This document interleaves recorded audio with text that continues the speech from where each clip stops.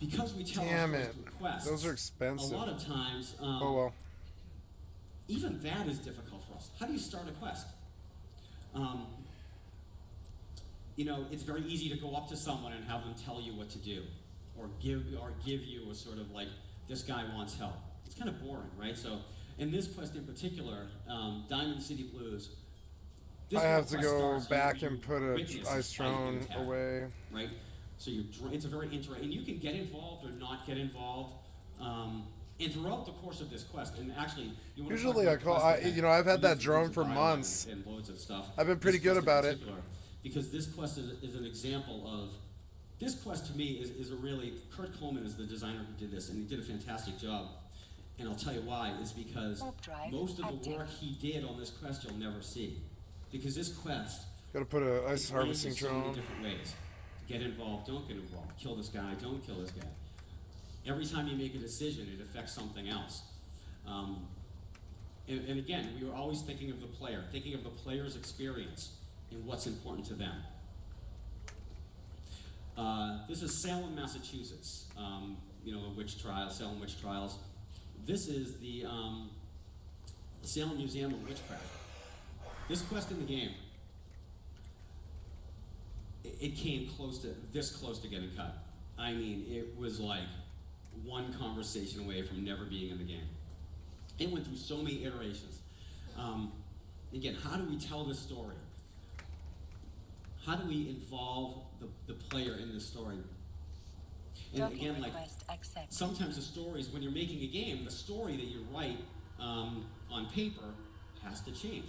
So with this quest, the example with this quest, we were leveraging things we didn't have, okay?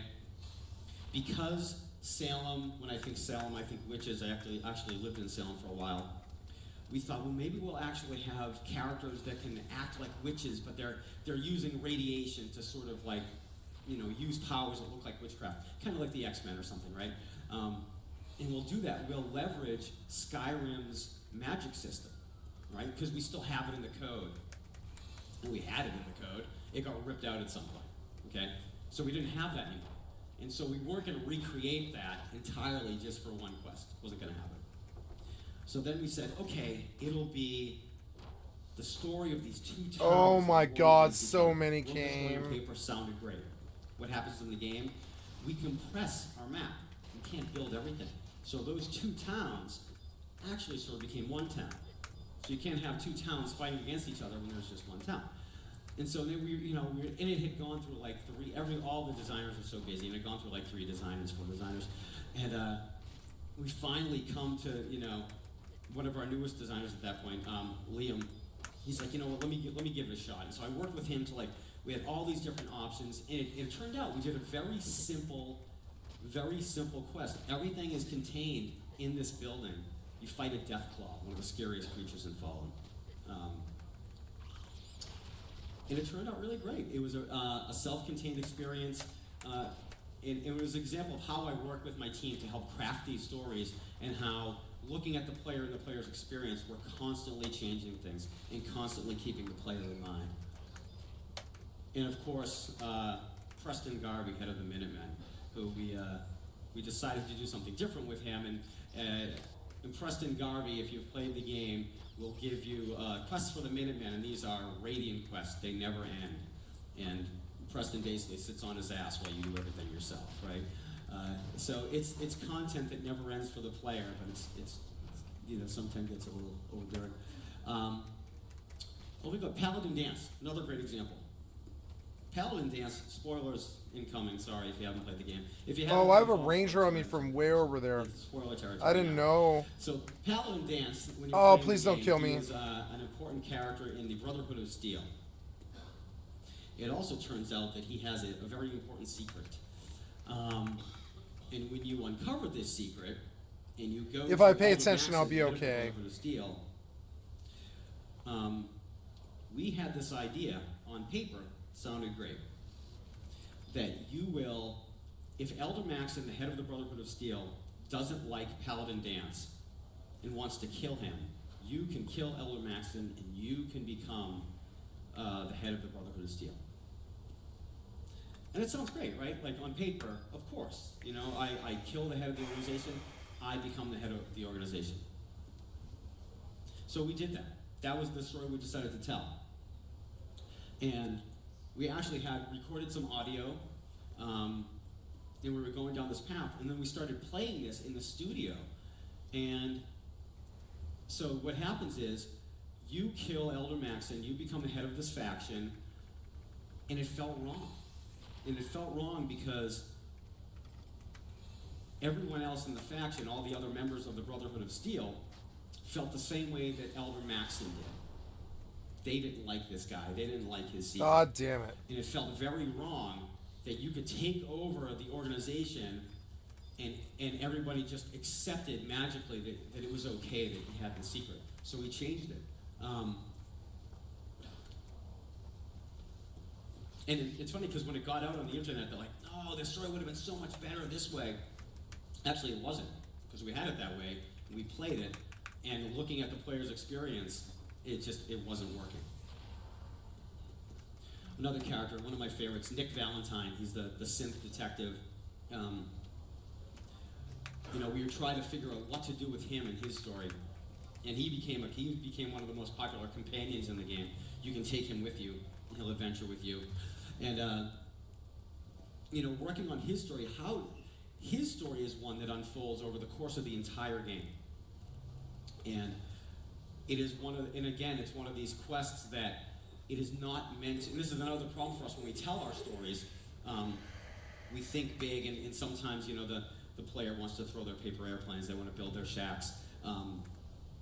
Sometimes they don't. Sometimes they actually want to experience a story all at once. And when we think that they're going to experience it a little bit at a time.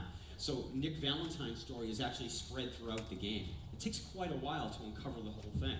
You have to adventure with him for a while, become his companion, and only when he feels comfortable with you will he share more of his story, and then you can do more of that adventure with him. And just so wrapping around, you know, great games are played, not made, and looking at the advantages that stories and games have. You know, I like to compare sometimes film and games, and I think The Warriors, one of my favorite movies. Warriors. You know, it's great to sit there in the audience and watch this story of these, you know, guys dressed up in these baseball outfits. But, you know, why do that? Why watch that when you can experience it?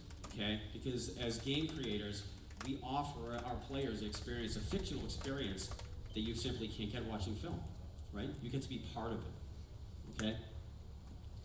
The Revenant, right? Everyone loves the scene. Leo fighting the bear. You know, watching Leo fight the bear is great.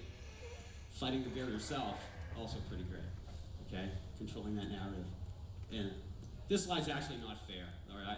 I fully admit. The Red Wedding.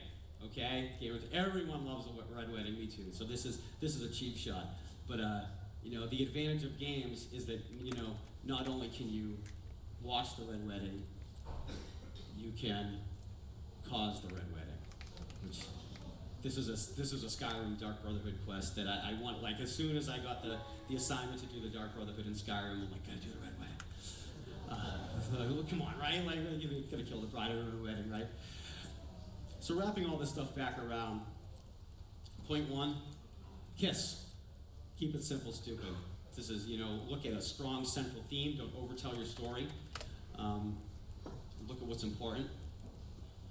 Two, write what you know. Draw upon your own personal experiences, right? That's why there are so many stereotypical characters, I think, now, because people aren't looking at real characters. They aren't looking at real people, you know? You should step outside your own backyard and meet some people, and you'll find a lot of different people out there. And three, great games are played, not made. And of course, if you do all this and you tell your story, you know, if you get lucky, extremely fortunate, you get to, you know, see the fruits of your labor, see your game on the shelves or in the store. But that's not the end, though. That's not the end of being a video game developer. Because the true mark of being of a real developer is, as every developer knows, is waiting for reviews to come in, right? And then reading the reviews, course, and hopefully, if you get lucky, ignoring the reviews, right? Thank you very much, guys. It was good. I think it betrays who you are a bit, but I don't have any real intrinsic dislike of what I just saw. I thought it was okay. I do want to focus on his core tenets of story writing that he explains at the beginning of the talk. Let's have him explain them in his own words, shall we? I thought, it's funny, I had never really thought of the process that I use to write stories and make games, and then I realized I do have a process. And I started to put it together. I realized that there are 3 primary points that I use when I create a story for one of our games. So I thought I'd run through those 3 points for everyone here today. The first is KISS. Keep it simple, stupid. This is my own personal rule for myself, right? And I'll go through each of these individually. The next, write what you know. One of the oldest tricks for writing, right? Write what you know, it's true. And 3, this is a big one. Great games are played, not made. This is one of Bethesda's studio mottos, but this is a personal motto for me as well. So, in essence, he believes that 1, your stories have to be simple narratives with only one central theme because the audience has the attention span of a goldfish and will get bored if it has too much depth. 2, you should only be writing about things that you know about or have experienced in your own life. And 3, just say fuck it and develop the game. I mean, who needs to waste time on any sort of documentation, right? These 3 tenets reveal so much about why the stories at Bethesda games have been getting worse and worse every year. Let's start with the first tenet. Keep it simple, stupid. Now on paper this might seem like a good idea because people usually like simple things, but when you're writing a massive open world RPG that includes hundreds of characters and storylines, people will start to want more depth in the narrative that they can sink their teeth into. The problem is that ML doesn't seem to think that's the case because he believes that most players will just skip the story and fuck around and do something else. This is the process. This is what happens at Bethesda when you write the main story of a game, and even some of the smaller stories. So let's say, okay, we're going to write the great American novel. It's going to be this thick, and on every page will be written comedy and tragedy, and it'll be wonderful. It'll be amazing. And you're going to give this book, this great American novel, to the player. And what are they going to do with it? They're going to rip out every page and make paper airplanes out of them. And they're going to throw them around the room. And they're never going to see your story. Because the story is there, right? But they are going to spend 30 hours making shacks. Okay?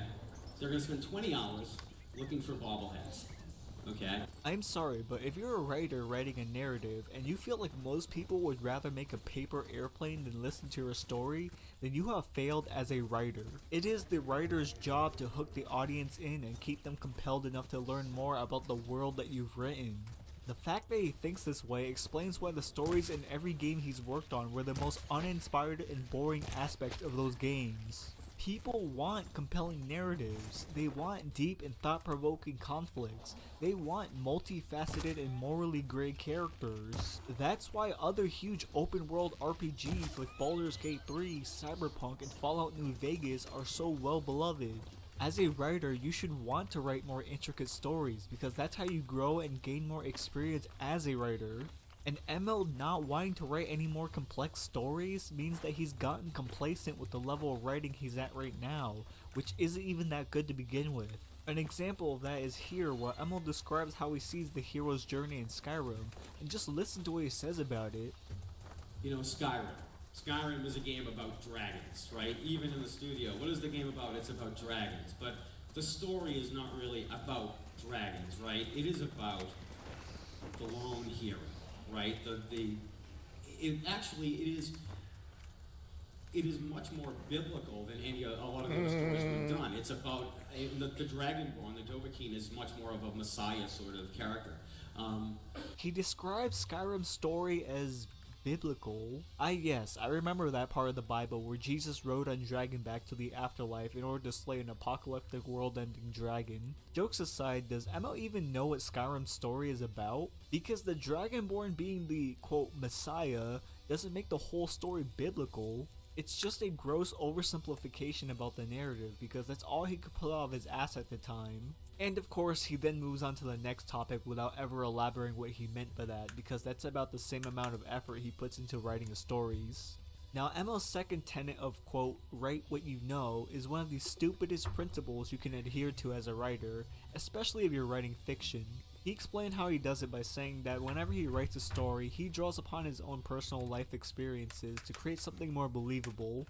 And while I do agree that a writer should have at least some knowledge about the thing they're writing about, the problem with his way of doing it is that he only draws from personal experience, meaning that whenever he tries to do something outside of his limited knowledge base, he fails miserably. Like in Starfield with the Crimson Fleet and how they fail to come off as threatening or the slightest bit intimidating. All they really come off as are just mustache twirling bad guys that are kinda mean to you. There's no depth or morally gray areas that the game explores. Mustache They're twirling. just generic bad guys. And I'm just gonna go on a limb here and make the wild assumption that ML Pagliarolo doesn't have any personal experience of being a cutthroat, lawless space pirate. So based on his core principle of write what you know, how would he ever make the Crimson Fleet a compelling faction?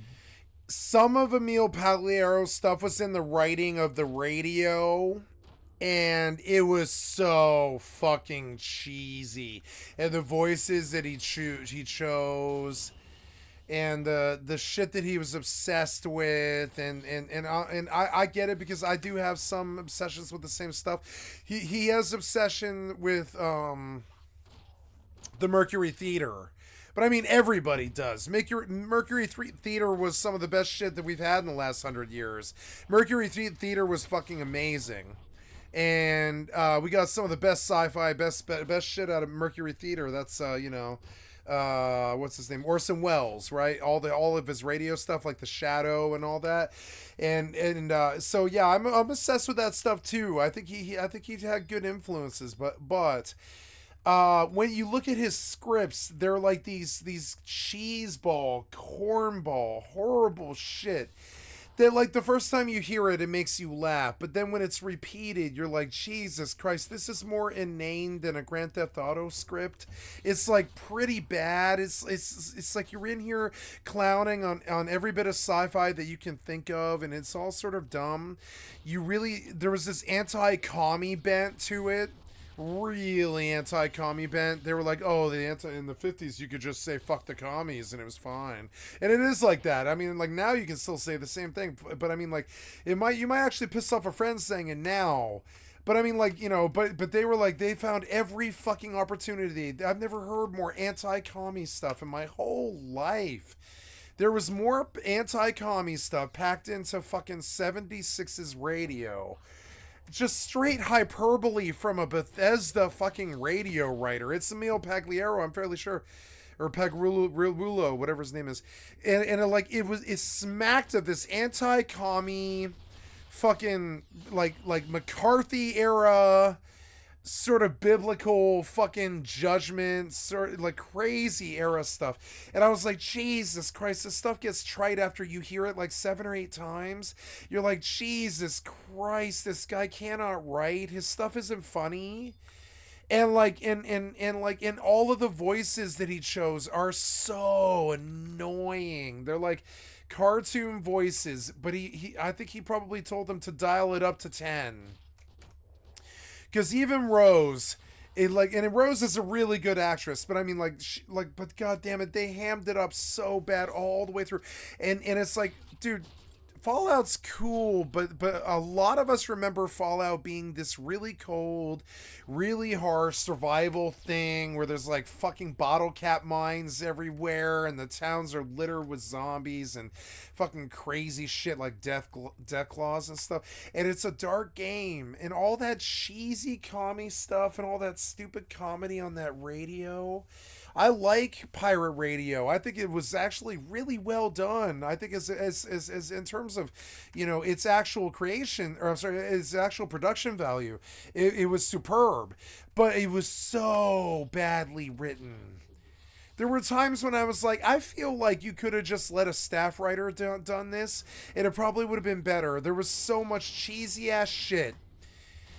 like Morbo, like the Morbo skit goes on for 25 fucking minutes, and I couldn't, and he keeps saying Morbo, and it's like, yeah, we get it, and it's cheesy and stupid, and I get what you're trying to get at, but it was so belabored and shitty, and all of their writing is like that now too. I can't stand their writing anymore. I don't want to do their writing. I like their worlds. Their writing did not turn me on. Starfield was not impelling at all. The answer is he can't, and he didn't. So this principle He can't and he didn't. is utterly more. And he like writes stupid stuff in. Like nobody really needed Whitey Bulger to exist in the year 3000. Nobody really wants him to. Like I don't really like the 50s. It was kind of a bad time. It was McCarthyism. It was right after the war. I'm talking 4 fucking years after the war. The 50s started.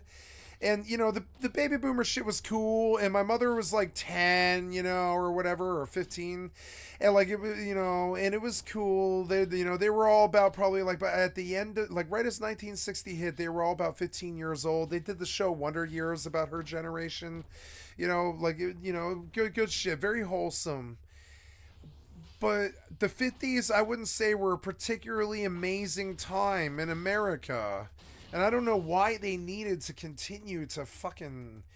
Like I don't think the 50s were a good time in America. I think it was an era of fascism and McCarthyism and poverty and recovery from the war.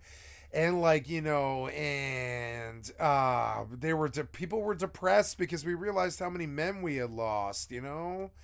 And the Warriors were back. Like my grandfather was back, and everyone was happy, and they were booming and stuff. And the baby boomers did well. They did well. But I don't think I like the 50s. I don't think my mother liked the 50s. I think it was really sock hoppy and dumb and really stuck up. And I think she was on a personal like trajectory vibe of wanting to be extremely successful and leave the pond that she was in Nebraska. And she did. And she went all over the world. Like, she went all over the world. She went to New Jersey and California. I mean, she owned a company that was worth a lot. And she was doing very personally well. She owned a mansion and stuff. She was successful. But I don't think the people that lived in the 50s would choose to return to the 50s. I don't think that was a good time in America.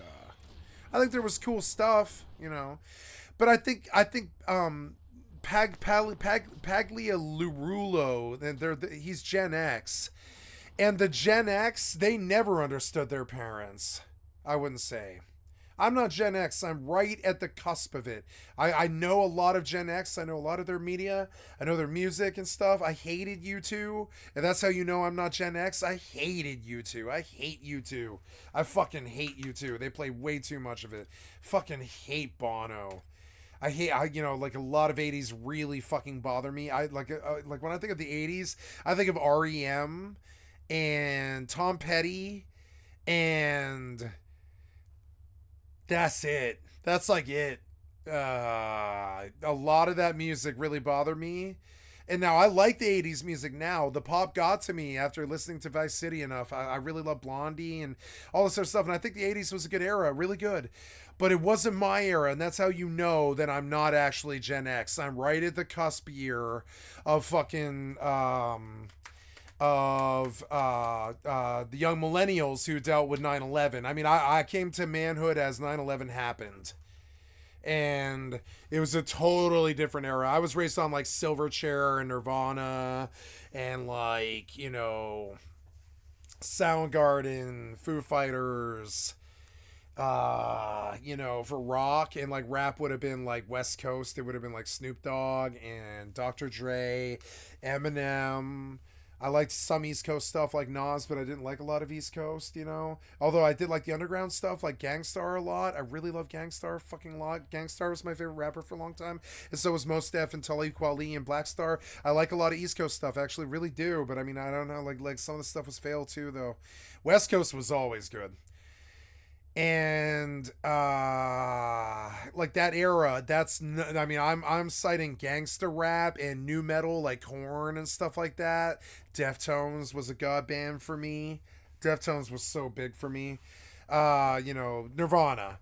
And I would say that like that's a different era. That is the right at the end of Gen X and right at the beginning of right on the day almost of young millennial. And it was the turn. I got a cell phone right around the turn of the century, right? The year 2000 was an interesting year for me, and like I don't know. I don't know why we need to idolize the 50s. I think that was a really shitty dark time in America where the women were oppressed, the sexual revolution hadn't happened yet. The people of different ethnicity could not vote. The women couldn't technically really vote until what was it, 1950 fucking 4 or something like that. It was a long time before suffrage. It was shitty. And it was just a shitty oppressive time where they would gather around the radio or the television, and that was like their lives. It was hard work and gathering around the television, at the end of the day, because they were just rebuilding America, like one fucking building at a time, one fucking dollar at a time, totally just trying to rebuild America after the destitution of World War II. And I don't think that of the 50s of a time this should have been in Fallout. I think it should have been the 20s. And I find guys like this at fault for it. And honestly, I don't know what era the ink spots are. They must be 50s. The ink spots were 50s, right? When were the ink spots? The ink spots famous, right? When was the ink spots popular, right? Yeah, they're from the 30s, right? They were famous from the 30s, right? So it's weird because all of their music was really good from pre-war to mid-war, right? Which is all the good ink spot stuff and all the fucking atom bomb stuff and all the like you don't know Joe and don't trust Joe and the bomb, and they were talking about Joe Stalin. And and that stuff was good, but it wasn't the 50s, and you had this weird mix of 50s shit that I didn't like. It was all the plastic fantastic pink and neon shit, and it was just like really dumb, and the cars were dumb, and the dreams were kind of bad, and we were in recovery after a terrible war. And I don't know why 50s seemed to be such a big culture thing for them. I think the 30s could have been better, but I mean the 30s were essentially the war. So it's hard. It's hard. If you want to do retro, 50s is kind of good, but I mean sock hopping is so white, and so Christian, and so privileged and so middle class that it's gonna you gotta understand that's gonna alienate a bunch of other people who weren't raised in that religion. It's gonna alienate a bunch of people who just weren't fucking sock hoppers. Some of us were raised like industrial and grunge and hard rock and fucking metal. You know what I'm saying? Really hard metal. Like fucking hard metal, like Veil of Maya metal, Under Oath and shit like that. You understand? Hard metal and like speed metal and shit like that. And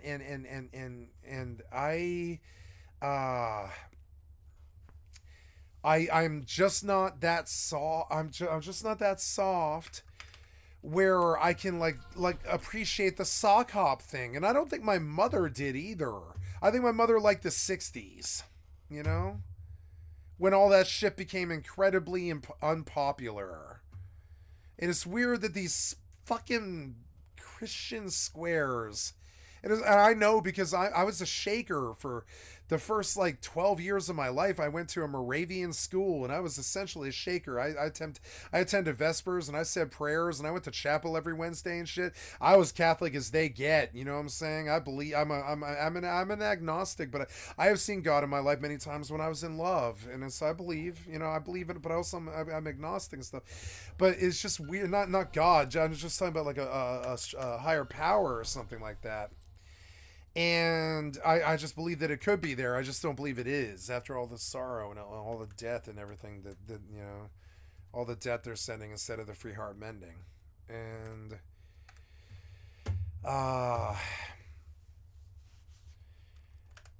I struggle with trying to identify with the 50s. I identify with the 30s. And it's weird because we're in it right now. It's 2024, about 100 years later. And I don't identify with the fucking 50s. I really don't. I identify with the 30s. And it's weird because all of the music in Fallout was the 30s. but their execution was the 50s. And I don't like the 50s, and I don't like fucking fundamentally Christian people, and I don't really like kind of sort of middle of the road, middle class white Christians who think that the entire world thinks as they do. The world doesn't think like you. There are many religions in the fucking world that are absolutely not like yours. And Bethesda's famous for this. They're famous for it. The biblical came up in his conversation a lot in that fucking in that TED Talks he did, particularly because like, you know, his I think his privileged point of view was kind of 50s, because that's when he was probably born. He was born in 46, and he wants the world to be like when he was a kid. But the world was never like that, not even in the 50s. It was a country full of hardship and poverty and Dust Bowl shit and all kinds of racism and classism and terrible like problems. We weren't known for free love and change and revolution and you know, changes in our mind and soul and spirit and Maharishi or the Beatles or anything like that until like 1961 or something like that. And so the 50s were a dark time, and I don't know why they pushed him in Fallout so much. I don't like the cars. I don't like the restaurants. I don't like that soda poppin', soda jerkin' shit. Like privileged middle class shit from the East Coast, Boston. And he kept mentioning Boston. And I was like, dude, are you aware that most of us didn't really grow up in Boston? A bunch of us grew up in like small town fucking Midwest. A bunch of us are from the inner cities. A bunch of us are fucking like crazy, like just not even like your average American person. They're, you know, they're dreamer people, and you know, a bunch of us are from different religions, and some of us are Sikh, and some of us are fucking Jewish, and some of us are fucking black, and some of us are fucking Mexican and Native American and all this stuff, right? And like this weird 50s white reality that was only experienced by 50s white people. Only 50s white people. Now 30s was roaring, 20s was roaring. Get some good jazz music, a lot of drinking, a lot of, you know, kind of dancing and stuff, and a lot of like roaring 20s were good, 30s were good. 50s was like, oh god, wait for the 60s, you know? And it sucks that you really needed to put that in your Fallout license, because I think you actually were influenced by the 20s and 30s. That's the music that you cited. That's the reality of the anti-commie stuff that you cited. I mean, these days, your neighbor is probably communist, frankly. Half of your neighbors are probably communists. I mean, right in America, I guarantee it. Half of your, I mean, if you were to go downtown in Denver, Colorado, my hometown, and you were to walk around 16th Street Mall, half of those people are going to be communists. I guarantee it. They live in America. It doesn't fucking matter. They grew up communists. I guarantee it. And like they believe in community first, and then all the other stuff with it too. And it's weird to me. It's weird to me for this weird 50s whitewashed, fucking, like, you know what it reminds me of? It's like Huckleberry Finn and Tom Sawyer when he whitewashes the fucking fence or whatever and convinces everybody that it was like that you could just paint the fence and get credit for someone else's work or something like that. It was this bad metaphor for poor America and the Dust Bowl, where you could just fake it to make it, essentially. And I loved it. I love Samuel Clemens. He's a really fucking good writer. I'll talk about this stuff a lot. But the 50s weren't a good time. They weren't a good time to idealize. They like the Fallout is oppressive because we were fucking terrified of the Cold War.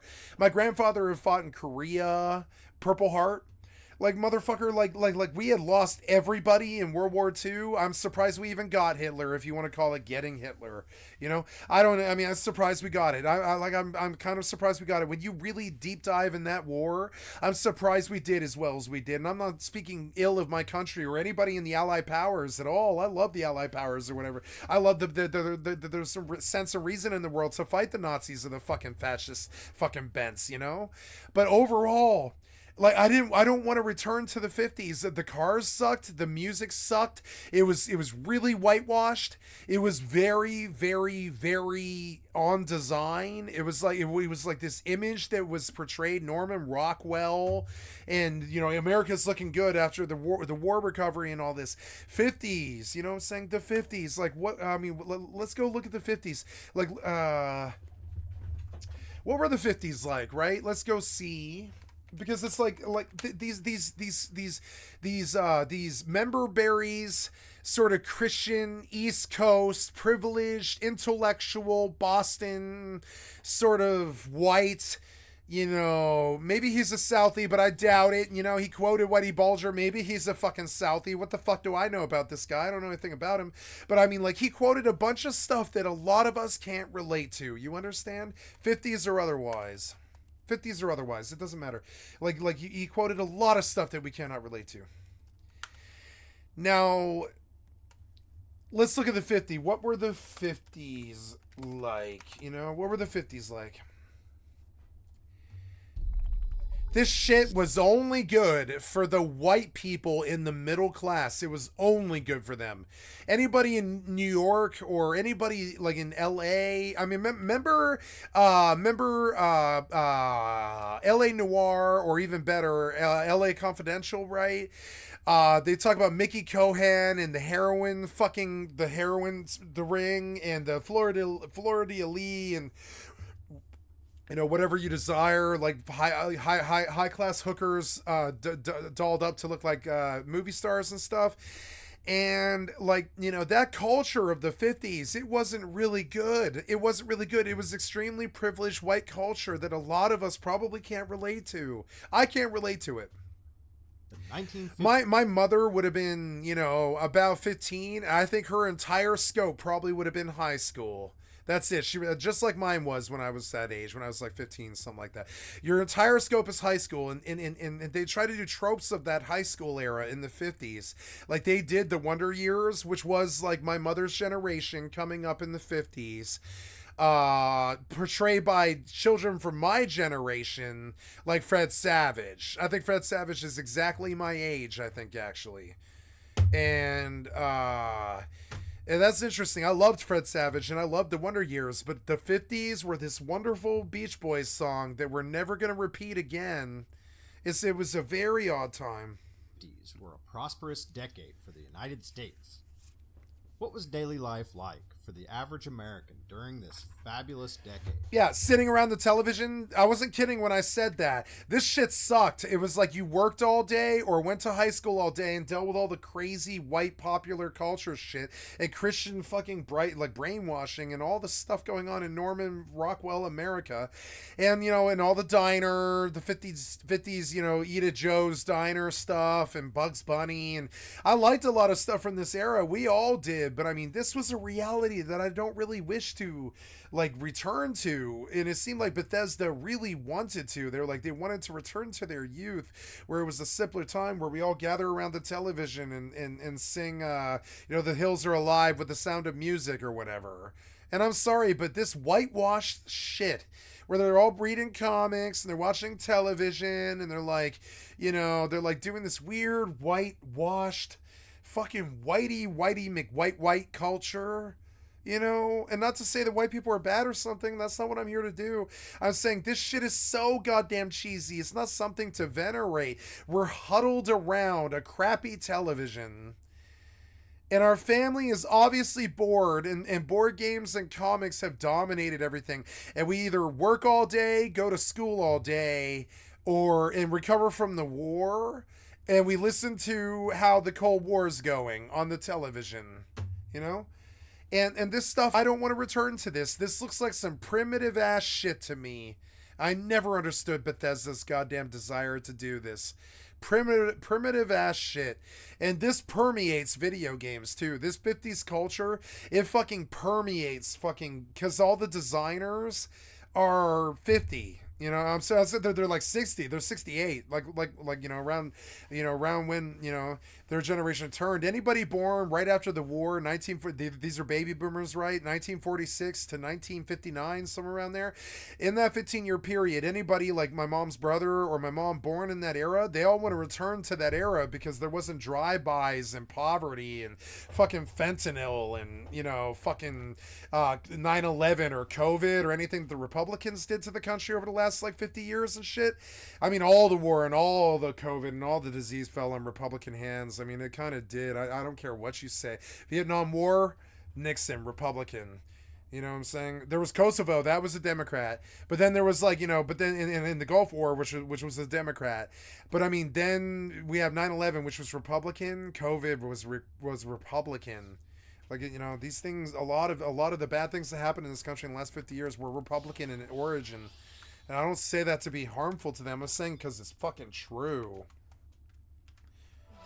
Voting right in this country doesn't really make sense to me anymore. They've caused so much goddamn damage in the last 50 years. To identify with it is like political fucking suicide now. You guys haven't done so well. There's been COVID and fucking 9/11 and shit. That's what we have to remember of that party. That's what I remember. I remember Rush Limbaugh, motherfucking Trump, motherfucking COVID, motherfucking 9/11, motherfucking George Bush, what's up, killer? And like Prescott Bush getting money from fucking Tower 7 and fucking, Baltimore Bridge disasters and shit like that. Like, I don't know. It's weird. It's like, I don't know.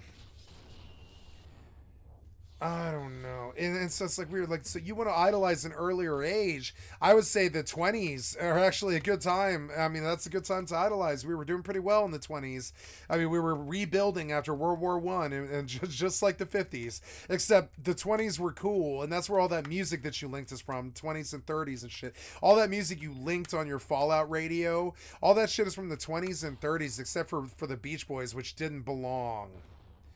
And I'm sorry, but the Beach Boys did not belong in your weird 50s revival. It didn't belong there.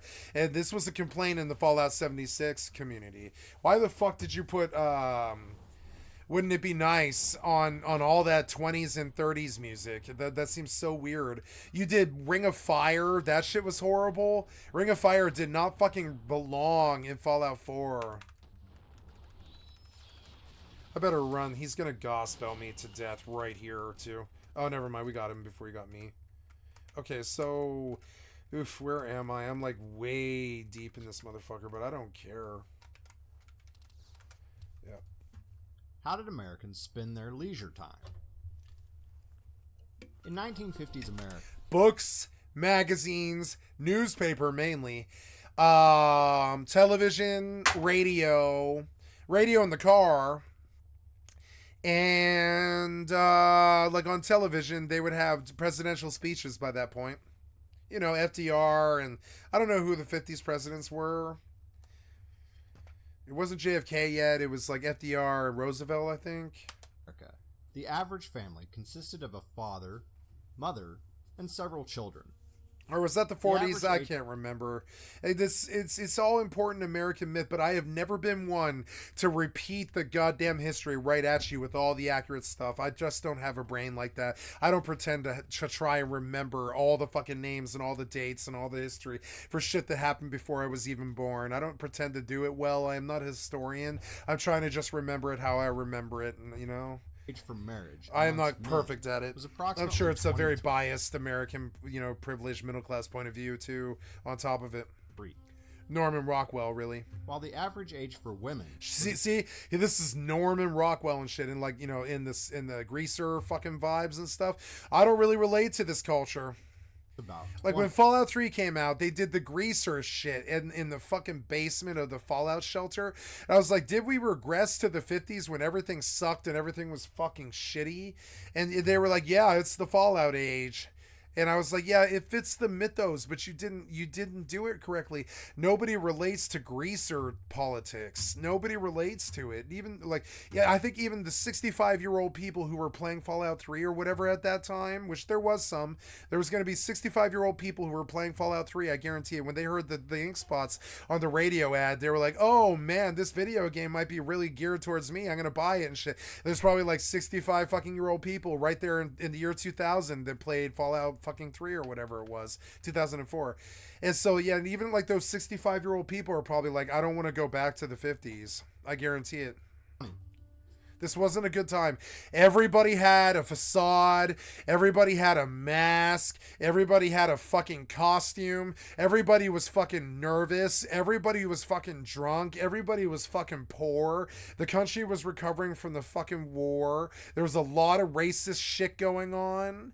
Elvis was just getting his start, I think, but it wasn't. It wasn't even really there yet. A lot of it wasn't really there yet. There was like kind of a sock hop vibe which which honestly is, in my opinion, is kind of a culture of exclusion. If you were in the popular crowd, you could sock hop. If you didn't, you couldn't.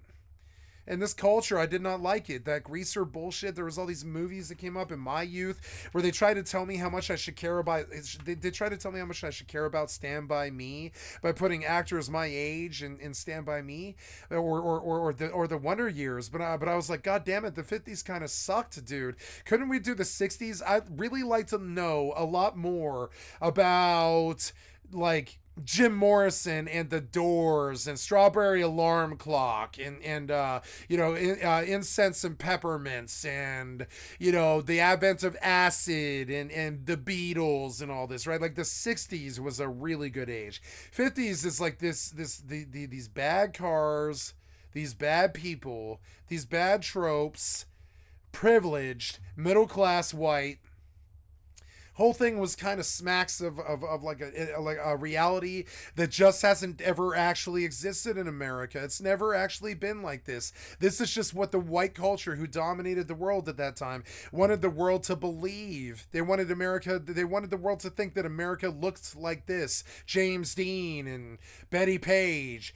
And I'm sorry, but that's not how most of the world was. Not really. Married couples Like this image, it was there.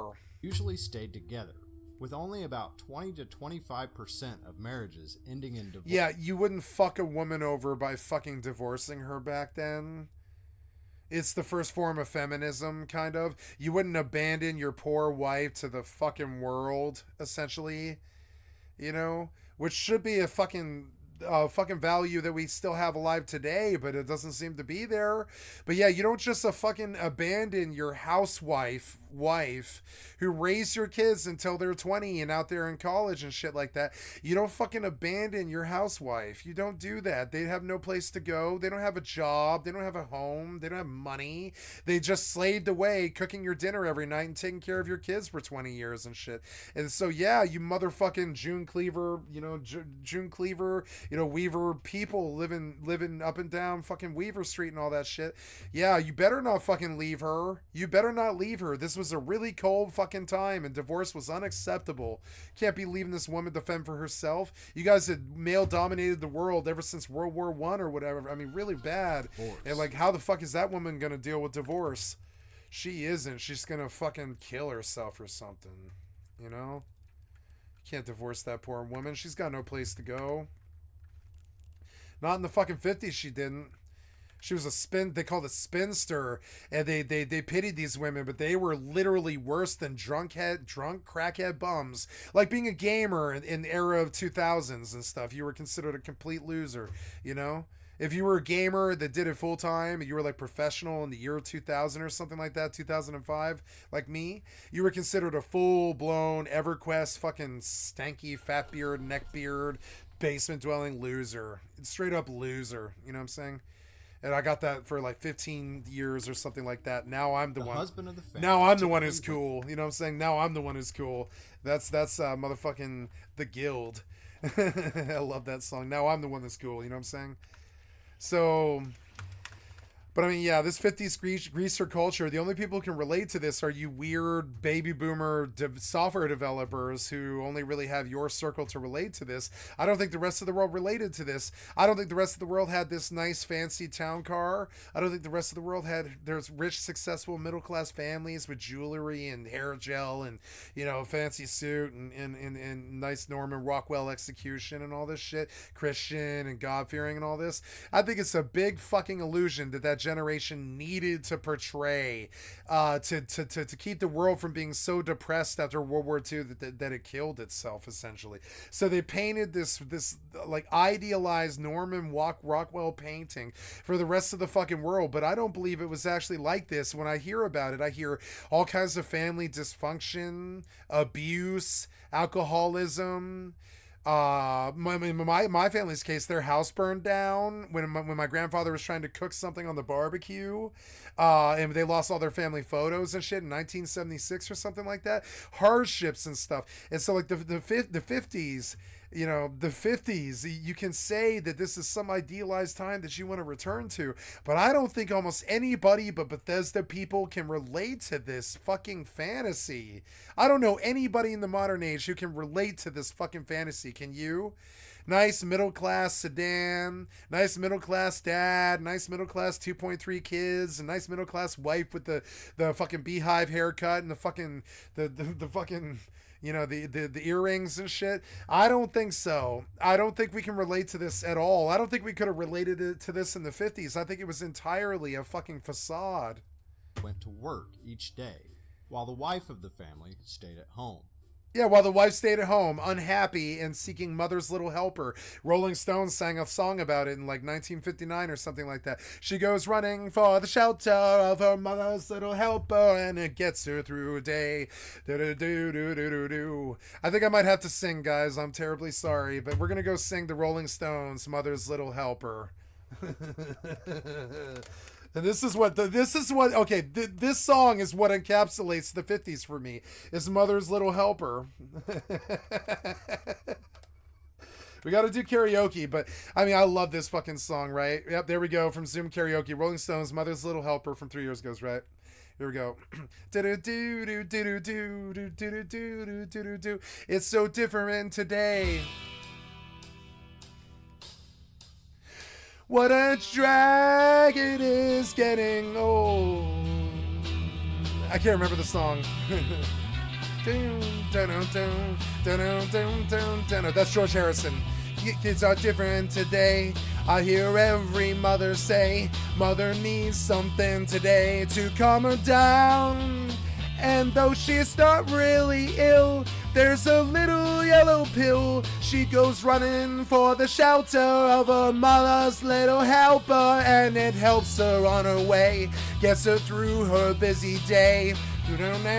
That's George Harrison. Things are different today. I hear every mother say, cooking fresh food for her husband's just a drag. So she buys an instant cake, and she burns her frozen steak, and goes running for the shelter of her mother's little helper, and to help her on her way, get her through her busy day. Oh, doctor, please, some more of these outside the door. She took 4 more. What a drag it is getting old. Men are just unsafe today. I hear every mother say they just don't appreciate that you get tired. They're so hard to satisfy. You can tranquilize your mind. So go running for the shelter of a mother's little helper, and for help you through the night, help to minimize your plight. Doctor, please, some more of these outside the door. She took 4 more. What a drag it is getting old. Life's just much too hard today. I hear every mother say the pursuit of happiness just seems a bore. And if you take more of those, you will get an overdose. No more running for the shelter of a mother's little helper. They just helped you on your way through your busy dying day. Doctor, please. Hey. Very good song. And like that sums up the 50s for me, and that's what all those drugs are about and all this stuff. And I don't think it was a good time. I don't know why you hard baked it into the Fallout experience. The 20s were far better. Connell Rad was far more accurate to actual 20s Fallout era than all this weird 50s boomer shit. And it's like you wanted to paint your generation over the 20s. But I mean, you guys were in the 50s. like what happened wasn't so good. This shit doesn't seem so good to me. It seems like middle class goddamn brainwashing. Do you see it? It looks like Norman Rockwell, fucking middle class, got the pork ribs. I mean, I love this shit. I love Americana. I love this shit, but the reality of it is where most of us are nuclear family. Dad's a goddamn alcoholic. He's beating on mom. You know, maybe he's touching the kids. You know, it sucks. Like, I mean, that was the actual reality. It was so fucking far from what we actually grew up with. That it's like you want to illustrate that as what we were, but I don't think so. Those were not the way we were. Those times were not the way we were. Important not at all. To Americans. Not at all. They ate meals together. Went on Yeah, they outings did. Yeah. More like they forced you to eat meals with them. They force you to do it. They're like, we have to eat meals with each other. And I'm like, why, motherfucker? I don't like gesticulating around other human beings. I'll wolf that thing down like a motherfucking wolf. I'll be like, ha, ha, ha, ha, ha. I'm done, bitch. And she'll be like, what? That took me 45 fucking minutes of like slaving over something just to get the presentation at the end. And it was like 5 hours of cooking over it. And then I got it all soft and everything. I got it all ready. You wolfed it down in 45 seconds and you're done? Yeah, I'm done. I've never understood this need to eat around other people. I'm sorry, I'm not like that. I don't need to eat around other people because when I eat, it's pretty much the only time I give in to, well, not the only time. I like it when I get high too. But the only time I ever give in to the primal is when I eat and when I fucking smoke. You know what I'm saying? I smoke like a fucking freight train because it's primal for me. You understand? Primal. It goes deep, this addiction. It's been there for 30 some odd years. It goes deep. I can fucking smoke the rest of my goddamn life, and I feel the same way. But like eating, I'm like, okay, hand me the meal. And this sounds so sexist, but it's like, it's crazy for me. I'm like, hand me the meal. I'm going to go in my bedroom. I'm going to go in the master bedroom, right? And I'm gonna sit on the bed. I'm gonna turn on a YouTube video. I'm gonna raise the bowl to my face. And I'm gonna go in like 2.5 minutes. I'm serious. That's actually my comfort level. Like, I don't want to sit across from you and watch you eat. I dislike watching humans eat. I actually do. I really don't like watching humans eat. I'm not a foodie. I really don't care about food too much. And I think they make so much ritual about it, and it bothers me so much. I'm like, I want to wolf down my fucking meal while I lie here, drink a beer, and watch Trailer Park Boys or something like that. Done. You know? And then done. And done, you know, and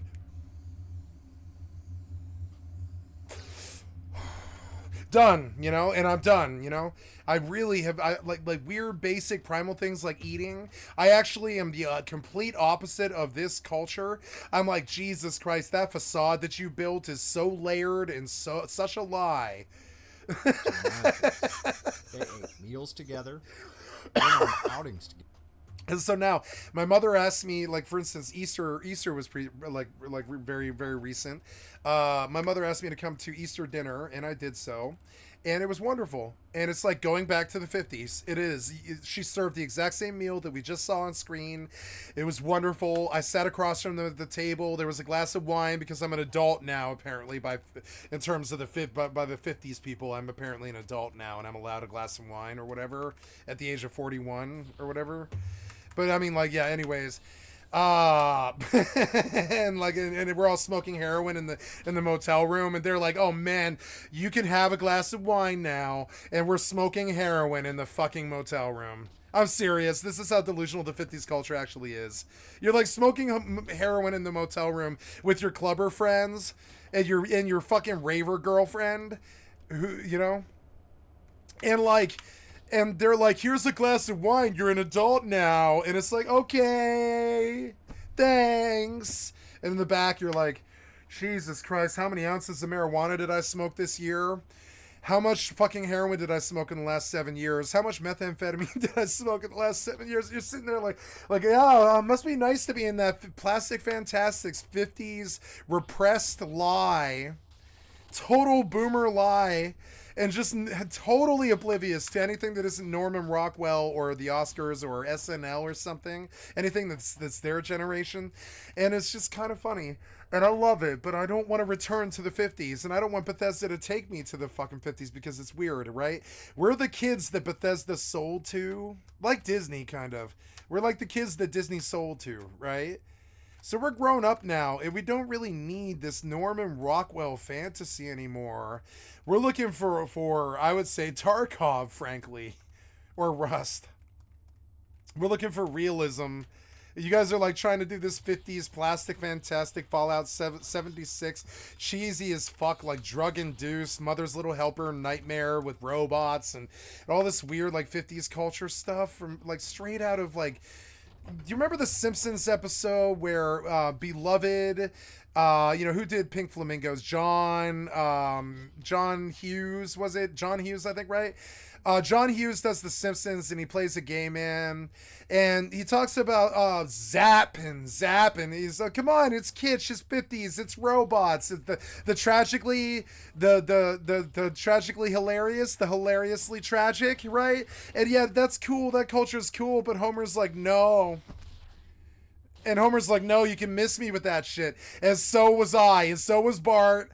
And like all of us were like, no, you can miss me with that shit. They're like, don't you want to go back to this like Xanatar fucking sci-fi era of like, of like Mystery Science Theater era movies and like in the 50s and McCarthyism? And we're like, no, I don't. And you know what's so bad about this, right? My mother's parents, they were born probably, I don't know, 1906 or something like that. And they probably had her when they were like 35, somewhere around like 40 some odd. 40, 41, 42, somewhere around there, right? A baby boomer child. And their parents forced the 50s to be what it was, which was an anti-gay, anti-black, anti-jazz, anti-drug, anti-commie, anti-everything, pretty much. Anti-anything that wasn't American ideals fighting for the war or whatever.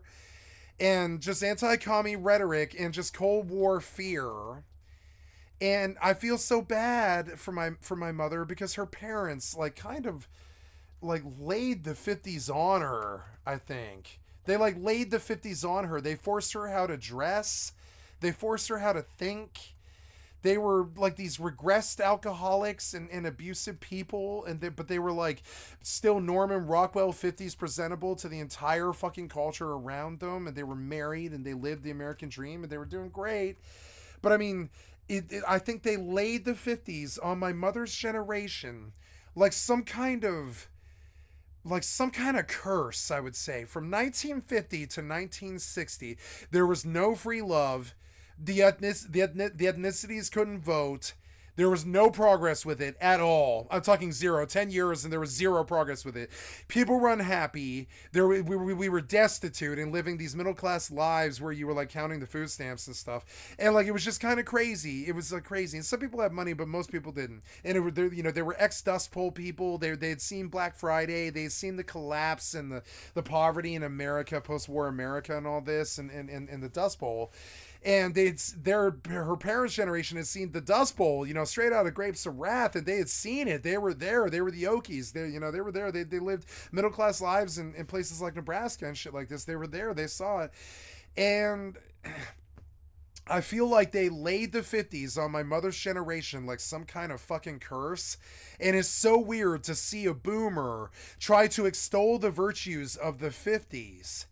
Because I feel like they laid that generation on my parents like a curse. The same way that I feel like 9/11 was laid on my generation like a curse. It was just laid there. It wasn't even like we asked for it or we wanted it. 9/11 just happened and it poisoned the well of our youth for like 10 years. And it's not like we went looking for that. We had nothing to do with the world politics that led to that fucking false flag scenario bullshit. We had nothing to do with the betrayal or the insider or the CIA bullshit or the lie about Osama or any of that other stuff. We had nothing to do with it. They just laid the 9/11 on us and 10 years of sorrow.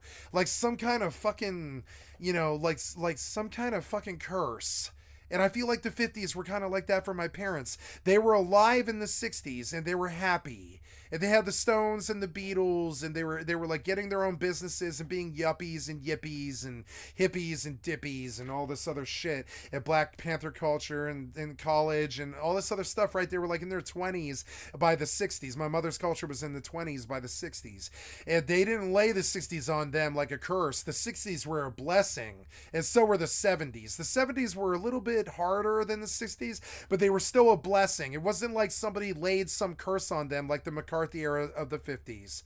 There was no happiness. All the music was uptight. The racism was rampant. The fucking, the fucking classism was rampant. The middle class were lording it over the rest of the country like some kind of fucking crazy bragging rights, like they fought the war alone or something like that. It was just ridiculous, you know? And so I look at it and I'm like, yeah, I feel like the aughts were kind of laid on my generation right when 9/11 happened, 2001.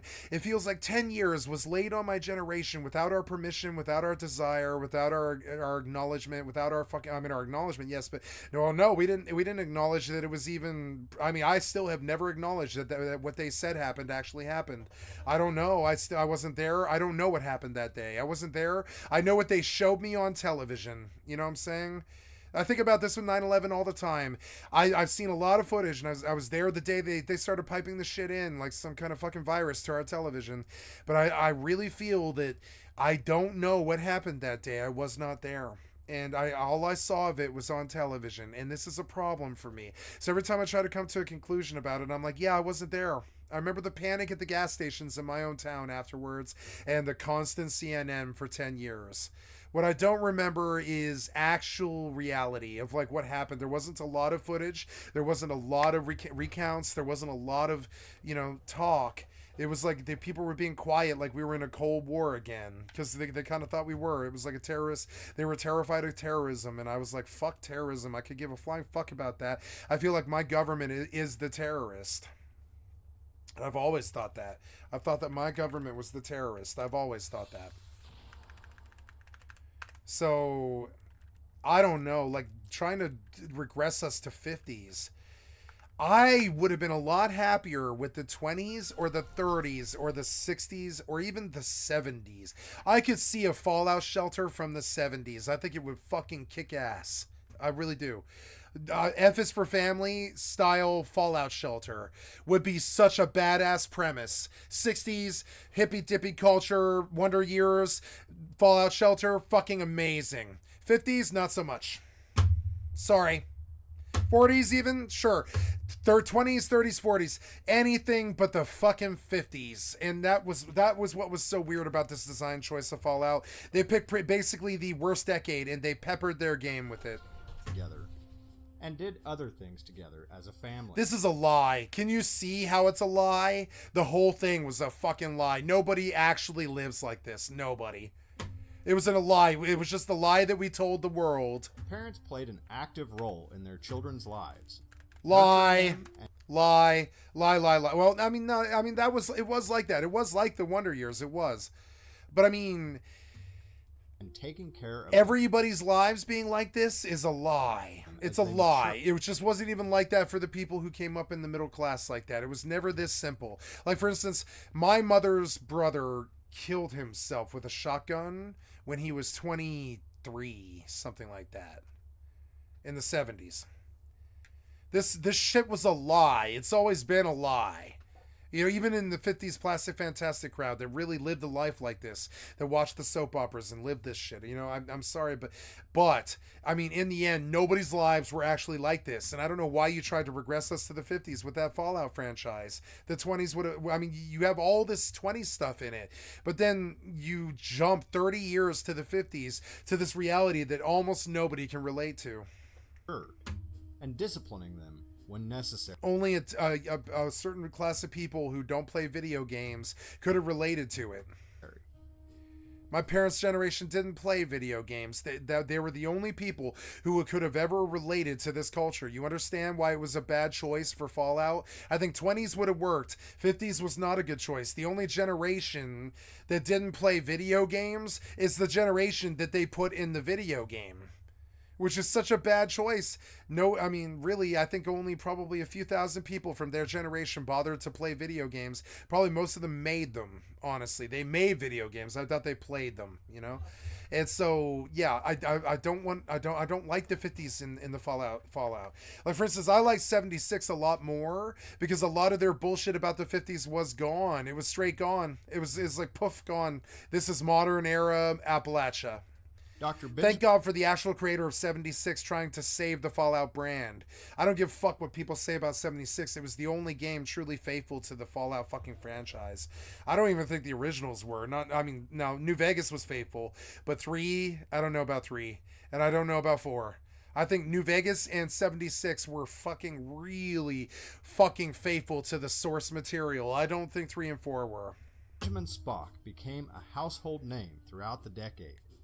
His book, The Common Sense Book of... Now, 76 does it in style. They didn't do it in the story. New Vegas did it with the story, right?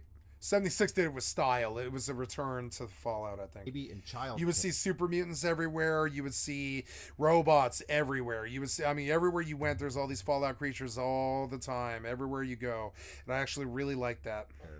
Became one of the best-selling There's books. not enough mobs in those crappy Fallout single-player games. There's just not enough mobs.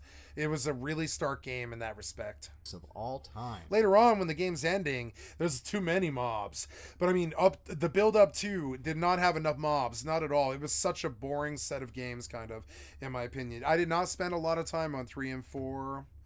I did not spend a lot of time on... I spent a lot of time on Vegas, but I didn't beat the game.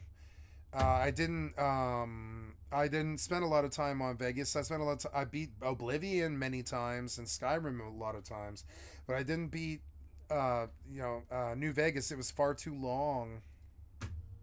He advised parents to trust their own And remember, playing Vegas on a console, which was the only thing that I had at that time, you know, besides a PC that I played World of Warcraft on exclusively. I didn't play any other PC game except World of Warcraft. It was the only game that I needed on the PC. So I never put any other games on the PC. You know, I played Fallout and Bethesda games on the 360, and frankly, the 360 sucked dick. It sucked dick at Bethesda games. It took 45 minutes to load a game sometimes. Moronic. There are plenty of stories where the writers had very little personal experience with what they were writing about. Yeah, like what? Like you want to paint some 50s thing because you think retro's cool, then do the 20s. Nobody liked the 50s. We were glad when it was over. Remember when they marched the poor little black girls into into the college at the end of it was like 1959, and stupid governor or whatever, it was like, you can't have black people in miscegenated schools or whatever it was, and it was just disgusting. It was like the worst of the 50s era was coming to a head and popping like a pimple, and they took the armed forces and marched that poor black girl up into that white school and forced segregation on the country. Killed segregation in the country. They forced that, and that was the end of the 50s. That's when the 60s started. And they talked about it in Forrest Gump. It was a good time. It was a good time because the 60s were good. 50s were a really dark fucking era of Cold War bullshit, ex-Korean War like trauma, and all this other stuff with Norman Rockwell realities that didn't actually work in real life.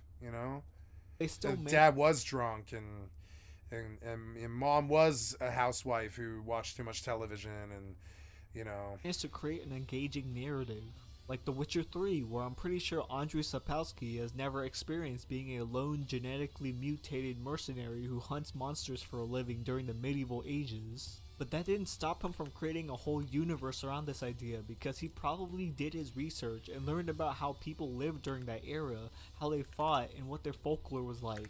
And he created this whole expansive fictional world based on his own investigations and what he knew about Polish culture. You should never tell an aspiring writer to just stick to writing about things that they know about. They should be as creative as they want to be, even if they know very... Yep, I feel the same way. Like, for instance, Zen and the Art of Motorcycle Maintenance is one of the greatest books ever written, but the guy never actually worked on motorcycles. Very little about the things they want to write about, because they can... And he's absolutely right. Somebody who's never done something can tell you a lot more about it than you might ever know doing it. It's crazy. Knowledge is like that. Knowledge can live in people's heads. somebody could commit to memory like everything there is to know about chemistry. It happens all the time, and they might not ever do any chemistry. Learn about it. This principle shouldn't be write what you know. It should instead be do your damn research. Do your damn research, I would say. Yeah. 50s weren't so good. Which it clearly seems like Emma refuses to do any of that based Yeah, 50s were not what you were trying for. You wanted 20s. That's what the music you played was. And those were the people that you were trying to venerate in Fallout. They were the 20s people. Connell Rad. All the stuff that hit, all the stuff during the Joseph Stalin era. 20s. on the stories. Now, let's talk about Joseph. Like you had such good stuff about Joseph Stalin and what we should have feared back then, like as we fear with Putin right now, you know, and it's kind of crazy, and it's but they weren't the same people. Putin was not anything like Joseph Stalin.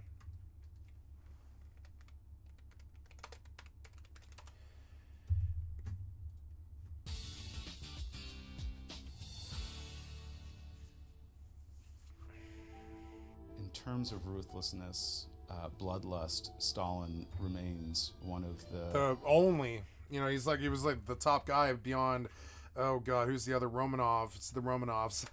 Greatest villains of the 20th century. Yep. Asshole, Yosef complete asshole. Jukashvili was born on December 18th, Total fucking dick. Totally terrified our entire country. 1979. He later changed his name to Stalin, meaning man of steel. He literally changed his own name. He was that much of a psycho. Stalin had a very harsh childhood. I'm Joseph, man of steel.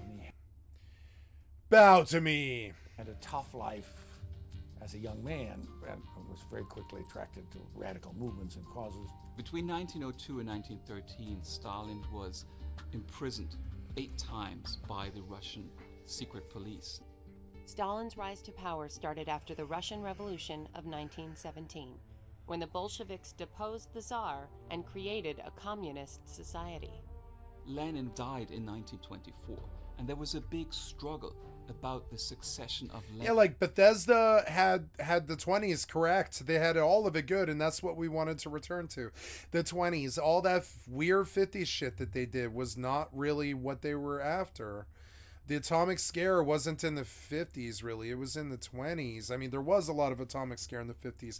In the Cold War, there was a lot. But, I mean, I think the big atomic scare was the Bay of Pigs in the 60s, frankly. But, I mean, like, the 20s were when we were terrified of the atomic shit. We believed that there was, like, superhumans and mutants and all types of stuff. And we were crazy back then. We really believed that there was, like, mutants that walked the earth that had been jaded by radioactivity and stuff like this, and all of our heroes and all of our music was based off of it, and all of America was dirt cold terrified of Joseph Stalin, terrified of him. I'm talking way worse than Hitler.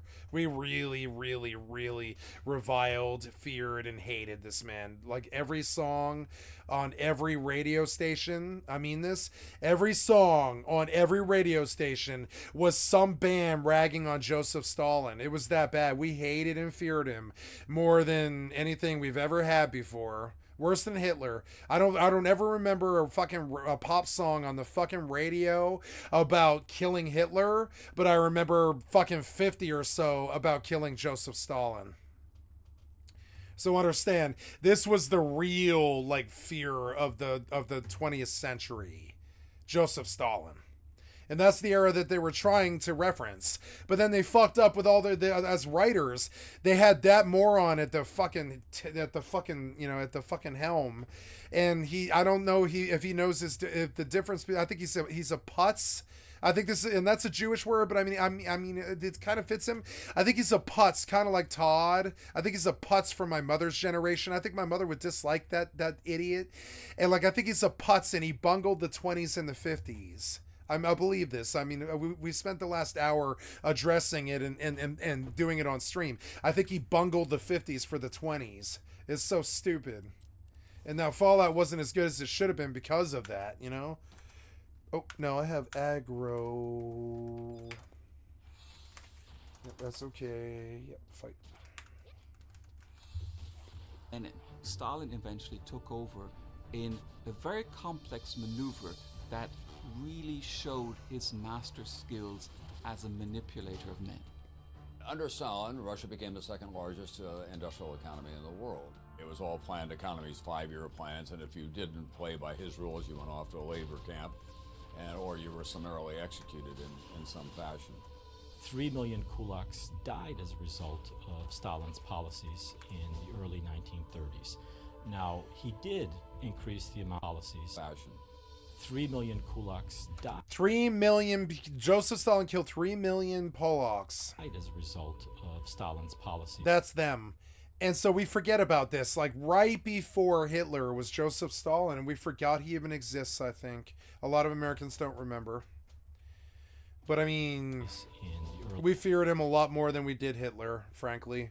Early 1930s. I mean, we feared Hitler more at the end, but I mean, for most of World War II, we still feared Joseph Stalin more than we did Hitler.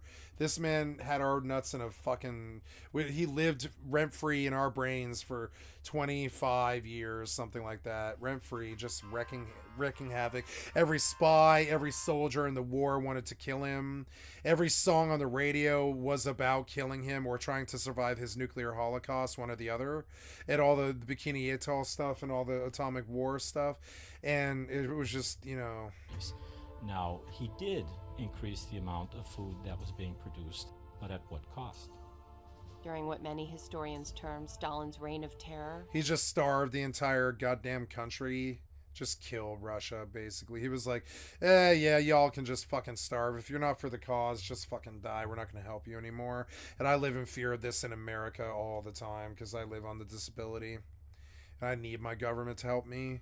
And if they're just like suddenly, because some right-wing shithead or some fucking conservative or alt-right fascist comes to power, and this has happened to me in my life before, they're suddenly like, oh, it's December and you don't get a monthly check anymore, and you can't pay your rent anymore, and you can't eat, and no, we're not giving you food stamps anymore, no, we're not helping you. Enjoy the winter, hope you don't starve and freeze to death. That happened in 2015.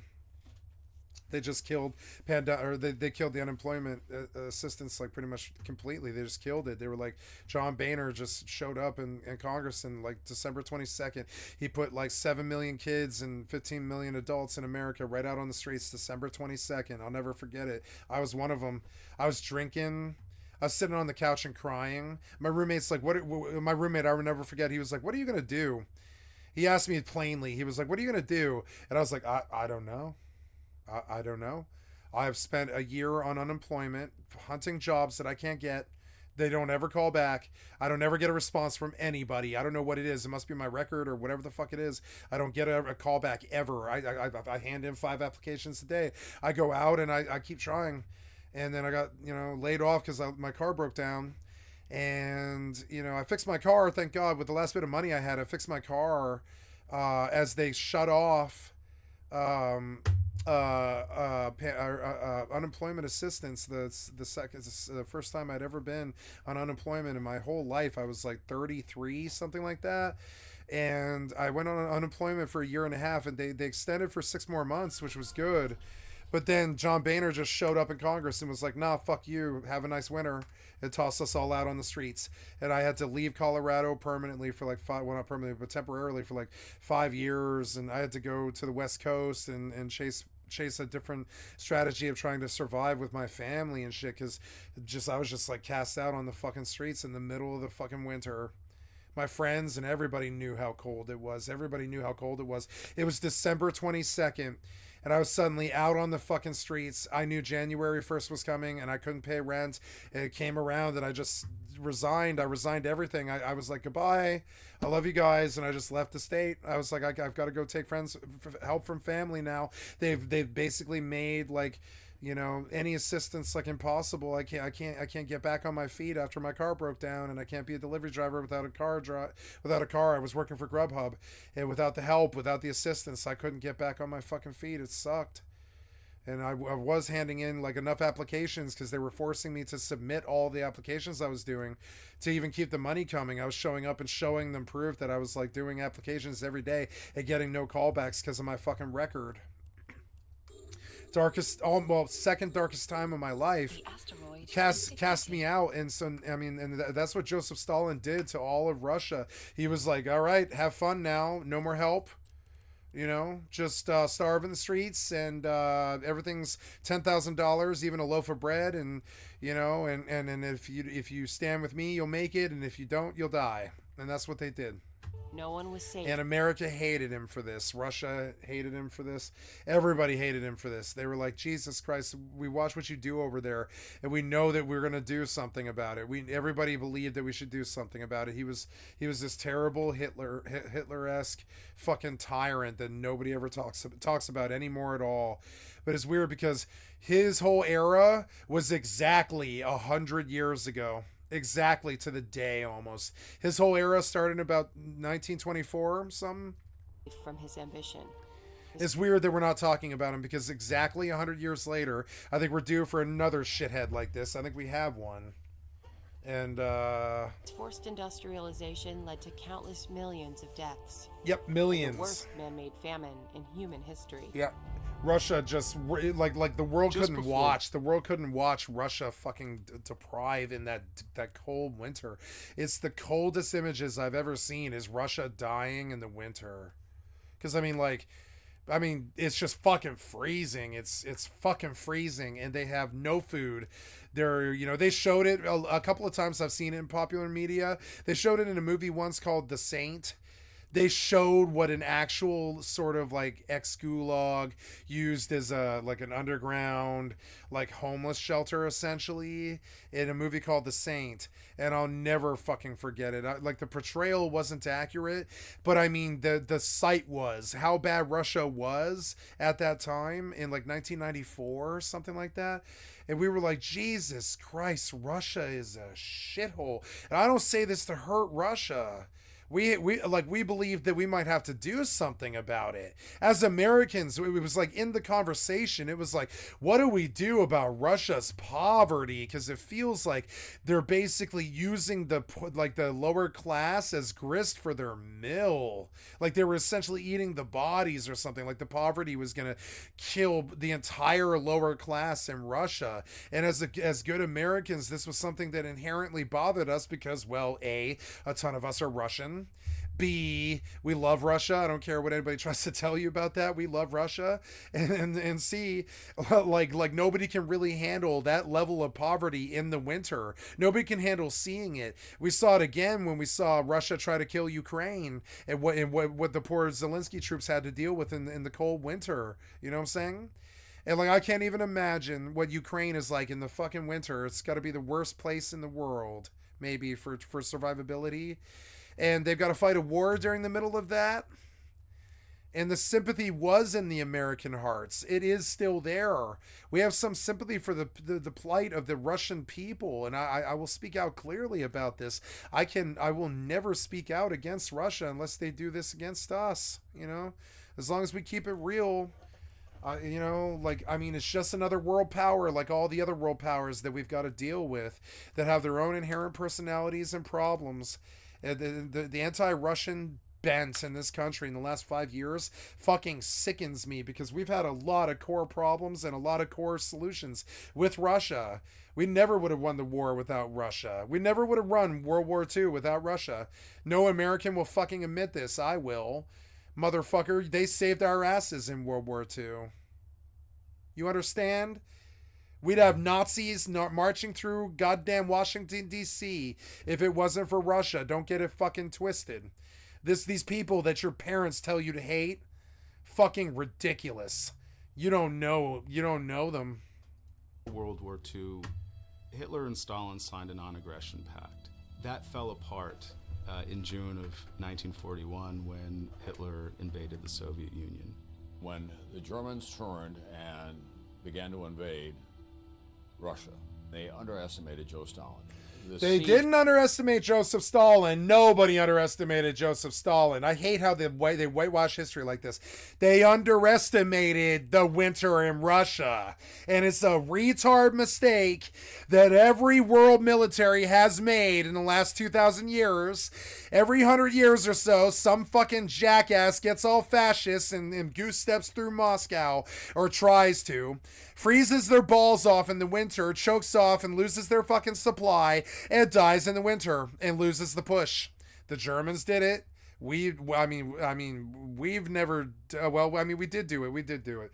We done it. Everybody's done it. Everybody's tried to sack Moscow and froze their balls off and lost the war. It's happened. Almost every world power has done it. And I don't understand why it needs to continue to happen. We just keep repeating the same history over and over again. Leave Russia alone. It's like that leave Britney alone meme. Leave Russia alone. Stop talking about Russia. Stop talking bad about Russia. of Stalingrad. Leave Russia alone. Russia generally leaves us alone. Generally, when was the last time Russia fucked with us? The Cold War. It was a long time, man. 85 years, something like that. So great, there was no That's a long fucking time. You understand? food on either side. So the German soldiers would give little children. Yeah, nobody could handle what was going on in Russia. No good person on the planet could handle it. It was the deprivation of children in the winter. It's the worst, coldest, hardest thing anybody's had ever fucking heard of. You know what I'm saying? And none of us could handle it. And I can't handle it now. Who were residents of Stalingrad, a crust of bread if they would fill their canteens. Yeah, the whole world freaked out. And we're like, motherfucker, we'll fight you over this, Joe. Volvo River. We'll fight you over this. Cold War, thank God. But it could have been a hot one. And as the children came back into Stalingrad, they were shot by Stalin snipers. That's great. Yeah, shoot the children. Yeah, that's pretty fair. How he consolidated his power. Good. Yeah. Bloodbaths. Man in Russia and in the world. Very good reason. Most feared man in the world. There was nobody like him in his era. There wasn't a Hitler yet. Not really. Not like him. Nobody had fear in the world like Joseph Stalin. I don't think anybody has since. I don't think Hitler even scared us as much as this guy did. It's weird because I bet a bunch of Americans don't even remember that he exists. And it's not good. An estimated 20 million people during World War II. He doesn't exist, but he existed, a bunch of Americans probably don't even remember that Joseph Stalin existed. And that is a folly that we cannot repeat. More than any other nation. We cannot repeat that. We cannot be sucker to the Russia game. They will starve those children in the fucking ghettos of those shitty winter fucking cities, and we'll have to step in, and it's not good. It happens every 100 years or so when some fascist goes goose stepping through Moscow. Conferences, Stalin demanded much of Eastern Europe as compensation. Stalin established an Iron Curtain from the Baltic to the Adriatic Sea. The Soviet Union was a major superpower with the potential of a nuclear arsenal in 1949. So that meant he had brought the Soviet Union from a minor regional power in Europe to a global superpower. On March 5th, 1953, Joseph Stalin died. Stalin is regarded by many Russian citizens as a great man. They had an I'm sorry for them, but thank fucking God for us. You know what I'm saying? We the whole world breathed the fucking collective sigh of relief that the dinosaur killer had died. You know what I'm saying? Dinosaur killer. He had 3 million under his belt or some shit. He was such a fucking asshole. Fuck this guy. I don't give a shit where you're from, America or otherwise. This guy's an asshole, period. You know what I'm saying? Fucking terrible ass dictator. Killed 3 million people, something like that. Poles and Czechs and all types of people, and I don't like this man. I never have. I don't know why I would. So, we're doomed to repeat if we don't learn. Enormous pride in what he did for their country. He raised it to a level that it had not been. Yeah, he did. He raised it up, and they needed it, but then it fell again. Before he was mostly feared. He gave us the KGB. He gave us the Soviet labor camps. He gave us summary executions. We don't know how many people died at his hand in his own country for both reasons that were. Yeah, he went beating the fucking bushes of the snakes that were of his own country. You know, he went like just like going. He just killed anybody who didn't agree with him at all. You know, anybody who didn't agree with everything that he said, he would just kill them. You know, he was famous for that. And I don't know. I'm terrified of a new dictator. I think we're due right to the day almost. I think we're about to see a rise here, and I don't know who it is. Real enough. I don't know who it is yet. Imagine, because they did not play by Stalin's rules. No. I think Stalin's image today is increasingly concentrated around his role as one of the greatest mass murderers of the 20th century. So that's Stalin. And so yeah, so it's weird because this connection, I would say this, Bethesda didn't truly get it wrong, because there was a huge connection between 20s and 50s, which was that Stalin came to power and dealt with World War II and helped us win, and beat Hitler, and it was good, but it was also sort of like the enemy of our friend is our friend, the enemy of our enemy is our friend. I guess it wasn't really like he was ever our friend. It was just that he was on the same side, which wasn't good. And they never wanted to be on our side. I don't think they've ever wanted to be on our side. I think they want to be on Russia's side. I think the Russia's the only interest in Russia's eyes, and I don't really blame them. You live in that winter like that, you have to worry about Russia. Russia will freeze. It'll die and starve. You have to worry about Russia. The Romanovs and everybody that's ever ran Russia, Petra, all the Peters and the Peter the Greats and all these other people, Constantinople and all this other stuff. Like, it's just weird. I don't know. Maybe I'm getting all the terms mixed up because I'm a little tired. But this whole bit, I mean, maybe we should do a whole thing, but I don't think I can do best documentary. I think that's actually a documentary that's, history versus Vladimir. Well, I mean, then there was Lenin. Lenin was like his like, his protege, as I remember. Let's hear what this guy has to say about V.I. Lenin.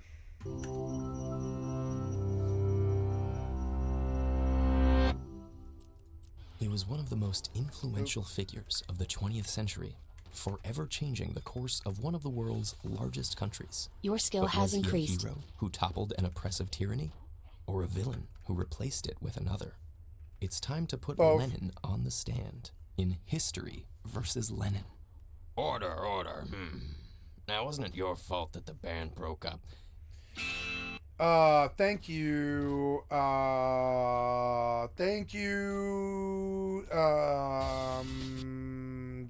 Biography for the excellent content for my stream. I'd like to sub to your channel. Thank you. Ted Ed for the excellent content for my stream. I'd like to sub to your channel. He was one of the most influential figures of the 20th century, forever changing the course of one of the world's largest countries. But was he a hero who toppled an oppressive tyranny, or a villain who replaced it with another? It's time to put Lenin on the stand in History versus Lenin. Order. Now, wasn't it your fault that the band broke up? Your Honor, this is Vladimir Ilyich Ulyanov, aka Lenin, the rabble-rouser who helped overthrow the Russian Tsar Nicholas II in 1917 and founded the Soviet Union, one of the worst dictatorships of the 20th century. Oh. The Tsar was a bloody tyrant under whom the masses toiled in slavery. This is rubbish. Serfdom had already been abolished in 1861. And replaced by something worse. The factory bosses treated the people far worse than their former feudal landlords. It's true, too. It was fucking horrible. It was like the landlords became the slave drivers. Fucking horrible. I fear that in America. I hate the landlords. They sit there and just gather their money and they fucking boss us around, and it's like so annoying. Like, I don't know. Yeah, I would say the landlords would become the world's leader, like the country's leaders, if it were to fall apart. I would say the men who own the land, they get to say what happens.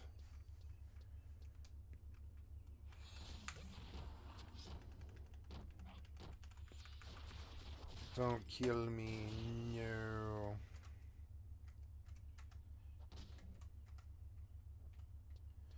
You stole my TP, you dick. Yeah, you did. That's okay. He'll kill you. So I need to go to the bathroom and cook something. I will be right back, guys. Won't be long. Oh, I am out on the belt. I suppose I should check that before I go.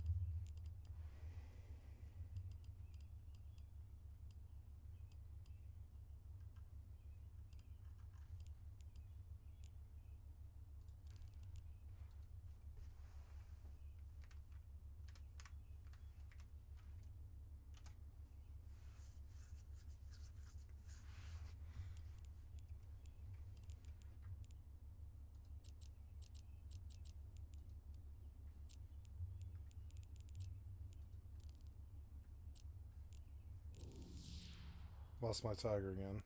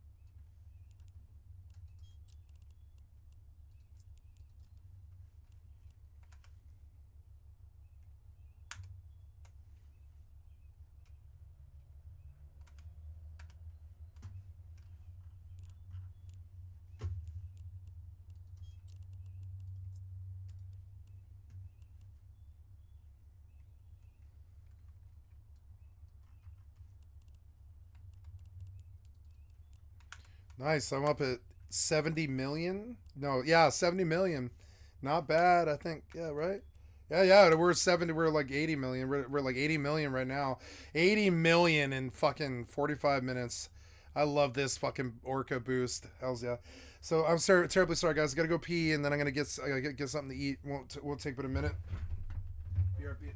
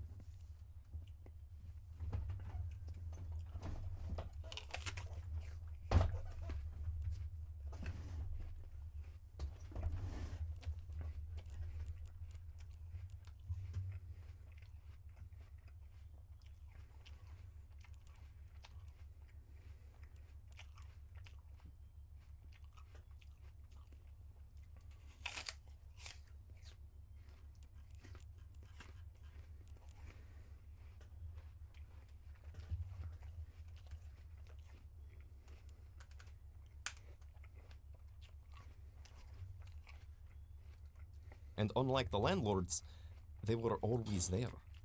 Russian workers toiled for 11 hours a day and were the lowest paid in all of Europe. But Tsar Nicholas made laws to protect the workers. He reluctantly did the bare minimum to avert revolution, and even there he failed.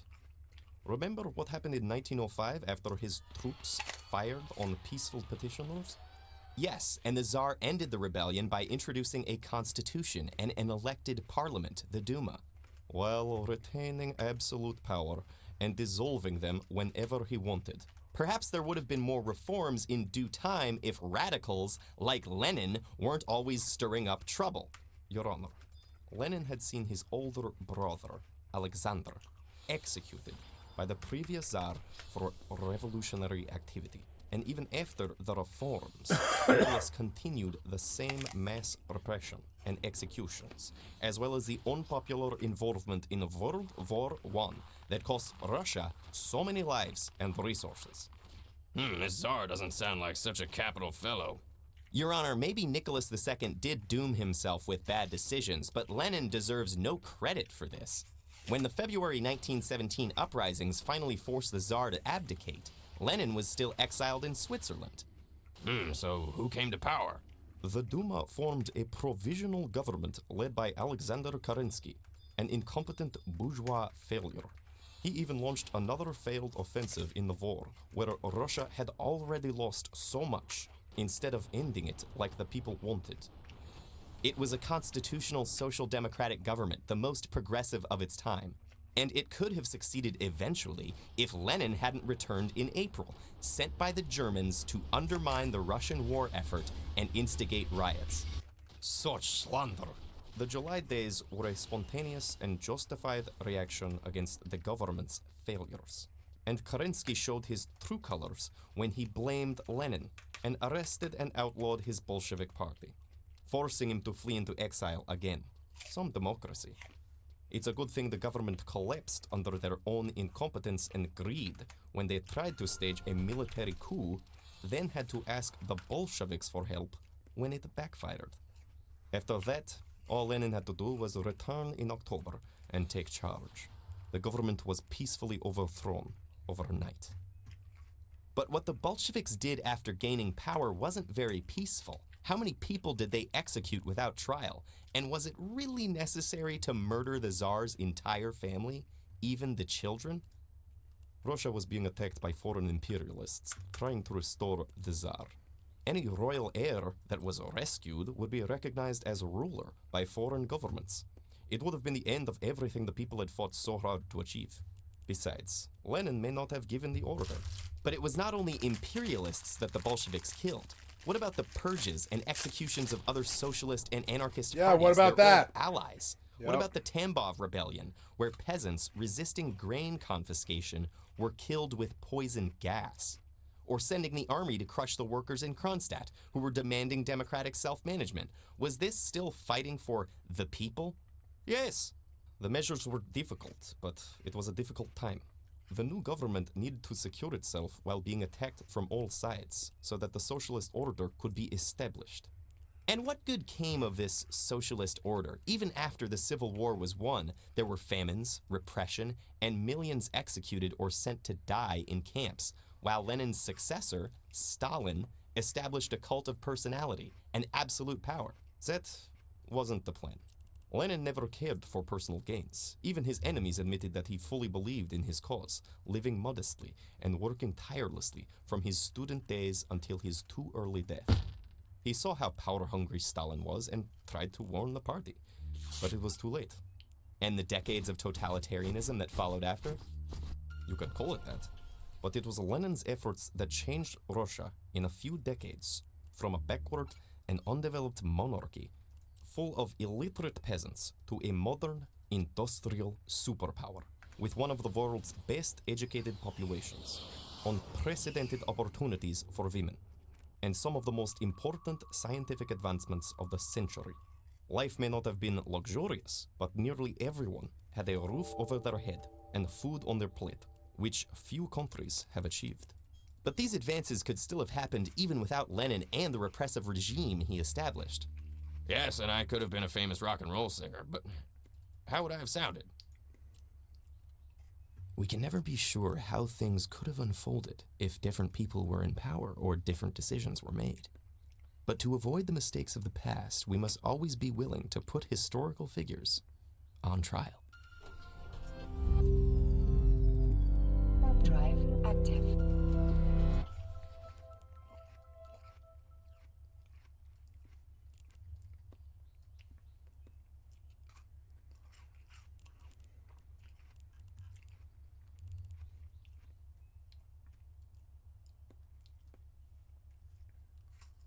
This video was made possible by NordVPN. Click on the link in the description below to get an amazing 68% off a 2-year plan. Also, commemorating the weirdest bromance in history. Get your new character pins and Russian Revolution merch available now. Link down below. Hey Jimmy, it's the 1800s, an exciting time to be alive. Why don't you get out there and explore the world? Gee whiz, Mom, thanks. This place is amazing. Where am I? Why, you're in France, my boy. Here we come up with wacky new ways of running a country. Liberty, equality, fraternity. Whoa, welcome to the United Kingdom. Here we invented the train. Oh, aboard! Holy smokes! You're in a German factory, my friend. Here we harness fire and coal to create all these sexy leaderhoods. This is incredible. I can't wait to see where I'll end up next. Where am I? You're in Russia. Have I gone back in time? No, this is just how it is. Are you a farmer? Worse. Technically, my landlord owns me, which makes me a serf. I'm scared. You should be, because I haven't eaten in 4 days, and you look pretty tasty. Hey, Jimmy, how are your travels? I hate you! Russia in the 19th century. Feudal, underdeveloped, and stuck in the past. While the rest of Europe had been modernizing and improving their citizens' lives, Russia's rulers were taking a different approach. My lord, we're falling behind the rest of Europe. It's time to industrialize, give the people rights, and share your power. Russian czars had no time for pathetic ideas like liberty and modernization because they were too busy having the time of their lives. While the serfs were breaking their backs in the fields, the czars held all the power, and they didn't have to listen to anyone.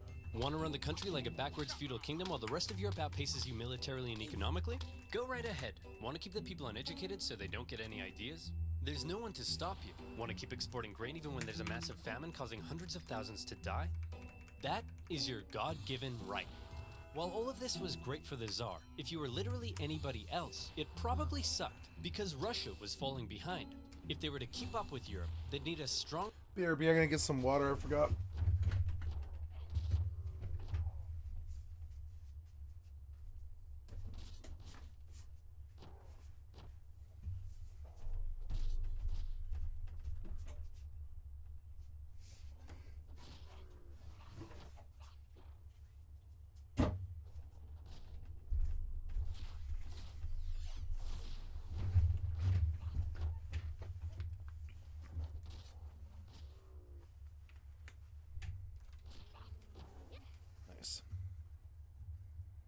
ruler with some big ideas. Oh look, here comes one now. Hey everyone, it's me, Tsar Alexander II, and I've got some big news. I'm releasing you all from your serfdom. You're all free.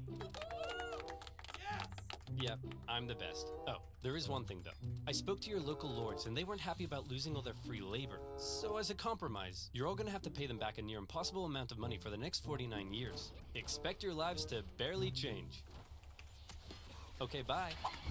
Now I know what you're thinking. This Tsar Alexander II seems like a pretty cool guy. He's trying to reform the country and get Russia on the right path. Everyone must love this guy, right? Wrong. Why does one man get to decide the fate of everyone? You've been examined. This whole system is dumb. Somebody should do something. Like what? Like kill the Tsar. You're gonna kill the Tsar? Well, me? No. I'm busy. I was kinda hoping you'd do it. Incoming tell. Okay. See? The people love me. They're throwing flowers, confetti, and high-grade explosives. Okay, Nicholas, your grandfather has a mild case of being blown up by a terrorist, and he's not looking too hot, so we're gonna go say our goodbyes, okay? No, it'll be too scary for him. Nonsense, it won't be scary at all. We're just gonna say a quick goodbye. Ready? Boy, look at me. The people did this to me, and one day, They'll do it to you! See? Wasn't scary at all. So Alexander II was dead, but luckily they had another Alexander lying around, Alexander III, and he felt his dad's reforms had weakened the Tsar's authority. Russia was massive, and as a result, had many ethnic minorities. Non-Russians? More interested in their own cultural heritage than in loving me? Isn't it great? So much beautiful culture and diversity in our great nation. Please stop. Alexander thought all these minorities should be a little more Russian, and thereby loyal to him. So he repressed religious minorities. He repressed non-Russians. He introduced the Okhrana, a secret police force that repressed anybody who thought having a Tsar was dumb. If Alexander II was the great reformer, Alexander III was the great repressor. Now that's how you run a country. Hey Dad? Ugh, great. It's my son Nicholas, who I like to call a girly girl because he's so weak and pathetic. When are you gonna grow up? You still look like a girly girl to me. But Dad, I grew a beard. Yeah, an ugly girly girl beard. If Nicholas was to one day be Tsar, he needed his dad to teach him how to run the country. But his dad instead suggested that Nicholas go somewhere else. So Nicholas went to Japan, got an edgy dragon tattoo, had his head sliced off by a policeman, and then came home. Now will you teach me how to rule? I suppose it's time. Okay, there's a lot you need to know before becoming Tsar. Uh-oh. What? I've got kidney inflammation. Oh no! Upon his father's death, a totally unprepared Nicholas II ascended to the Russian throne. He wasn't a reformer like his grandfather, nor was he a repressor like his dad. Nicholas was Nicholas. I love easily swayed, oversimplified. and more interested in doing whatever the hell this is. Or this. Or this. He wasn't ready to rule, and he himself admitted it, saying, "I'm not yet ready to be Tsar. I know nothing of the business of ruling." Bit of an awkward time to bring it up. However, Nicholas firmly believed that he was chosen by God to be Russia's big daddy. And while he doubted his ability to rule, he was gonna give it his best shot. And hey, who knows? Maybe he wouldn't be so bad after all. To get things off to a good start, Nicholas promised free pretzels and beer to a huge crowd in Moscow to celebrate his coronation. So enticing a proposition to starving peasants that the ensuing stampede left nearly 1,500 people dead. What the hell 1,500 happened? people We're not sure, dead. but you're scheduled to go party with the French at 8 o'clock. Shouldn't I stay here out of respect for the people? When have Russian Tsars ever respected the people? Nicholas's decision to go party with the French immediately tarnished his image. Some were calling him Nicholas the Bloody. The Tsars had been partying hard at the expense of the people for long enough. They'd emancipated the serfs, but failed to lift them out of poverty. They used their secret police to crack down on anyone who might criticize them, and they'd failed to modernize and give the people rights, something the rest of Europe had begun doing over a century ago. The rule of the Tsars was quickly becoming outdated, and more Russians began wondering if there was a better way. For many, the solution was simple. Just look to the West. Republics, democracies, and constitutional monarchies galore. But a small growing group rejected that for an even better idea. A little something they called communism. Take Vladimir Lenin, an intelligent member of Russia's middle class, and also a massive ill-tempered jerk. If you disagreed with him about anything, he wasn't afraid to call you out. You fat-headed, simple-minded, vapid, cockeyed imbecile! Tenderheart Bear is a far superior Care Bear to Bedtime Bear. And he was no stranger to political unrest either. His older brother was executed for plotting to kill the Tsar, and Lenin himself was expelled from university for participating in a student protest. But how did Lenin go from being a middle-class nerd to the arbiter of socialist divinity? Well, to tell that story, we first need to go back a few decades to when a man named Karl Marx wrote a manifesto explaining how capitalism is a system whereby the stinky bourgeoisie oppressed and exploited the working masses, and that only through class warfare could the workers rise up and instate a communist utopia. Now go back forward a few decades to Lenin reading that manifesto and loving it. But publicly admitting you loved Marx and not Russia's big daddy would get you the cruelest punishment imaginable: exile to Siberia.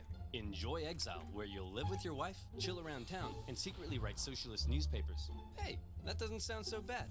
And your mother-in-law is going to live with you. No! Once Lenin finished his stint in Siberia, he left Russia for Europe, where he was free to hang out with other Russian Marxists and talk about how great communism was. Now today, you might hear the word communism and think of this.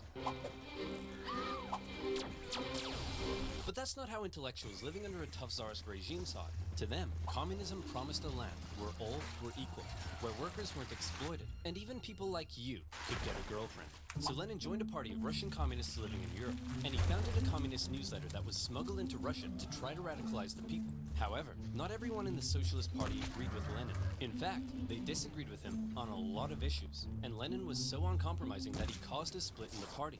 During one conference, a heated debate broke out, and Lenin was unwilling to give an inch. You pig ignorant, half-witted, fatuous morons! Cereal is a soup! Listen, Lennon, you're a smart guy, but you have no idea what you're talking about. We're out of here. All in favor of cereal being a soup? Hey, would you look at that? We're in the majority. So Lenin set up his own faction within the party he called the Majority, or Bolshevik if you're speaking Russian. And the other faction became known as the Minority, or Menshevik. And oddly, the majority were often in the minority, and the minority in the majority. The Mensheviks were less radical, whereas Lenin wanted the Bolsheviks to be loyal to him and his uncompromising ideas. And if you weren't loyal, well then you're gonna get a big brain beatdown. Mensheviks worried that Lenin's attitude could lead to a one-man dictatorship. But come on, does this guy look like a dictator to you? For now, Lenin remained in Europe, writing his socialist newspaper and impatiently awaiting an opportunity to overthrow the Tsar and bring communist utopia to Russia. Cool. A free hat. Who the heck are you? I'm definitely not a Russian secret police officer spying on Marxists. Oh crap, I don't want secret police watching me. Then you, my friend, should use NordVPN. Do you like having your identity stolen? If yes, you need therapy. If no, you need NordVPN. NordVPN has thousands of super fast servers in 62 countries that you can connect to keep you and your data secure when using the web. It comes with a 30-day money-back guarantee and is now faster and more secure than ever with its brand new NordLynx technology. Have you quarantine binged all of your favorite shows on Netflix? Well, with NordVPN, you can watch the Australian version. Or is one of the greatest videos on YouTube still banned in your country? I think you get the point. You can now get NordVPN with 68% off a 2-year plan for only $371 per month. Plus 1 month free. So click on nordvpn.com/oversimplified in the description below and get protected now. That's nordvpn.com/oversimplified. And as always, you'll be supporting my channel. So muchos arigatos, mon petit pois. Now where was I? Oh yeah. A timid, easily swayed czar, a massive ill-tempered jerk, impatiently awaiting a communist revolution. And revolution was coming, but not in the way Lenin thought. Back in St. Petersburg, one of the Tsar's most skilled and influential advisors knew the country finally needed to catch up with the rest of Europe. Hey Nick, we really got to industrialize, get more factories, and make some, I don't know, textiles or something. Won't that change the social fabric of Russia? Maybe. Hey, isn't it past your bedtime? But I haven't had my milk and snuggles yet. Will you snuggle me? Nicholas thought modernization was boring, but he let Sergei do his thing. And do his thing he did. He borrowed some money and got Russia some sexy factories. And you know what sexy factories means. Sexy workers. Dirt poor, sexy workers. Long hours, low wages, filthy disease-ridden factories. Sleep in overcrowded dormitories with all your stinky worker friends. Get your arms ripped off in a freak Russian doll accident. Conditions were terrible. But this growing working class wasn't about to take it lying down. They started to do what workers do best. Strike. Despite Sergei's efforts, people in Russia still weren't happy. Peasants were still poor, liberals still wanted reform, and now the workers wanted better working conditions. And the problem with being an autocrat is that when everyone's unhappy, there's only one person to blame. You. The people hate me. What do I do? Ooh, I know. Why don't we find a weak and pathetic nation to go to war with? We'll win easily, and everyone will love me again. Why don't we just try treating the people better? As luck would have it, an opportunity for war was forming in the Far East. Russia wanted to expand its sphere of influence into northern China, and coincidentally, so did Japan. But Japan didn't really want war, so they proposed an idea to reduce the tension. Hey man, we'll let you do your thing in Manchuria if you let us do our thing in Korea. I don't think so. We've got the largest army in the world. What do you have? I'm the Emperor of Japan. I have a giant mecha suit. Whoa. Cool. Nicholas and the boys didn't see Japan as a threat, so they felt they could push Japan around. But little did they know, Japan had been rapidly militarizing, and when they launched a surprise attack on a Russian fleet at Port Arthur, everyone was shocked. Nicholas hoped it was an opportunity to win a quick war and regain the support of the people. Nobody seriously thought a puny Asian country could defeat a European superpower, and the Russian people were filled with patriotic spunk. Hey everyone, we're at war with Japan! Hey everyone, we're losing the war. The Japanese won, an embarrassing defeat for Tsar Nicholas. Russia had enough problems, but now it had been internationally humiliated. The public were outraged. Unrest increased. Nicholas needed snuggles now more than ever. The tension was rising rapidly, and Russia was on the verge of revolution. All it needed was one disaster to push it over the edge. And that disaster would come in January 1905 from an unlikely source, a handsome Orthodox priest named Father Gapon. Father Gapon was leading workers and their families to the Winter Palace, but this wasn't some violent uprising, it was a peaceful protest. They wanted to deliver a petition to Nicholas, which simply asked for more freedom and better working conditions. The protest was actually so peaceful and respectful that the Marxists thought it was a big waste of time. Hey Nicholas, some priest is leading a peaceful protest. Says here they want to give you a petition. A peaceful petitioning priest? I better get out of here.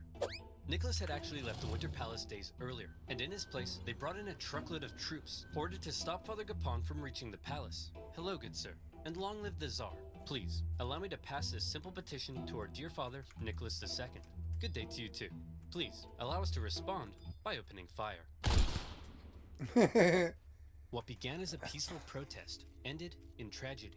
Imperial soldiers opened fire on the crowd. Around 200 civilians died, 800 more were wounded. All they wanted was the opportunity to ask Nicholas to improve their lives. Instead, they were met with bullets.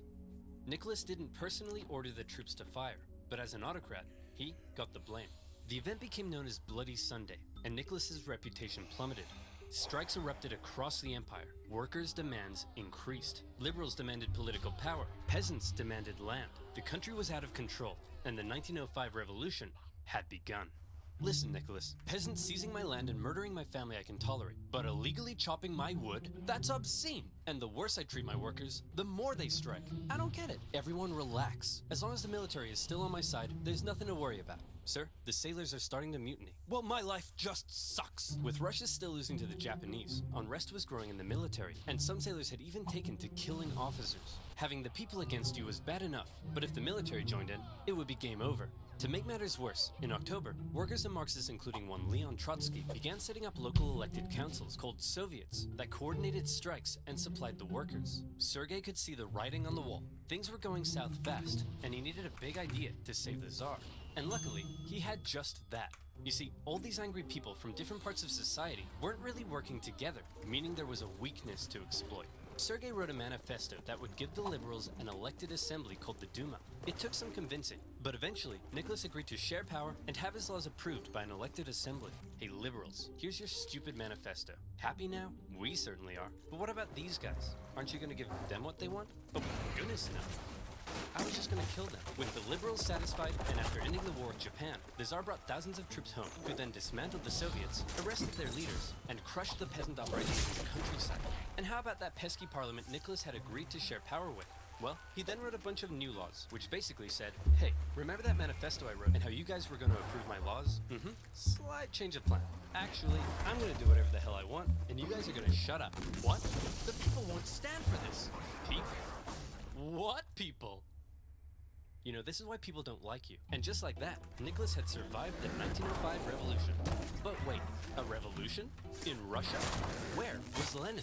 Well, Lenin and his communist pals were still in exile. He tried desperately to radicalize the uprising, but all he could do was watch. As the movements failed to organize, the liberals sold out the poor, and the Tsar outplayed the people. Furious, he believed Russia had missed a great chance for a real revolution.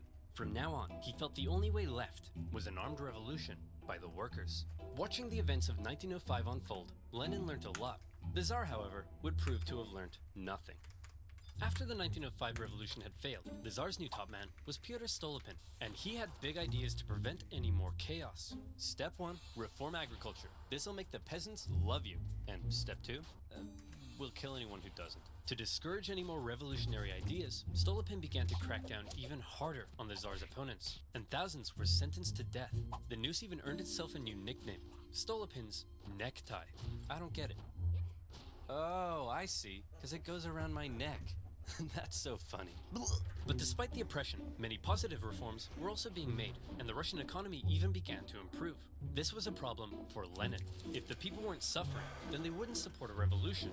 Still in exile and lacking funds, the Bolsheviks simply weren't in a position to do anything. Luckily, it was around this time that Lenin met an incredibly handsome Georgian with your second favorite historical mustache, Joseph Stalin. Lenin and Stalin met at a communist convention in Finland, and Lenin liked Stalin because he was a real go-getter and was great at fundraising for the Bolsheviks. And by fundraising, I mean kidnapping, robbing, extorting, bribing, ransoming, assassinating, prison breaking, stealing, bank raiding, executioning, and stealing again. He's Stalin. The Mensheviks aren't so hot in all this stealing, but we steal money. So the next time you do a big heist, just do it quietly. Okay, quietly. Got it. If this isn't quiet, I don't know what is. Stalin's wacky antics eventually got him exiled to Siberia, but he had established himself as a big balls Bolshevik. However, no amount of Bolshevik balls could stop what was happening. The Russian economy was making a recovery. For the Tsar, things were looking up. This is great. All Nicholas has to do is sit back and not mess anything up. Hey everyone, big news. I'd like to introduce you to my new best friend.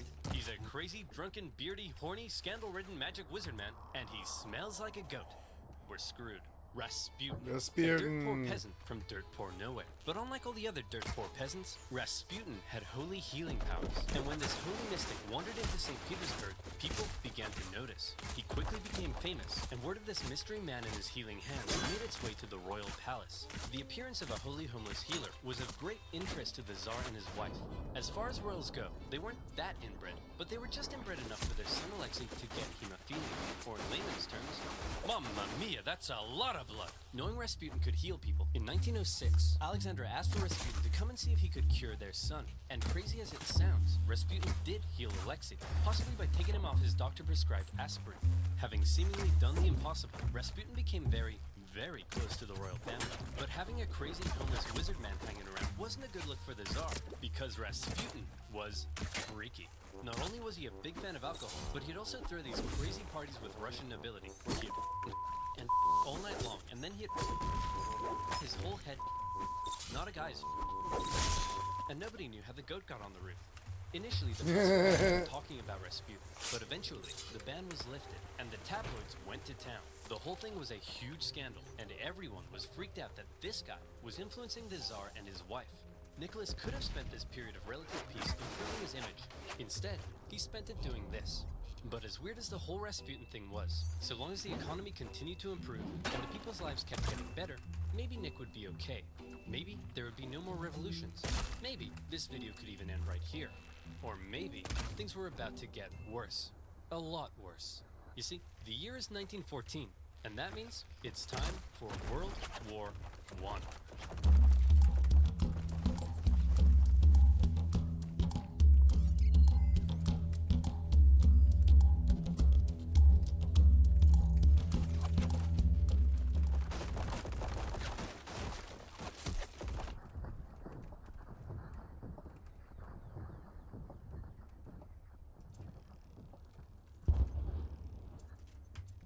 While Nicholas had been busy playing with his new best friend, tensions in Europe had been rising. It just so happened that in 1914, one Archduke Franz Ferdinand of Austria-Hungary went for a drive with the top down in Sarajevo.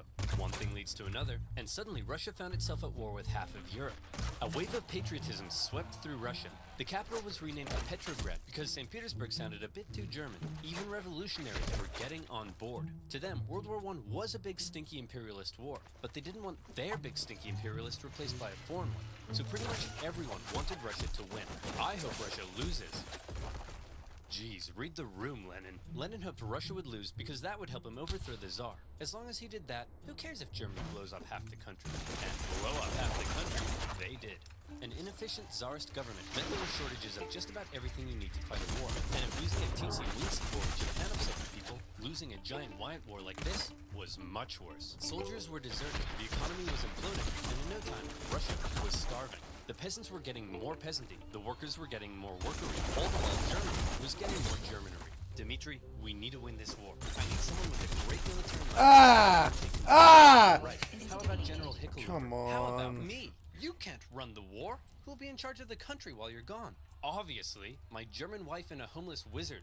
Duh. Nicholas declared himself commander-in-chief and went to the front lines, leaving his German wife in charge while they were fighting the Germans. It wasn't a good look. And because Alexander was so close to Rasputin, people believed that he was actually calling the shots and secretly destroying Russia, and maybe even boinking her. An even worser look. At this point, a bunch of nobles just couldn't take it anymore. Rasputin is destroying the country. We have to break his magic spell over the Tsar. But how? He's magic. Dude. Very cool. Hey, it's Rasputin. The sexy party is running a little late, but in the meantime, why don't you try one of these totally not poisoned cakes? Dude, why'd you say it like that? He's totally gonna know they're poisoned now. Shut up. I said they're not poisoned. Dude, he just ate so much poison. How is he still alive? It must be the magic. Go with plan B. Is he dead? See, Boris? I told you he was the Antichrist and you didn't believe me. Can you shut up for 1 minute and help me roll him up? Are you sure he's dead? I don't know, but I'm supposed to be hosting a charity auction right now. Can we get this over with? Okay, now he's dead. The murder of Rasputin, just like his life, is shrouded in mystery and speculation. He probably didn't really die like that, but he also probably didn't really heal people. He probably didn't influence the Tsar as much as people thought. He probably wasn't secretly destroying the country. But what he definitely did do, even in his death, was ruin the Tsar's reputation. Russia's autocracy looked more outdated than ever, and the Russian people were taking notice. Come on, men. Remember what we're fighting for. Yeah, no. We're out. World War I left Russia broke, hungry, and exhausted. And with Nicholas acting as commander-in-chief, he was getting even more blame. For the second time, Russia was on the brink of revolution. By 1917, Russia had been fighting a war it couldn't afford for 3 years. They were running out of many things, most worryingly, food. On International Women's Day, 1917, thousands of hungry women in Petrograd were so sick of being hungry that they took to the streets. And it turns out it's not just women who experience it, but men too. So the next day they joined in as well. Gatherings on the streets were forbidden, but I'm not sure how you'd arrest 250,000 people. The crowds demanded an end to the war, an end to food rationing, and even an end to the Tsar's autocracy. Now normally the troops would deal with this kind of thing. But as it turns out, soldiers get hungry too, and they were also tired of having to kill their fellow Russian soldiers. So entire regiments mutinied in the capital, and they joined the crowd as well, trashing symbols of the Tsar and his autocratic regime. Things were escalating very quickly. Liberal politicians watching the riots in the streets had long been dissatisfied with the Tsar, since he would shut their parliament down anytime they did something he didn't like. They believed the only way to bring stability back to the streets was for Nicholas II to abdicate. The riots continued. The police fired on soldiers. Soldiers fired on soldiers. The workers re-established the Petrograd Soviet. Politicians began arresting the Tsar's ministers. He may have been an autocrat, but he just lost complete control of his capital city. Talk about embarrassing. Nicholas, the troops have turned against us. The people have taken over the city. They've even cut my phone line. Hello? Hello? The phones are down. Things must be bad. I'd better go back there. Nicholas hopped on the next train back to Petrograd, but he never made it to the city. His train was met by military generals and other politicians. What's going on? Nicholas, look, man, we need to talk. It's not you, it's us. Oh, who are you? No, it's definitely you. During the whole crisis in Petrograd, the liberals convinced the generals that if Nicholas abdicated, the people would calm down, and the generals were on board. They didn't have time to quell the chaos, because don't forget, they were still losing a global, all-encompassing war against the Germans. And with the military no longer on his side, Nicholas had no choice but to step down. Throughout his entire reign, he had done everything he could to keep all the power for himself. And in the end, that's exactly what left him with none. But then there was a big question. Who would replace Nicholas? Well, his son Alexei was next in line. Hey buddy, Daddy couldn't handle the complex socioeconomic problems of a giant multinational, multi-ethnic empire that's engaged in total war with all of Europe. You think you could give it a shot? Alexei just wasn't ready to be Tsar. Nicholas did have a brother, but given the state of the empire, he wasn't keen either. And so, 300 years of Romanov rule in Russia just kind of came to an end. The earlier 1905 revolution hadn't changed much, but this new revolution had left Russia without a Tsar. And still, before the year was over, My God, one dude. more revolution left to come. Nicholas's failure as commander of the armed forces was the final straw that broke the camel's back. Do you think maybe you could have done any better? Well, guess what? It's time to find out. In Rise of Kingdoms. Rise of Kingdoms is an epic, massive multiplayer, free-to-play, real-time strategy game. Choose from 11 historical civilizations, including Rome, China, or France. You can form alliances with other players, or conquer the crap out of them in real-time strategic battles. Oh look, it's Master Tactician and Handsome General, Alexander the Great. If you want my advice, the troop is the most important chess piece in a battle. In Rise of Kingdoms, each troop can be controlled. To win a battle, you need to utilize careful positioning through unique troop formations, while using terrain to your advantage. I literally won the Battle of Gaugamela with fewer troops by using superior strategy. You're wrong. Joan of Arc? That's right, noob. Listen up. I'm about to drop some knowledge. The commander's skill is way more important. Each Rise of Kingdoms commander has their own unique skill. Look at me. I've added attack and defense buffs to my troops. Whoa. I'm also able to cure my wounded soldiers. Cool. And I can increase their wood gathering speed by 10%. Not as cool, but okay. In Rise of Kingdoms, the decision is yours. Now go ahead. Choose your favorite real historical figure and lead your troops into real-time battle. Download Rise of Kingdoms now for free by clicking on the link in the description below. Join me and 50 million other online players and guide your civilization from a lowly clan into a great empire. Now where was I? Oh yeah. Hungry woman, absolute chaos, and the end of the Tsar. Oh, hey guys, says here there's been a revolution, and the reign of the Tsars has ended. Oh, come on, I missed another one? Why am I even in this video? Well, it's not like you could have done anything. As long as there's a world war, you can't get back to Russia. Who wants to start a revolution? Dang it! Despite getting rid of Nick, Russia was still at war with half of Europe. The Germans, however, had an idea. They thought that if they helped Lenin get back, he would cause trouble for the new Russian government. So they put him on a train. Destination, Petrograd.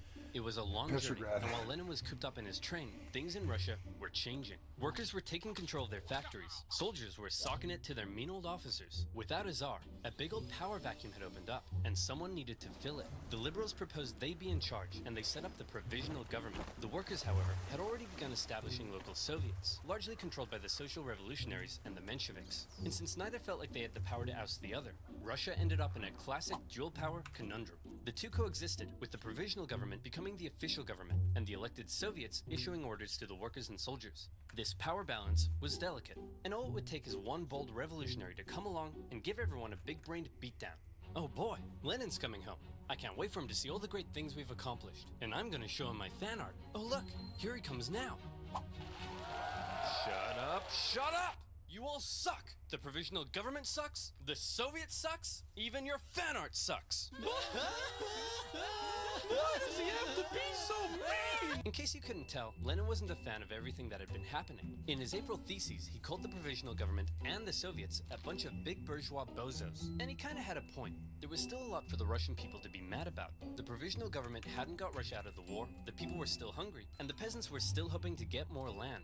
Meanwhile, the Soviets hadn't done much to change things either. But even though they weren't perfect, a lot of people did like what the new government had been doing. There was progress. The secret police were disbanded, the death penalty abolished. They even planned to hold elections, meaning for the first time ever, the Russian people could choose their own government. To many, Lenin seemed like some out-of-touch weirdo. If Lenin wanted to go from whiny irrelevant zero to a hunky communist hero, he'd need to shake things up a bit.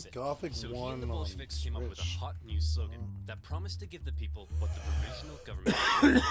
Peace. Don't like war? We'll end it. Land. You want land? We'll give it to you. Bread. Hungry? Scooby-Dooby-Doo. Lenin also called for all power to the Soviets, which meant getting rid of the provisional government and having the Soviets run the place. A communist dream. The people liked these slogans, and bit by bit, the Bolsheviks became more popular. Some Mensheviks even began switching sides. But even though the people thought Lenin's slogans rocked, as long as the provisional government didn't mess up, they'd continue to support it. So let's check in on the provisional government. Oh, provisional government, you've made a big mess. The provisional government lasted for just 9 months, but those 9 months were chaos. The people wanted Russia out of World War I, but Minister of War Alexander Kerensky thought instead of doing that, why not do the exact opposite? If the people saw more Russian victories, they'd have to support the new government, and that went just about as well as you might expect. These heavy defeats worsened the Russian economy and made the hungry people hungrier. And by now, I think you know what comes next. They trashed the place. More looting, more rioting, more violence. It was like the Tsar had never abdicated. Tens of thousands of armed workers took to the streets during some of the worst violence Petrograd had seen yet. And in response, Kerensky called in the troops, who opened fire on the demonstrators. For now, Lenin and other Bolshevik leaders wanted to distance themselves from the violence, but the crowds marched under Bolshevik slogans, and as a result, Kerensky, now the prime minister, took the opportunity to stamp down on the Bolsheviks. Their leaders were arrested. Lenin was accused of being a German agent, and he was forced to flee to Finland in disguise. This sucks! Now I'll never get to have my revolution. Why are you wearing a dress? It's a disguise, idiot! and it makes me feel pretty. Kerensky had successfully dealt with the violence, but he just couldn't catch a break. This increasing support for more extreme forms of socialism, along with the poor handling of the war, alarmed traditional liberals and bougie business boys. To appease them, Kerensky decided to promote a military legend to Supreme Commander of the Armed Forces, someone who hated the revolution, loved the death penalty, and was devoutly anti-socialist, General Kornilov. Hey man, thanks for the promotion. That was real swell of you. Of course, with you by my side, who would dare try to overthrow me? How about me? I did not see this coming. Unfortunately for Kerensky, Kornilov hated the liberal and socialist reforms of the new government, particularly the dumb socialist soldiers' committees. The army was no place for undisciplined left-wing snowflakes. Fearing a Bolshevik takeover was imminent, Kornilov ordered his men towards Petrograd to oust the Soviet and take over. Kerensky freaked out, and he needed help. Since he knew Trotsky was finger-licking good at organizing, he and other Bolshevik leaders were released, and they, along with the Soviet, organized the defense of Petrograd. Kornilov had the power of soldiers, but the Soviet had the power of workers, and they did what workers do best. Railroad workers diverted Kornilov's men away. Telegraph workers messed with his communications. They even infiltrated his forces and encouraged the demoralized men to desert. They were also armed en masse, but in the end, no fighting was necessary because Kornilov's coup just fell apart, and Kornilov was sent straight to prison. Everything was coming up Kerensky. Hey, thanks for the help, boys. Couldn't have done it without you. Now that there's no longer any threat, how about you, return all those guns I gave you? No. Oh, no! In order to kill a rat, Kerensky had just given a gun to a bear. A Bolshevik bear. The whole affair was a huge propaganda win for them. They had defended the revolution when their popularity skyrocketed. They found themselves elected to the Petrograd and Moscow Soviets, with Trotsky even becoming chairman in Petrograd. They were now in a very powerful position. Almost powerful enough for Lenin to return home from Finland and finally stage his long-awaited communist revolution. The Bolsheviks began planning their takeover of the Russian government. Some got cold feet and began arguing against Lenin's armed revolution in favor of a more peaceful approach, and they even wrote newspaper articles about it, which kind of gave the whole scheme away. The Bolsheviks are planning an armed revolution? I did not see this coming. Kerensky began arresting Bolsheviks, and as a result, Lenin and the boys felt they had no choice but to commence the revolution right now. Lenin was back in Petrograd, but was still in hiding, so Trotsky got the ball rolling, using his position as Soviet chairman to organize the Bolshevik militias. Now, if you were to ask Soviet artists, the revolution went something like this. As much as they would like you to think it was a glorious, violent, heroic takeover, the truth seems to be a little more underwhelming. The Bolsheviks just kind of walked into key buildings in the city and took control. Bolshevik supporting sailors even brought in a huge battleship, but there wasn't really any fighting. Nobody really tried to stop them. In just one day, they took control of the city. Next, Kerensky just managed to escape before the Bolsheviks surrounded the Winter Palace, placing the provisional government under siege inside. Is it safe to come out yet? I think so. Fear my revolutionary might! Give me that. That night, Lenin came out of hiding to play a bigger role in the revolution. With him back at the helm, they had one more job to do: storm the Winter Palace and arrest the provisional government. And here comes the final showdown. The palace was defended by a force known as the Battalion of Death, who immediately gave up. And just like that, Lenin had won. As far as violent, bloody revolutionary uprisings go, this wasn't really one of them. But Lenin was finally in charge of Russia. He had spent his whole life dreaming of this moment. He set up the first Council of People's Commissars, his own cabinet, with him in charge.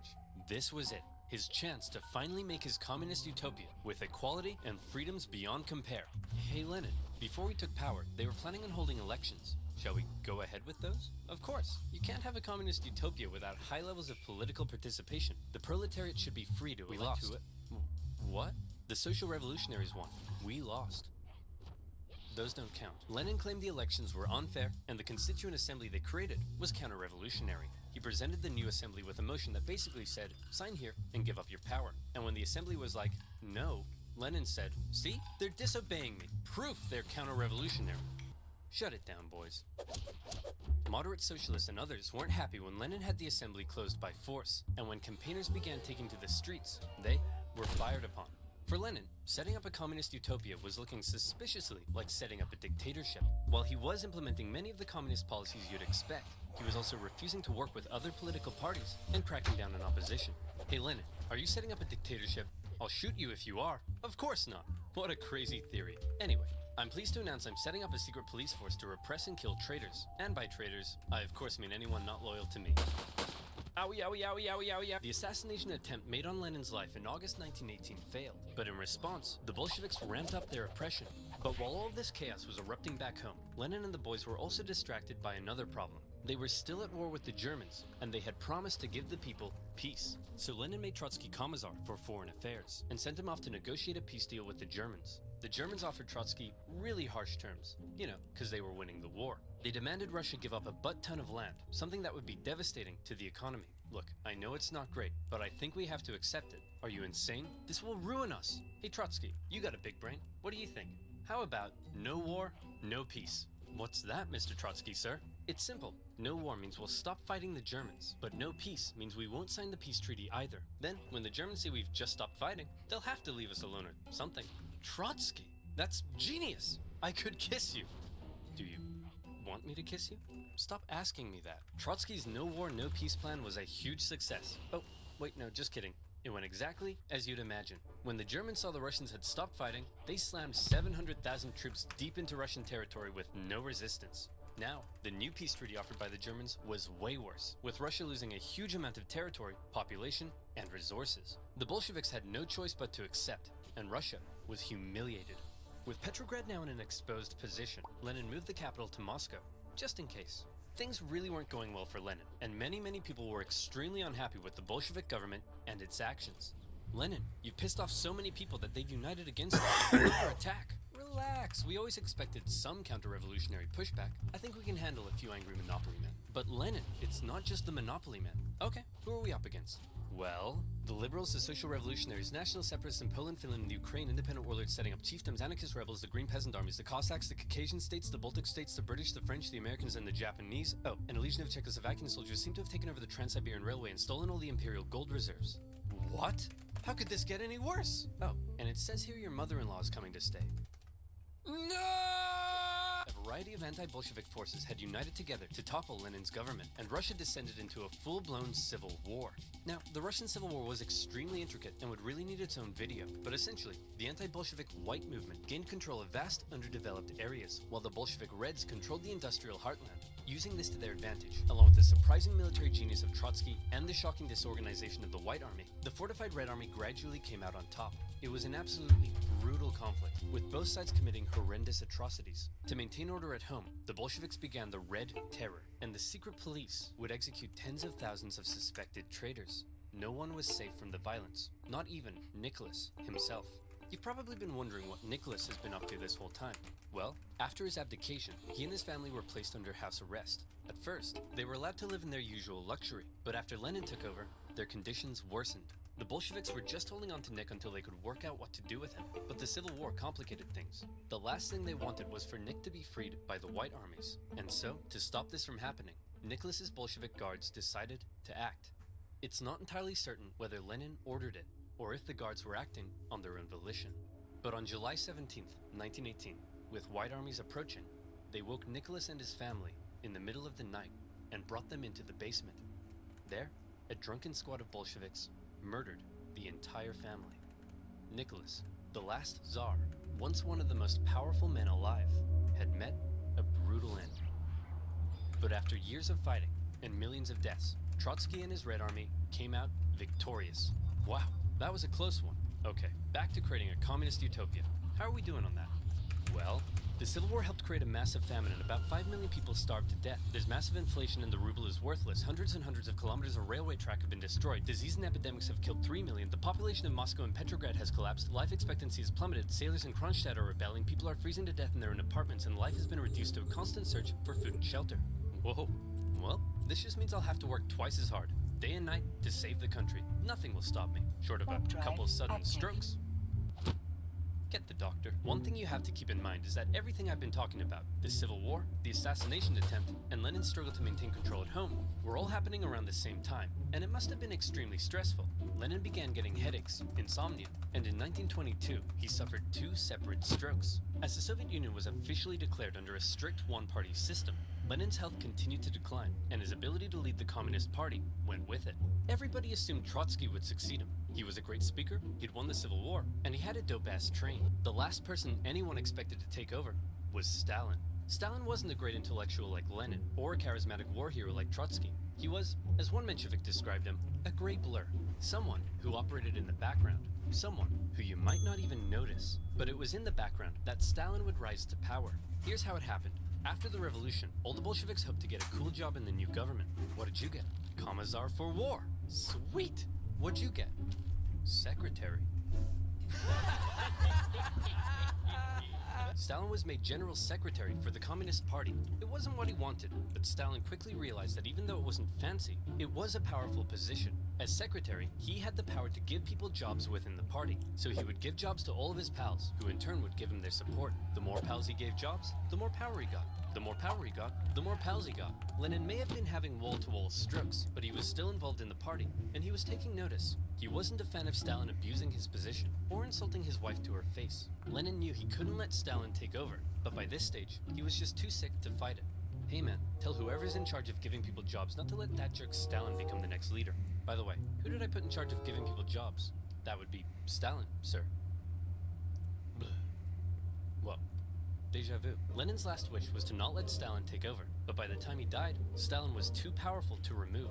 He had his remaining opponents arrested or killed. Trotsky was banished and fled to Europe. Eventually, he would be assassinated by Soviet spies in 1940. Our dear comrade Lenin has died. We should have a state funeral. No. Let's mummify him and put him on display so people can look at his dead body forever. That's gross. You're gross. Guards, kill him. Lenin had waited so long to take control in Russia, but he never got to see his communist utopia. Kill him. His short time in charge was spent dealing with the destroyed Russian It's funny, but that's kind of how he was, in though. the Civil War. He was cruel and merciless, but he really did seem to believe communism would make Russia a better place. Stalin, on the other hand, would take the Soviet Union down a different path. If you thought Lenin was a tyrant, well, you ain't seen nothing yet, girl. A secret police state, a rapidly militarizing superpower led by a paranoid man who deeply distrusted the West, would see the world come to the brink of nuclear annihilation. That's right, I'm talking about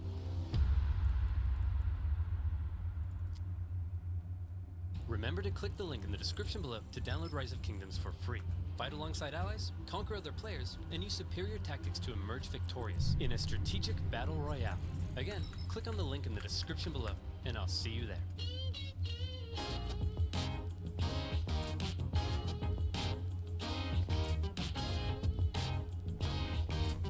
This was good. This is the second time I've watched that. I really love this, actually, over...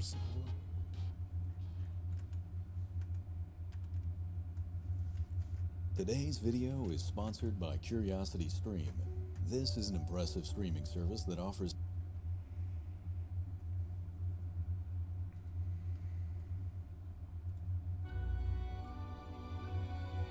Thank you, Mortismo Gaming. Thank you, Oversimplified, for this concept from a stream. I'd like to sub to your channel. Here, this time bringing you a video about Sandland, an open-world action adventure due out later this month on April 25th. Right now, it has a public demo out, which is where I'm getting most of this footage from, though I will say right up front, the demo itself is somewhat limited in terms of gameplay. They only give you a small area to explore and you don't get to interact with much of the side content or even the main story setup. But that's not a huge concern to me, mostly because we're already aware, at least in large part, what that main story will be, because the world of Sandland is actually an adaptation of a manga series by the late Akira Toriyama, who passed away just earlier this year in the very beginning of March. But with that out of the way, let's actually talk a little bit about what Sandland will entail. So if you're unfamiliar with the manga series, this game puts us in the role of the fiend prince Beelzebub, the prince of a village of demons who live in a vast desert alongside many human inhabitants,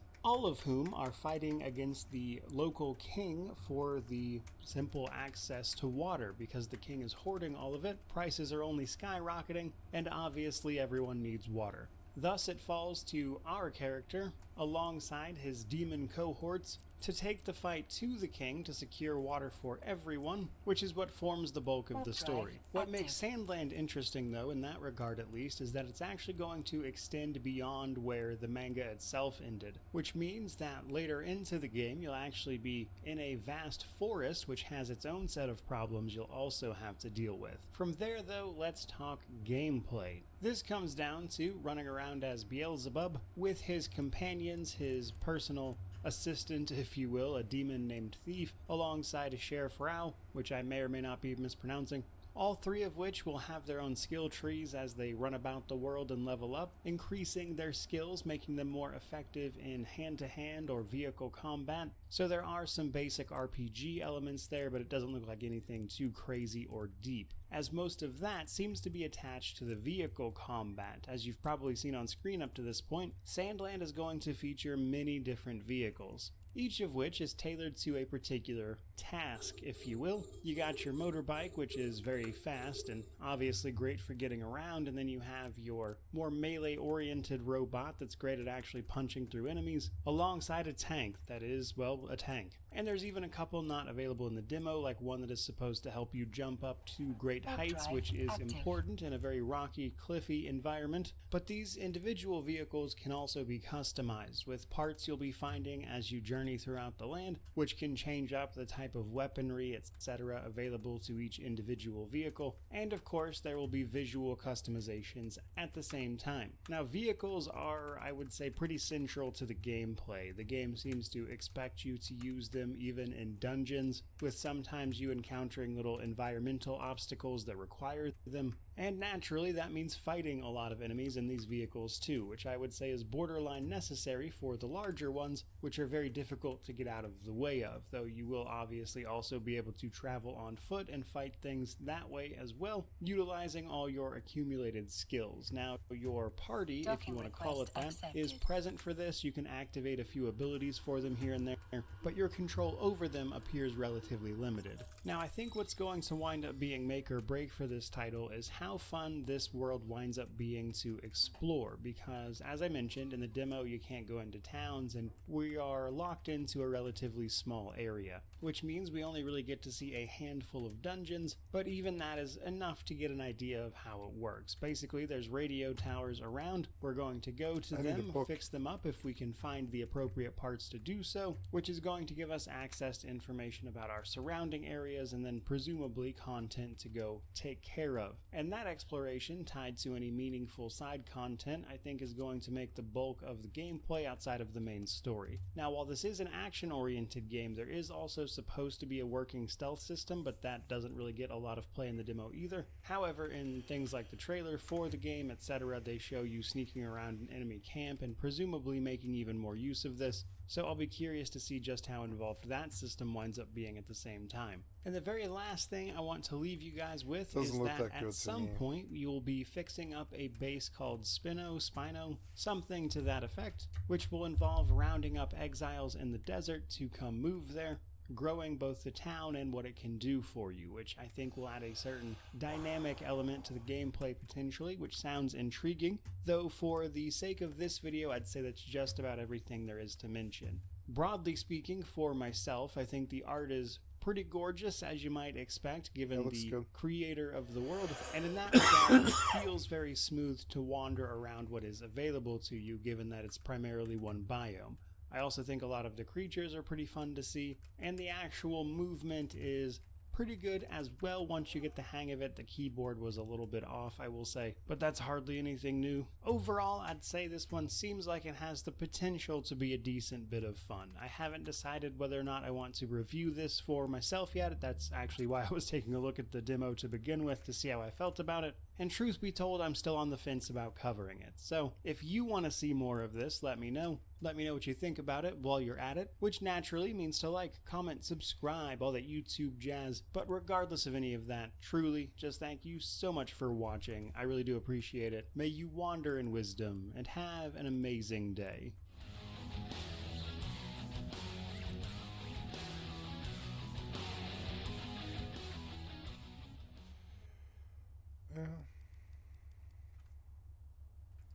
Maybe I'll just... There's an undeniable sincerity that emanates from Jimmy Fallon. He's not just a talk show host, he's a friend you've known for years, inviting you into his world with open arms. Since his late night debut in 2009, Jimmy has almost unanimously been loved by fans and celebrities, but not anymore. The people closest to Jimmy, the ones he relies on the most, have come forward to reveal that his actual character behind the scenes is the total opposite of lovable and genuine. erratic behavior, outbursts, intimidation, avoid eye contact. Nobody told Jimmy no. These quotes don't sound like the unapologetically joyful Tonight Show host we know, but these revelations might not be shocking to some. As many people have speculated, Jimmy's nice guy persona is entirely fake. More specifically, his fake laugh.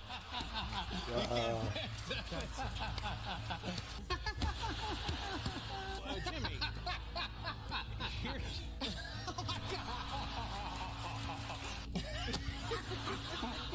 Jimmy will laugh at just about everything, to the point where he sounds like a programmed laugh track being controlled by a producer backstage. If you think about embarrassment, scale of 1 to 10. Okay. 1 is just like being a person walking down the street, and 10 is, for me, co-hosting the Oscars with James Franco. Yeah. Without letting Anne mention why this was embarrassing, Jimmy just bursts out into laughter when there was nothing funny about what she said. Yes, there And was. he tries to connect my my right foot to my left arm, and he's trying to connect them like this, and I'm in such pain. I go like that. Yeah. And his belly goes in my mouth. Even Ryan Gosling looked at Jimmy confused as to why he was laughing so hard. They both play it off awkwardly because they quickly realize this is harmless and it only makes Jimmy's them look better nervous. or funnier. There's no point in calling him out, but Taylor Swift wasn't having it. The VMAs are coming up August 24th, and they're saying, I heard that Taylor Swift will be performing. Can you confirm or deny? I mean, we've had a really good time today. Taylor? So, Taylor? see where I'm going with this at least. Nobody ever listens to me. Oh my Finish a gosh. thought. Oh my God. So what I was saying is You're not even looking at me. because I'm trying to think of what to say next. If he isn't interrupting them with laughter, he is interrupting them with other pointless talking. Taylor Swift's frustration was a little more obvious than David Spade's. Carson wasn't even the first one, but I squeaked on. You did stand up. When I did, I'll tell the story. When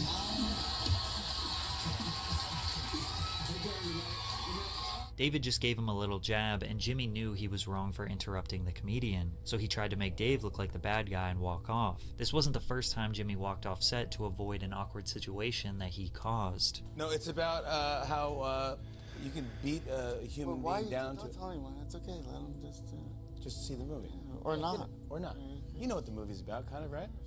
Yeah, so you don't need me. You don't need me. No, do it. It was you nice. don't need You're me. doing it. No one needs me. No, It's fine. okay.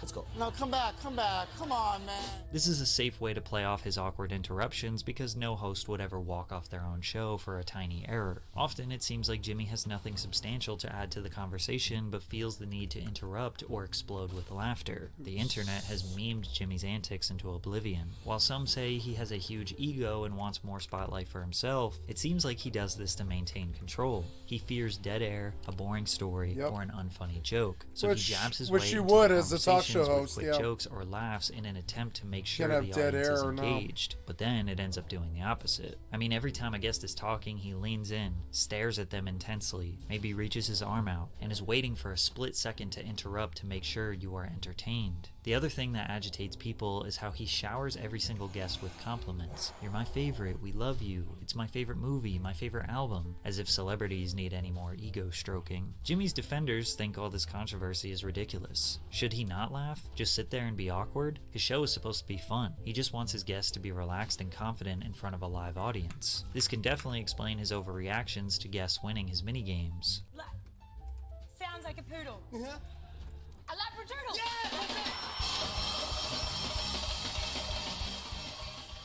Now, it seems ridiculous to nitpick this from Jimmy because fake reactions have been a crucial part of TV and YouTube forever. David Dobrik, KSI, and Joe Rogan have been large contributors to the fake laughter, fake reaction epidemic. Okay, and if you think there is, it's very like, I know everything.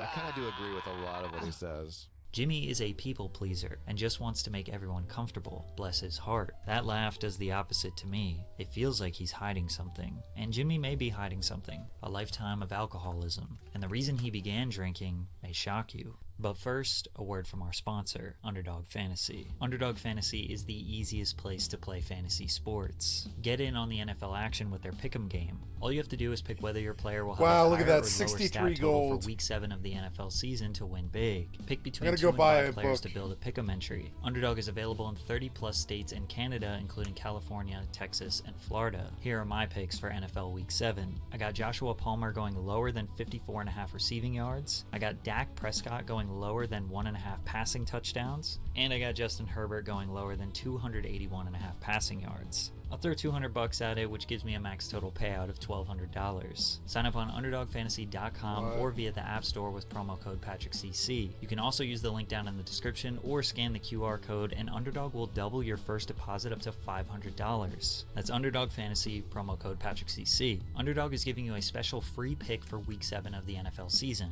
All Dak Prescott has to do is have 1 yard to win. This is the easiest way to make money on Underdog, so sign up with code PatrickCC today to take advantage and win some money. As a teenager, Jimmy was obsessed with Saturday Night Live. The program had been running for nearly 2 decades, and Jimmy was fully immersed, insisting on watching the program alone in pure silence because he hated unnecessary commentary from others. Although he could only see the clean parts his parents taped for him, Jimmy didn't miss a single sketch or punchline and remained devoted to learning as much as possible. Ironically, his parents didn't want him watching adult humor sketches, but they would let him drink alcohol while watching. As long as I wasn't doing anything at night, I'd just sit by myself and I would have a 6-pack of Pabst. I don't know if I made it all the way through the 6, but I'd just sit there and watch the show and tape it. He and his sister Gloria reenacted sketches Your with skill friends has before increased. Jimmy discovered a talent for impressions, often impersonating actor James Cagney and comedian Dana Carvey. I was one of those kids who, if I hung around another kid for an hour, I was that kid. Fallon said, it was weird. I'd come home and I'd do his type of humor, his type of mannerisms. And my mom would say, okay, Joey, you want dinner now? Because I'd be acting like Joey Gonzalez. From a young age, Jimmy was an imitator, instinctively copying and mimicking things that he thought were funny instead of having the drive to produce his own material, which was an early sign of being the perfect late-night television host. Through hours of meticulously studying various comedy and musical routines, Fallon continued working on his craft and established himself as a performer at Saugerties High School, appearing in most stage productions. It was a rush. I think it was the rush of getting a reaction. Maybe it's acceptance. Maybe it's a thing where you're pleasing somebody. I want to be friends with everybody. And if you make a joke and everyone laughs, you're like, that's it, I scored. That's what I thought making a friend was. You just feel like people liked you. So maybe it was that, acceptance.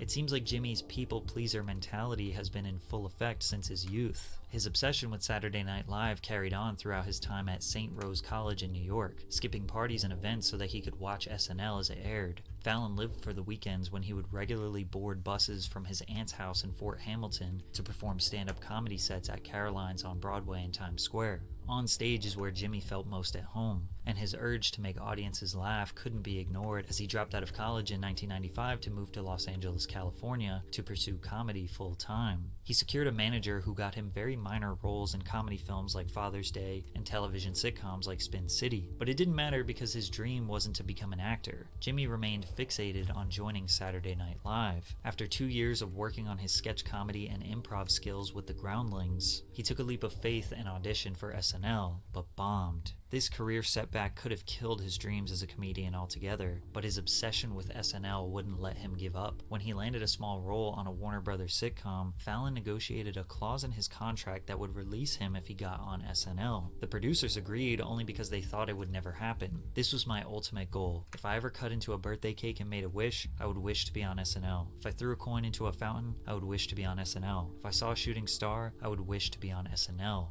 It's crazy. I had no other plan. I didn't have friends. I didn't have a girlfriend. I didn't have anything going on. I had my career. That was it. SNL is notorious for its difficult audition stage. The series creator, Lorne Michaels, almost never laughed during auditions, and it would take a special talent to grab his attention. Fallon recalls 3 different people warning him about Lorne's lack of laughter, but he learned a lot from his first catastrophic performance, and his second audition, he would come prepared with nothing but himself and his impressions, something that he perfected over time. Jimmy marched on that stage, performing a celebrity walkathon with impressions of Jerry Seinfeld, Chris Rock, Bill Cosby, and Adam Sandler. To his surprise, Michaels and other executives could not stop laughing. I was in the room that day, says former SNL writer Tina Fey. He's one of 2 people I've ever seen who was completely ready to be on the show. Kristen Wiig is the other one. And Jimmy was ready like if there had been a show to do that night. Lorne Michaels informed Jimmy that his dreams were now a reality. He was going to be a cast member of Saturday Night Live. All Jimmy could do was look at Michaels and tell him, "I'm going to make you proud." He debuted beside the cast of SNL as a featured player during its 24th season in September 1998. Fallon established himself as a household name overnight, becoming known for his spot-on impressions of various celebrities and public figures. While he was living out his dream, Jimmy was also developing a scary addiction that would come back to haunt him decades later. During their time at SNL, Fallon and cast member Horatio Sands often drank together. Sands has described himself and Fallon as super-functioning alcoholics, and stated that kind of goes hand in hand with SNL, some kind of substance abuse issues because it's so stressful you could easily find yourself blowing off steam a lot. Sands recounted how he and Fallon got in a couple of brawls. "I've seen Jimmy clock a few people," he said. "Jimmy could fight. I don't know where he learned, but he definitely scrapped with the best of them." Jimmy working in a high-stress environment and abusing his health to cope is potential foreshadowing for the work environment he would create on his own show. He always planned to leave Saturday Night Live after 3 seasons. However, Lorne Michaels offered him a role on Weekend Update with Tina Fey, which is essentially the comedic news section that SNL covers every week. Unfortunately, Jimmy also developed a negative reputation on SNL as somebody who can't hold in his laughter. At first, it was an innocent mistake that began in the famous More Cowbell sketch, when Will Ferrell wore a tight shirt that caused Fallon to break character. Every cast member was laughing during this skit because, well, it was hilarious. But that moment opened a revolving door of cast members intentionally trying to get Jimmy to break character, and he did break character. A lot. Interrupting the punchlines and comedic timing by laughing and giggling. While some thought it was hilarious, others found it insensitive and believed he was attempting to steal their spotlight and make the sketches about himself. Lorne didn't like it. The writers didn't like it. I'm not trying to do it on purpose. I'm trying not to do it. But sometimes it just got insane. I couldn't hold it in. It was just so much fun. SNL has always tried to maintain the best of the best when it comes to comedic talent. Comedians laughing at their own jokes can sometimes be seen as unprofessional. In 2004, Jimmy decided to leave SNL and move into traditional acting. He signed a 2-movie deal with 20th Century Fox with the hopes of becoming a prominent star in the industry. The first was a lead role in the 2004 action comedy Taxi, alongside then rapper turned actor Queen Latifah. The other was the 2005 romantic comedy Fever Pitch, alongside Drew Barrymore. Both films received mixed reviews and had decent box office performance, but were not the first impression Jimmy Fallon wanted. With back-to-back disappointments, film offers rapidly decreased as studio executives grew hesitant to feature Fallon in future projects. He experienced what he has deemed a lost period, characterized by a larger than usual alcohol consumption and uncertainty about his future career choices. "I was probably drinking more than I should have been drinking," he confessed. "It wasn't like sitting and watching old tapes of me on SNL with the screen flickering in front of me. I was like, I can't figure out what I want to do." Fortunately for Fallon, the man who gave him his dream job at SNL was about to save him once again, as the host of Late Night had an opening in 2009 after Conan O'Brien was transitioning to The Tonight Show. But Jimmy didn't make the best first impression. Many quickly realized that Jimmy wasn't edgy or dark enough for late night comedy. GQ claimed Jimmy was too cute for late night audiences used to hanging out with the snarky, cool crowd, suggesting he was too corny. "Yeah, the cool crowd was always beyond my grasp," he admitted. Late Night with Jimmy Fallon premiered on NBC in early March 2009. The series immediately outperformed CBS's The Late Late Show with Craig Ferguson by 500,000 viewers. Fallon also garnered more viewers than his predecessor, Conan O'Brien. Late Night with Jimmy Fallon was one of the first late night talk shows to embrace social media and use it as an integral part of the show's engagement with its audience. Jimmy was able to connect with the youth who weren't watching TV at midnight in 2012 by regular uploads to YouTube, particularly comedic sketches and challenges with their favorite celebrities. "I got these tickets to the One Direction concert." Ew, I love One Direction. Do you have an extra ticket? Yeah.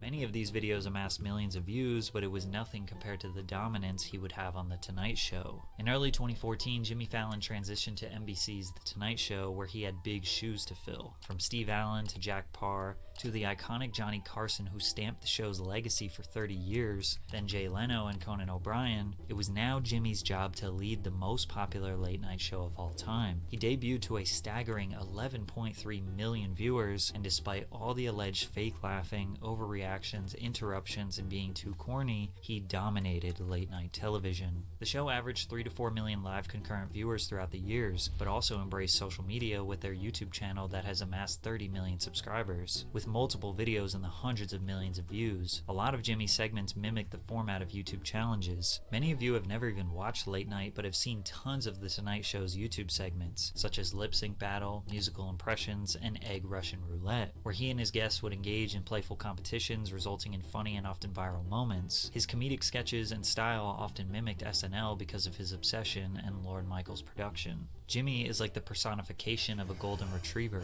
and America loved him.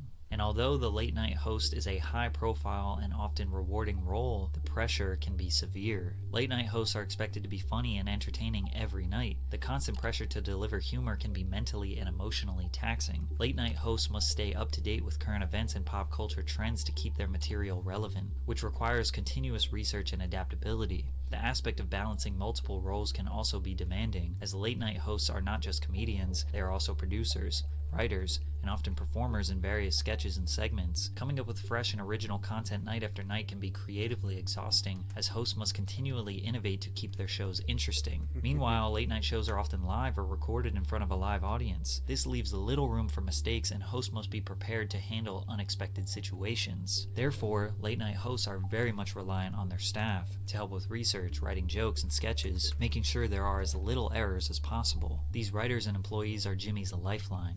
There is no show without them, and he made a crucial error on May 1st, 2023. I wouldn't have a show if it wasn't for my writers, and I support them all the way. They got to have a fair contract, and they got a lot of stuff to iron out, and hopefully they get it done. If there is a strike, do you go dark? If there's a strike, yeah, I think we will. Yeah, I think we'll go dark. Whatever I can do to support the guild. I am actually in the Writers Guild as well, so. Yeah, I couldn't do the show without them, and I support my whole staff. Although Jimmy says he will support his writers no matter what, his staff says otherwise, as one of his employees took to Twitter to write, "He wasn't even at the meeting this morning to tell us we won't get paid after this week. Jimmy Fallon, please support your staff. Had fun bowling with you last week, but a party won't pay my rent." I'm sure many of you have heard about the 5-month-long writers' strike in Hollywood that just ended, and the reason for the strike is quite simple. The Writers Guild of America is the joint efforts of 2 different American labor unions representing thousands of writers in film, television, radio, and online media. Writers are the backbone of Jimmy Fallon and all of Hollywood's content. Without them, there are no jokes, no scripts, no stories, nothing. Yet somehow, they are the least compensated, with most of them earning below the poverty line in salary. Writers make a bulk of their earnings through residuals, which is a percentage that gets paid out to them every time a movie or show is streamed or syndicated in the future. But Hollywood executives restructured the industry during the streaming era, so these writers get basically nothing after the content is uploaded. And the studios are profiting tens of billions, while the people who are actually creating the ideas from scratch are on food stamps. So Jimmy saying he supports his staff no matter what, but not increasing their salaries to a livable wage, had them pretty pissed off, which led to a Rolling Stone article that contacted over 50 Tonight Show employees revealing what Jimmy is really like behind the scenes. Although many praised Fallon for his immense talent and comedic gifts, nobody spoke on record or had positive things to say about working on The Tonight Show. Interestingly enough, 3 employees who originally worked on Late Night claim a dramatic and ugly shift in working environment occurred once they transitioned to The Tonight Show. People that worked under them felt this pressure that if you made one mistake, you were gone and would be easily replaced. From 2014 to 2022, there were 9 different showrunners. This constant change in leadership gradually created a chaotic atmosphere among staffers who expressed their loss in faith in senior leadership. Nobody told Jimmy no. Everybody walked on eggshells, especially showrunners. Another former employee says, "You never know what Jimmy you were going to get, and when he was going to throw a hissy fit." They described Jimmy's temperament, mood, and treatment of staffers as erratic. They suggested Jimmy Fallon was unpredictable, having witnessed him snap at crew members over the smallest things. They also claimed Fallon occasionally berated and belittled staffers out of frustration. 3 former employees said that he berated them in front of other colleagues and crew members. It was like, if Jimmy's in a bad mood, everyone's day is fucked. When something was wrong, we all knew how to behave afterwards, which was just sort of avoid eye contact and don't make another mistake. The article then dives into Jimmy's SNL skit in 2000 where he did an impression of Chris Rock while doing blackface. They do this to be prima Jimmy donna. apologized for this skit that resurfaced in 2020, and the article followed up this information with an employee alleging that the staff tried to sweep this controversy under the rug. A black employee claims that showrunner Granite Benderman kept asking them, "What is going on with your hair?" trying to paint the picture of a racist environment behind the scenes at The Tonight Show.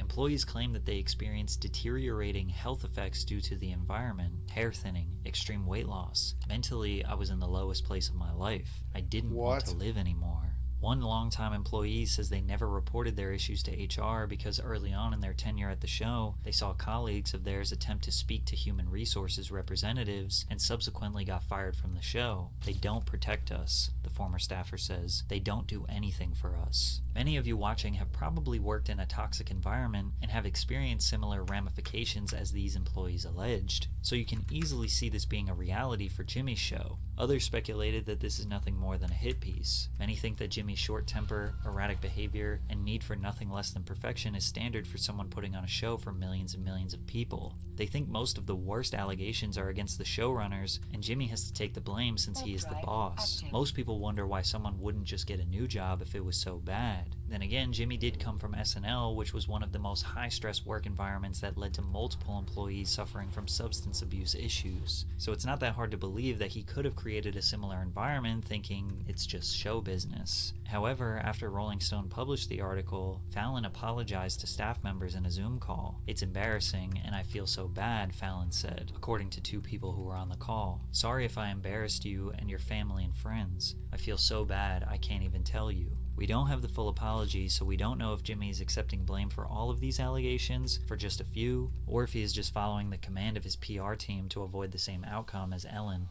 Docking request accepted.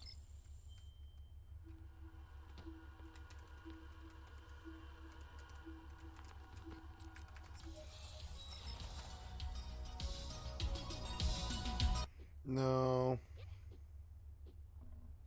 I already did this film.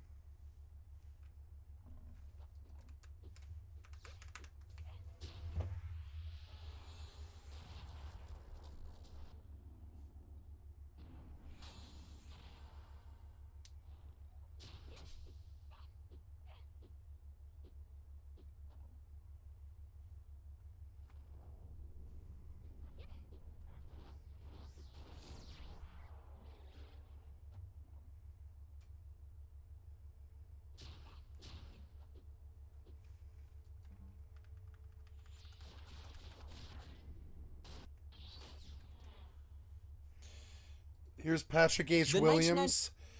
Patrick H. Williams with what's the point of a faithful Mario adaptation like the Mario game? The movie Super Mario Brothers is weird.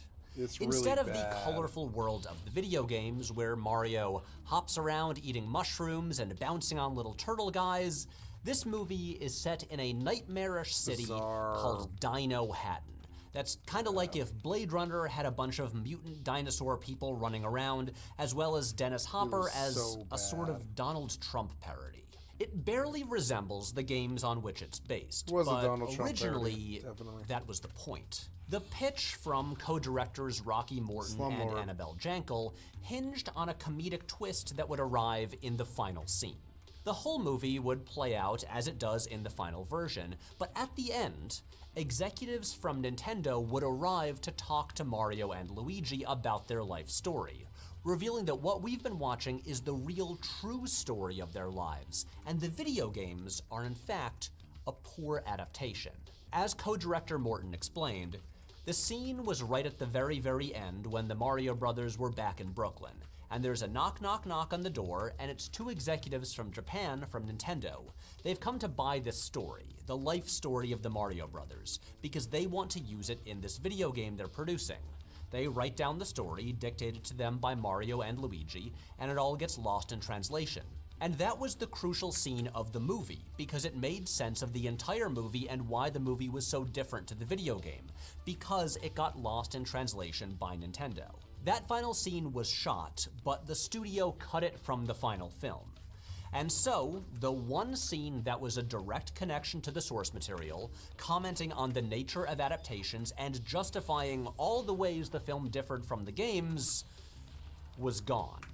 And without that scene, what we're left with is a movie that just has absolutely nothing in common with its source material. But is that a bad thing? Well, according to most people in 1993, yes. Yes, it is. Sitting in the movie theater with my dad and my mom and just feeling defeated and destroyed, watching them murder my beloved Super Mario Brothers character. Despite the massive popularity of the Mario video games, the fans widely rejected the movie for how unfaithful it was to the source material. Super Mario Bros. Baffled and angered audiences and critics alike, was a critical and commercial failure, and for decades, it has been treated as a punchline.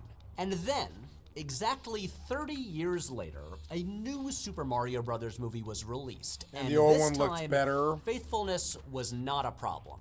Where once the villain was Dennis Hopper as a politician with his hair gelled into weird ridges, now the villain was Bowser, appearing exactly like he does in the games. Where once the story was set in a bizarre alternate universe version of New York City, now it was set in the Mushroom Kingdom, appearing exactly like it does in the games.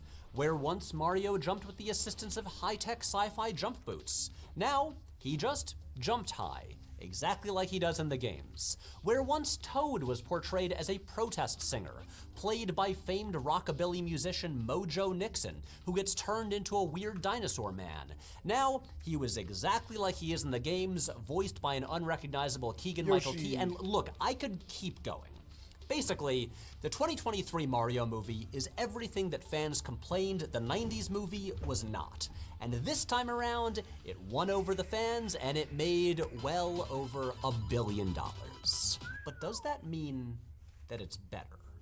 And when we're talking about a game with basically no story, no psychological depth, and characters that are, at best, one-dimensional, what is the goal of a film adaptation anyway? Why do we actually care about how faithful it is? And what can these two Mario movies tell us about the very nature of adaptations? Look, there's a lot to get into, so Emma, roll the title sequence. No, don't do this stupid psychic am I still in the shot? Emma? Oh, sorry. I thought the cold open would last a little longer. I'm just catching up on my reading.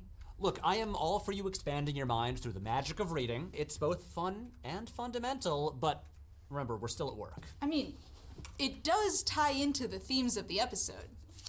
I'm reading the novelization of the movie Locke. Wait, Locke? The movie that's just Tom Hardy driving a car for 90 minutes? That got a novelization? Yeah, and it is a complete betrayal of the original. Partway through, he gets out of the car. Can you believe it? Emma, you know I don't like to use this kind of language at work, but the movie Locke. Look, just try to stay focused, okay? Okay? Great. Now, let's go. I'm sorry. It's my last Mario impression for the episode.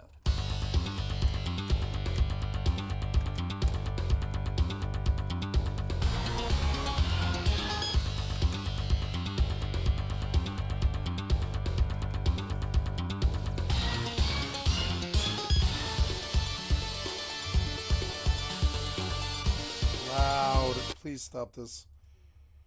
Oh my god, this is so dumb. Let's go. Episode of the show. We are about a month or so into the new season, and so far, I think things are off to a great start. This new desk is really elevating our whole presentation. We just released a new drop on our hugely popular new website, AuthenticYouTubePrompts.com, and so far today, Nobbles is nowhere to be seen. I probably shouldn't have invoked his name. But now, the reason we're here, video games. I'm not talking about playing video games, something I haven't had time for in over a decade. I'm talking about movies adapted from video games. But don't worry, this is not gonna be yet another "why do video game movies always suck" video. You've heard that a million times before. See, last year, when the Super Mario Bros. Movie became a giant commercial smash that will soon spawn a whole wave of Nintendo movies that are sure to be artistic triumphs, I did what I tend to do and started overthinking it. And I started overthinking it in comparison to the deeply weird 1993 Super Mario Bros. Movie. And that got me thinking about the whole nature of film adaptations. Which is, yes, a big topic. In my research, I found out that adaptation studies is an entire field of academia that people devote their whole careers to. And look, the last thing I want to do is trespass on their territory because those academics are hardcore and will absolutely beat me up and throw me in a dumpster if I get this wrong. So today, we are going to lightly skim the surface of adaptation studies. But keep in mind, there are many, many very dense books on the subject. And yet, strangely, no movies based on those books. Makes you think. But let's take a big double jump back and ask a bigger question. What's the point of adaptations? Well, on one level, or level 1-1, to put it in Mario terms, the very idea of adaptations is kinda weird.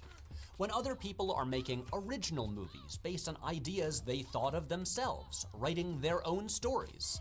Then over here, you got some guy who's just using a story someone else already wrote in a book years earlier. Like, duh, of course your movie is good. You used a story Charles Dickens wrote. It's almost cheating.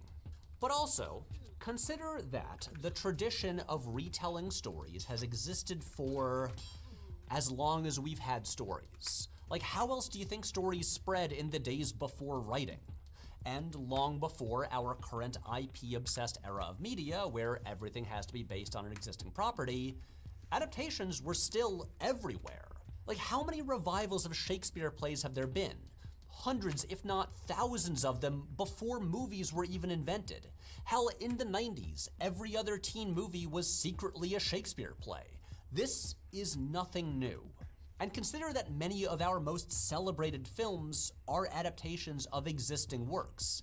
I added it up and did the math, and 63% of Best Picture Oscar winners are adaptations. But back in the day, there used to be some dissent. In 1922, a letter published in the Scenario Bulletin Digest proclaimed, quote, "The reason an adaptation is bad is because a good one cannot be made.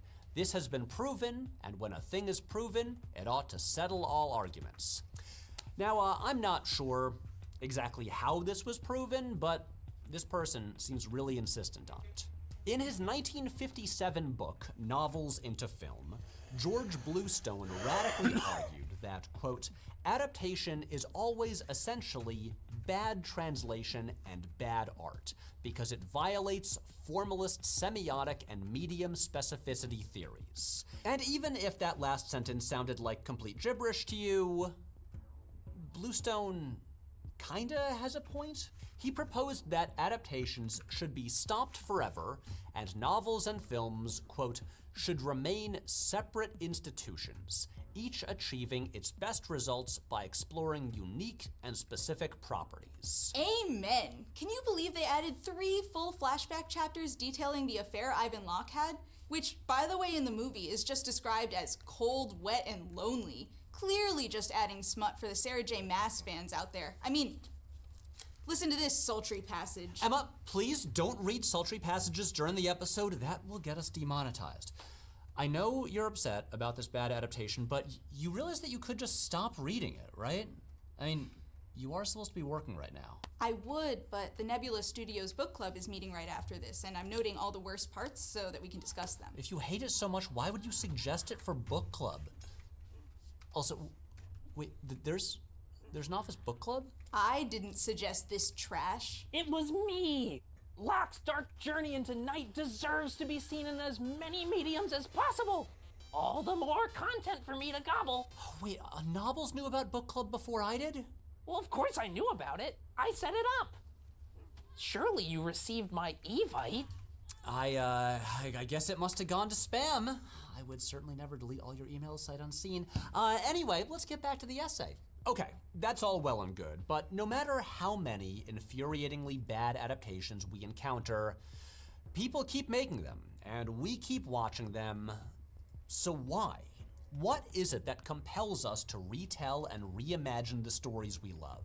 In her essay on the art of adaptation, Linda Hutchin writes, "While no medium is inherently good at doing one thing and not another, each medium, like each genre, has different means of expression and so can aim at certain things better than others. In other words, each medium has things that it's especially good at, and moving a story to a new medium brings with it a new set of tools that can express aspects of the story differently, or sometimes more strongly." So to use an example, in The Lord of the Rings, the original form of the novel was ideal for the lengthy, vivid descriptions of the settings, as well as showcasing the different languages that Tolkien created for the world of Middle-earth.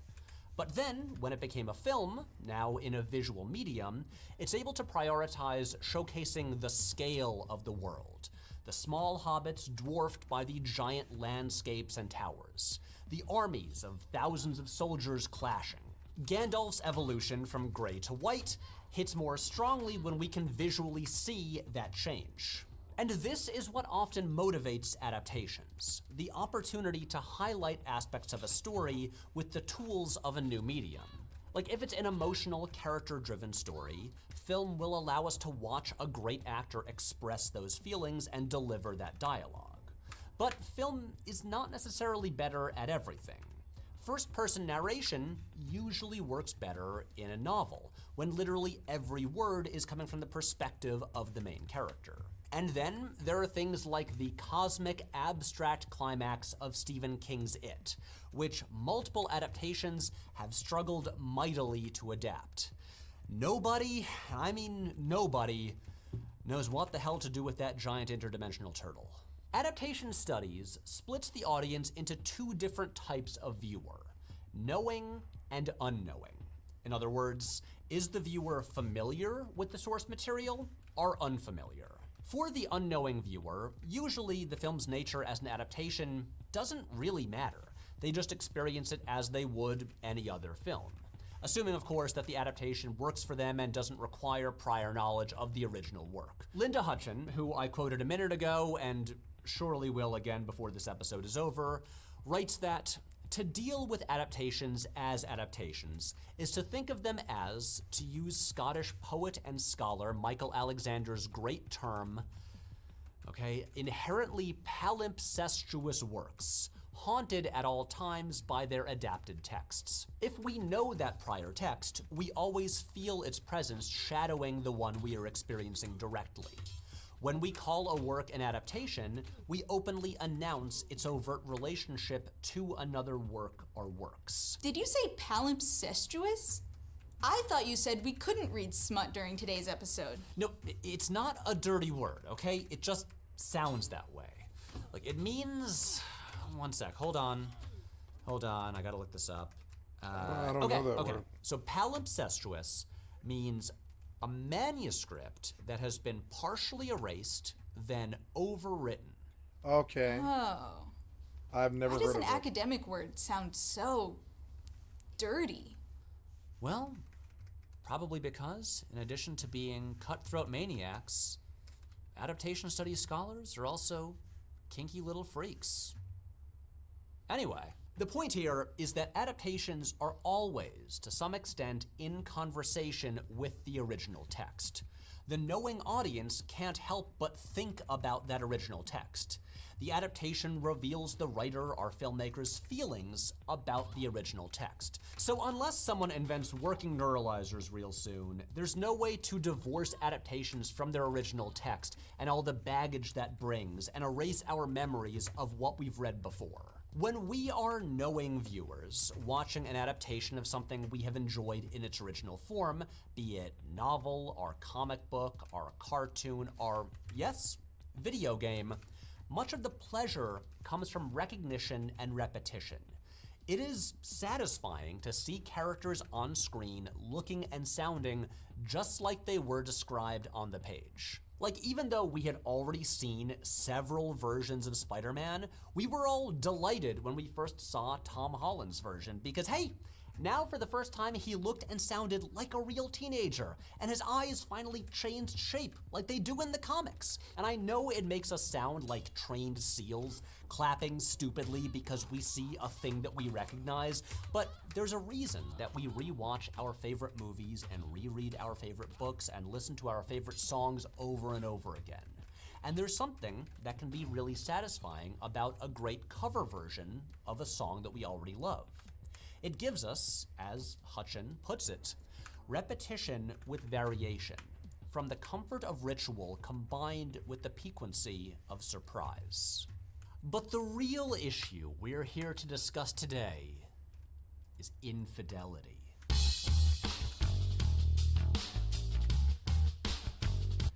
And by that, I mean the deeply unsexy and academic question of faithfulness in adaptations. As you guessed it, Linda Hutchin points out, the language around adaptations has always been deeply moralistic, referring to changes to the source material as, quote, a tampering, a deformation, a desecration, an infidelity, a betrayal, a perversion. In other words, very naughty. This seems a bit extreme, but to be fair, we as viewers often have quite literally a relationship with the original work, and an adaptation is someone else's treatment of a thing we love. It's like meeting your best friend's new partner, or, to use a more exciting analogy, it's like sitting in the cuck chair while someone else sleeps with your wife. Anyway, as Hutchin writes, one of the central cliches of film adaptation theory is that audiences are more demanding of fidelity when dealing with the classics, with the work of Shakespeare or Dickens, for instance. It is said that producer David Selznick did not worry about adhering to the details of the novel Jane Eyre when adapting it in the 1940s, because an audience survey determined that few had read it. However, he did worry about the details of Gone with the Wind and Rebecca because the novels had been recent bestsellers. And I think this has only become more true in recent decades when it comes to adapting works with massive, deeply passionate fandoms. Chris Columbus said of adapting Harry Potter, quote, "People would have crucified me if I hadn't been faithful to the books." And I would argue that he was extremely faithful, but apparently not faithful enough, as evidenced by Warner Brothers' announcement last year that they are developing a new Harry Potter adaptation for HBO, which will devote an entire season to adapting each book. This is frankly insane, because A, why in 2024 are we still giving J.K. Rowling attention and money? And B, we already got 'cause she 8 made Harry movies Potter. that did faithfully adapt all those books, so the only difference here would be refusing to condense anything and just literally take the putting hits? every Seems single weird. word on screen, which, in my professional opinion, is fucking dumb.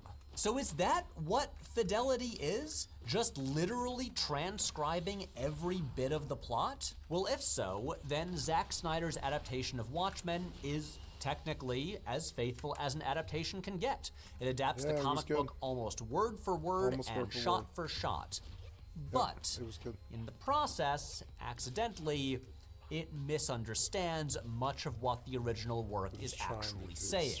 And in the end, it feels like a mistranslation that misses the point. Or, digging below the surface, maybe a faithful adaptation is one that stays true to the original author's intent.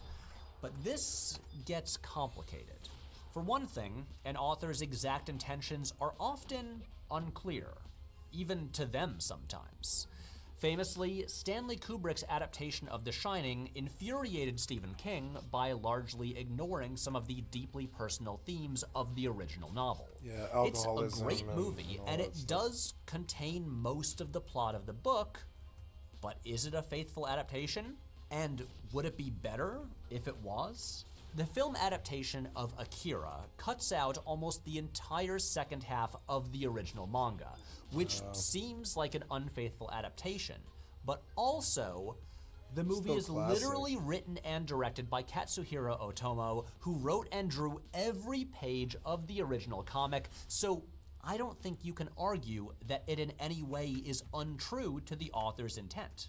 Robert Stamm writes, This when we ends say here? an No, adaptation it has doesn't been end here. unfaithful to the original, I don't the know how term to gives exit this expression to the fucking place. disappointment we feel when a film adaptation fails to capture what we see as the fundamental narrative, thematic, and aesthetic features of its literary source.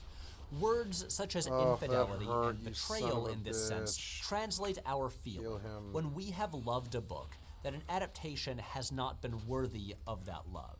Having combed through lots and lots of dense academic writing on the subject, this here is the best answer I found, and it's one that remains subjective for each viewer, at least the knowing viewers.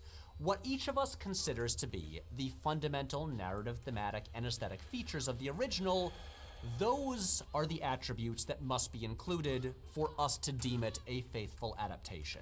And with that question kind of answered, let's talk about Mario. If we're going to understand how different movies have adapted Mario, first, we need to understand the source material. Unfortunately, my old Super Nintendo is jammed somewhere in my parents' attic, at this point more black mold than plastic. So here to explain the sacred lore and history of that agile Italian plumber, here's our good friend, Matt Kroll, from the channel Extra Credits.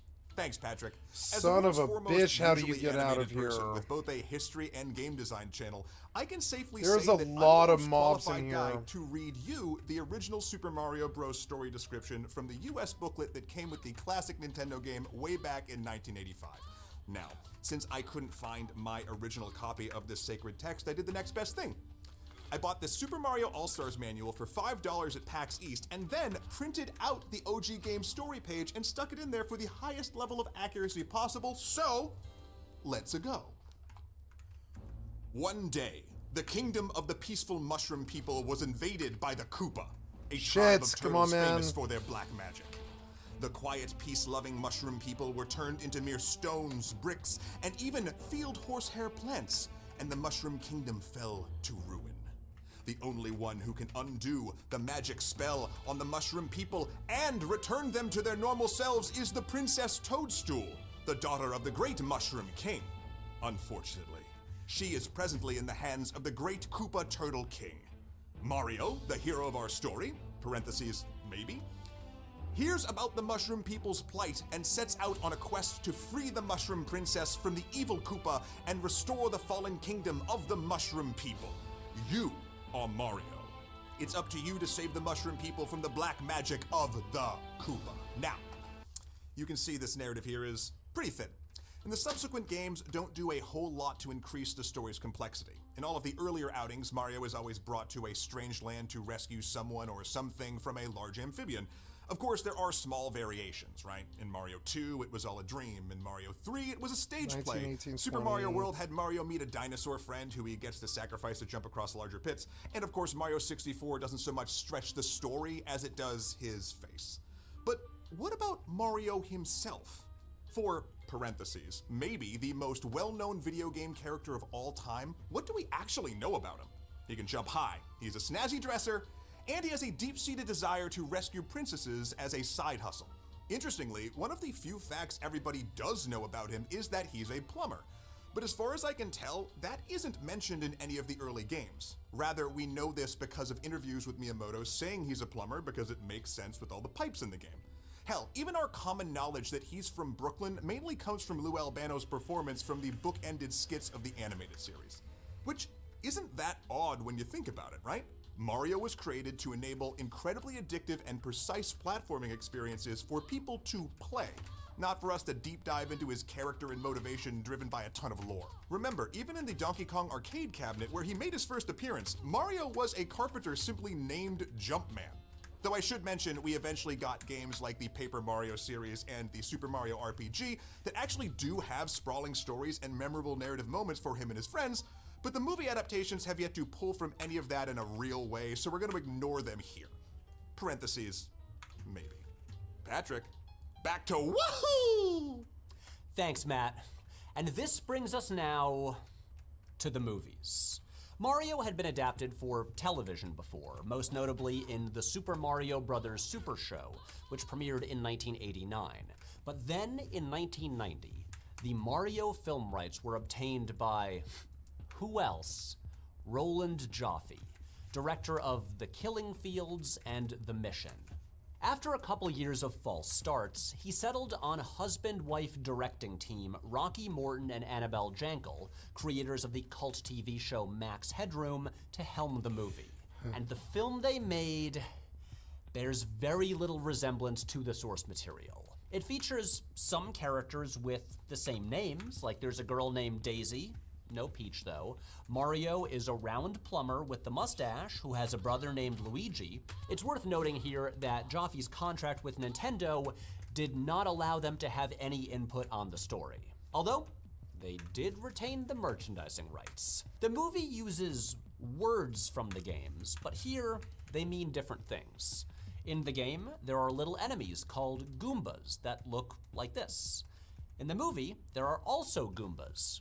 But here, oh no, does they are this end 7-foot here? tall, It mutated does. You hybrid don't let me dinosaur out people. here. Oh. There are a lot of dinosaurs in this movie. Rock oil corrupting. Which is funny because the game is mostly about mushrooms and turtles. In general, the movie feels like an entirely original idea that was grafted onto an IP in order to get made. Most of it is a satire of early 90s New York City, with evil, greedy real estate developers and this bizarre, over-the-top city that feels Trump. more like Terry Gilliam's Brazil than anything that's ever that's been in a probably how Mario New York game. during Trump felt. The Mario Yeah. games are full of beloved iconography, and the movie ignores almost all of it. The famous Koji Kondo music only plays once, over the first 30 seconds of the movie, and then for the next 104 minutes, it's gone, replaced by a pretty solid Alan Silvestri score. If nothing else, Super Mario Bros. Is a weird and interesting movie. It's a movie where, in the third act, Samantha Mathis has an emotional conversation with her father, who turns out to be a big sentient blob of fungus. This is my father? Despite the studios cutting the original ending, which, as we discussed earlier, was the key part of the filmmaker's whole original pitch, this is still absolutely the product of a singular vision.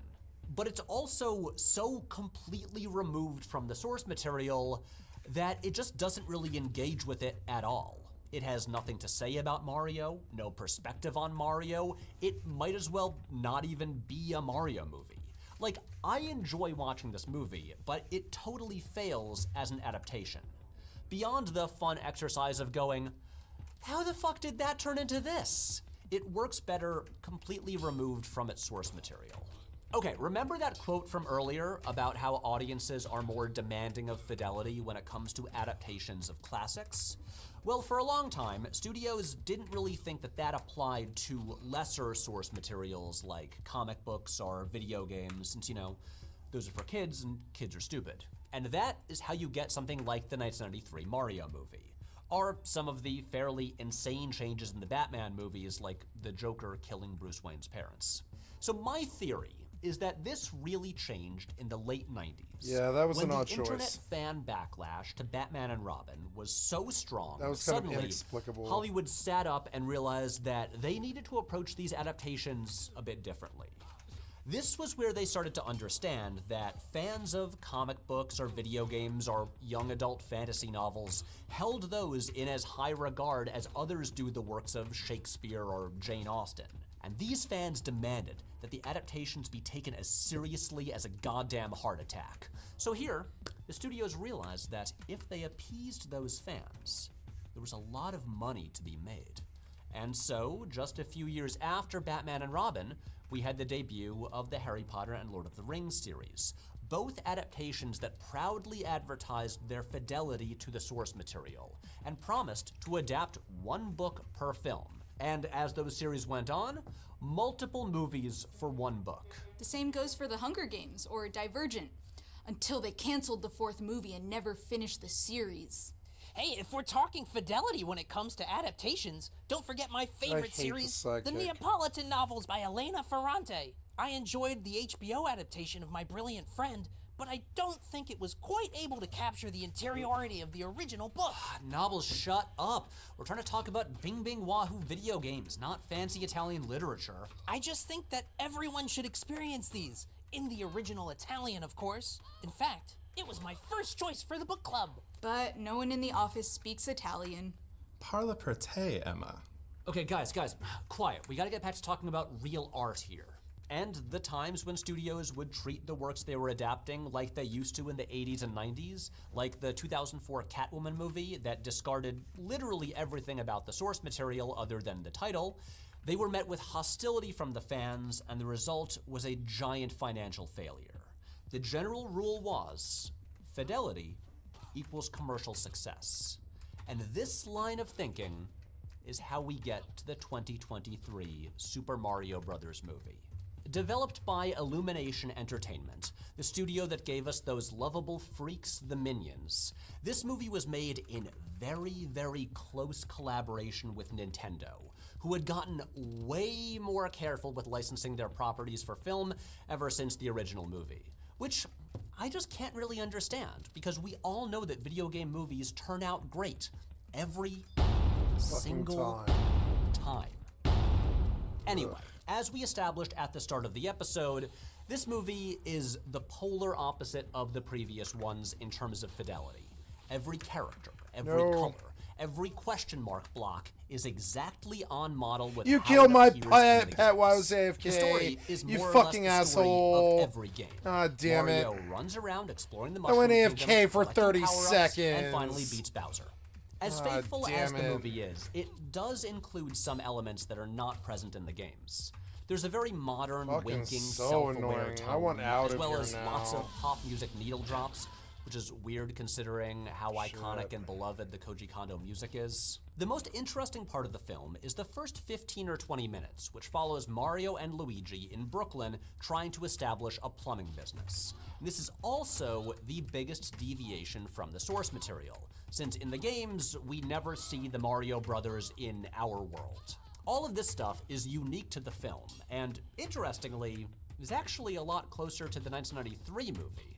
And when it's doing its own thing here, it's not bad. But this only lasts for a few minutes, until Mario and Luigi get sucked down into a pipe and travel to the Mushroom Kingdom, and then for the next hour or so, it basically just turns into the Damn it, experience man. of All I watching did was someone all else play a tab. Mario game. God Here, damn the fucking film pop becomes aggro mostly and a link parade bullshit. of iconography from the games. Fucking so Every annoying. scene has at least one moment designed to make viewers sit up and do the Leo point, because they recognize something. Look, Mario has the cape. Look, he slid down a flagpole at a castle. Look, Donkey Kong is throwing barrels. Look, it's an arcade game called Jumpman.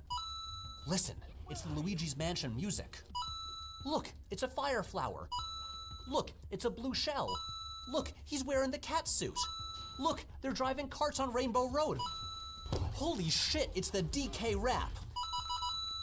Look, I'm only human, and when I heard the DK rap, I gotta admit, that one got me. It's a great song. This movie has more of a narrative than the games, which isn't really saying much, and it gives the characters slightly more dimension and motivation, which also isn't really saying much. But it avoids any kind of take on the material. If the 93 movie is too much of a singular vision, this one is no vision at all. It's like a feature-length tribute montage that would be made for Mario's 40th anniversary and approved by the full Nintendo Executive Board. It feels like the filmmakers were given a checklist of everything the fans would want to see and told to put all of it in the movie. Now, I'm not criticizing anyone for enjoying the movie. It's designed to provide 90 minutes of non-stop dopamine hits for anyone with any fondness for the Mario games. But I am saying that its audience is akin to lab rats getting a morphine drip straight to the pleasure centers of their brains. This movie is junk food, and I truly believe that the Mario video games are much more than that. And this is why I wanted to focus on Mario for this episode, because these two adaptations, made 30 years apart, kind of perfectly form a spectrum. And so, folks, I am proud to present what I call the Super Mario Super Spectrum of Adaptation Fidelity. Hold up. Is it just me, or is this kind of boring looking? Like, this is Mario, you know? Something we all love for its colorful, fun aesthetics. Can we, like, update the graphic? Damn it, I'm not gonna be able to afford the damn direwolf I lost. That's good. So annoying. Okay, so on one end, we have something that barely resembles its source material, that has no interest All I in did was engaging with it at AFK. all. A singular For 30 vision seconds, that would probably motherfucker. be You better killed if my the pet in names that were changed time. and it were just a wholly Fucking original dick. thing, not an adaptation. And then, on the other end, we have something that is so faithful that it is less a movie and more, as Mario creator Shigeru Miyamoto put it in an interview, a video asset. This is a brand extension. Yeah. There is no vision beyond the corporate vision of Nintendo and its affiliated companies. It has nothing to say, no engagement with the source material beyond a corporate-approved celebration. Oh, this is the exit, So anyway, huh? for all you Oh, I made it academics out. out there in the Okay. field of adaptation studies, feel free Nice. to use the Super Mario Super Spectrum of Well, Adaptation Fidelity. So that was a great run. I killed somebody, legit. I mean, it wasn't that great in the fact that I lost like a direwolf that was worth like 25 gold or something like that. So I didn't really get money out of that. I mean, I did. I got money out of here. Yeah, I pulled like 10 gold off of this, so it's gonna help mitigate the damn direwolf cost. But I kind of like lost a lot of money on that direwolf, like just for AFKing 5 seconds. So goddamn stupid. I'm so sick of the goddamn pop aggro and Link all the fucking time. Every single fucking game is so annoying. Like, god damn it, man. This is a modern game. They're just as bad. This old school shitty design where they fucking just pop you with some fucking mob. Kill your pet. Losing a pet in this game is really expensive, kind of. It's like, I don't know where the closest direwolf spawn is, and I don't want to fucking train him either. It takes forever. I want to buy from a trainer. I like that direwolf. It's a really good mount. I could get home a lot faster if I didn't let it die. But like, I thought I could AFK for 30 seconds, and nope. Dead instantly. Fucking pet. Like, fucking... I was like, okay, I'm clear, and there's no mobs or anything. I'm just gonna alt-tab because I'm being attacked, and... boom, pet's dead inside of 10 seconds. It's like, man, you and your fucking dumbass pop aggro and fucking Link all the fucking time. Piece of shit developers. It's a played out piece of shit mechanic. It's so dumb. Whatever.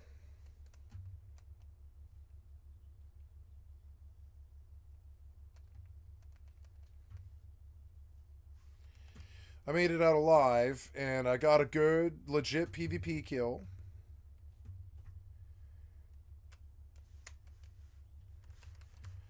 I got a piece of armor that I was missing. I replaced it. I have to buy a new pet, which is annoying, because like I will not have like the gold income to cover it off this run. I mean, I made 6 gold off the bandit heads, which is not nothing. You know, that is something. I think, no, I guess I can't, oh, oops, yeah, we'll put the cloak on, yeah. Yep, and I got a couple of things, yeah, I got some interesting things.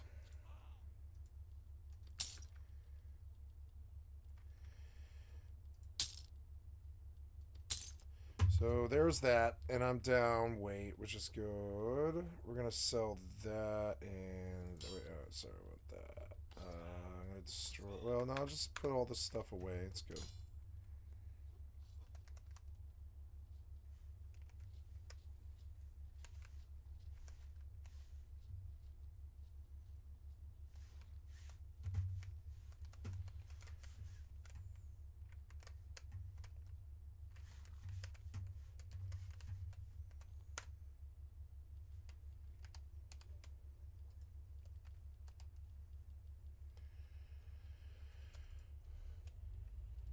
I'm gonna need like that, and I'm gonna need like goddamn 50 gold or something dumb. I am gonna take like 50 gold and go do this. It's so stupid. I can't believe I'm spending this kind of money.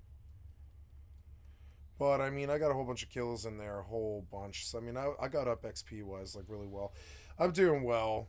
I'm learning the costs of the game, and I can always go down there with a cheaper set, you know? It doesn't really matter. I like pulling out the money. It feels good. Like, I felt like I actually did a really good run there. Went in, I experienced the whole place. I killed that guy. I took his shit. Felt good. It's good to get a legit 1v1. He ran, like, he fucking ran. Like, big time.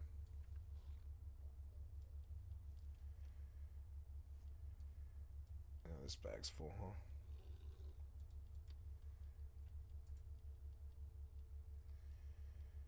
Minor bandage, minor bandage. I want real bandages. But, like, yeah, can you buy bandages from the market? Let's go see. Bandage from the browse market. Do you yeah, how do you get bandages? That's, like, you can only get them from the mobs, I guess. That's annoying. Let's see. I'm going to go Google and just see. Oh, cool. I won this one. Yes, it did. I made, like, good, like, 80 mil something today. That was good. I'm going to go Google and see if... I want a dire wolf. Let's go get one. Goddamn expensive. Need to go get the Belbuses killed. The pets die way too easy. Like, I wasn't, like, man, that sucked. I should just keep my weapon out if I'm in a place like that. Because pulling the weapon out sometimes the difference between the pet dying or not. So, yeah, we're looking for dire wolves. Dire.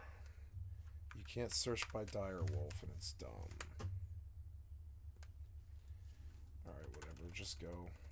Alright, go. No. There you go.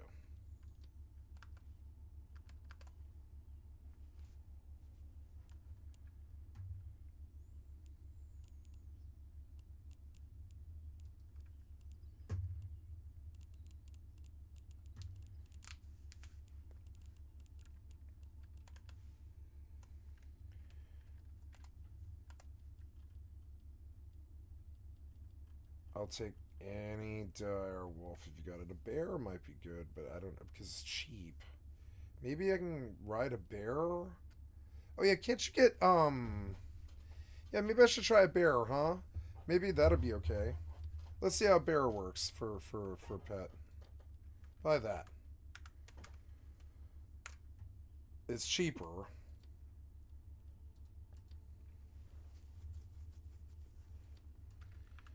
Yeah, and then feed him, or I don't know. Oh, he's small. Can I ride him? No, creature's too low level. Damn it. Maybe we better just shelve him then. Or I don't know. Yeah, like, I don't know. Like, will he get bigger? Yeah, but he's low level, which sucks. My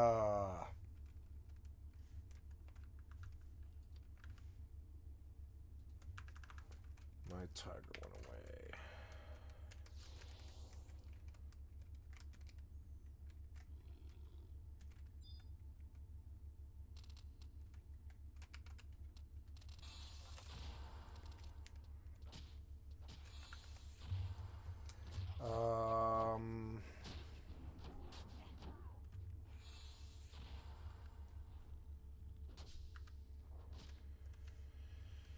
Well, I bought a bear, but he's not really fitting of what I wanted to do, so I wasted some money here. Just kind of annoying. We're just gonna stable him before he fucking gets killed.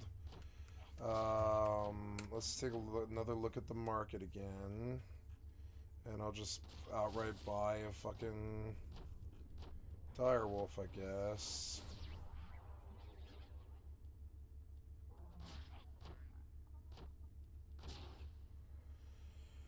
$50 fucking gold. 50 gold, son of a bitch, you son of a bitch. 50 gold is a lot, but it's actually not that bad.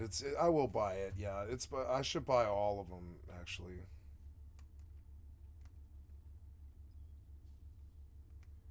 The hell was that? What was that?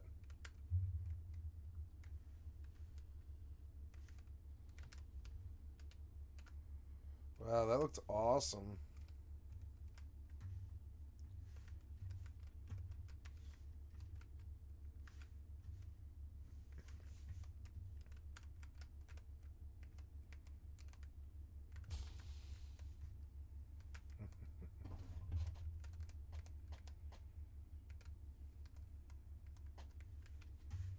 I don't really want to die, so. Yep, you suck. You missed. You suck at that.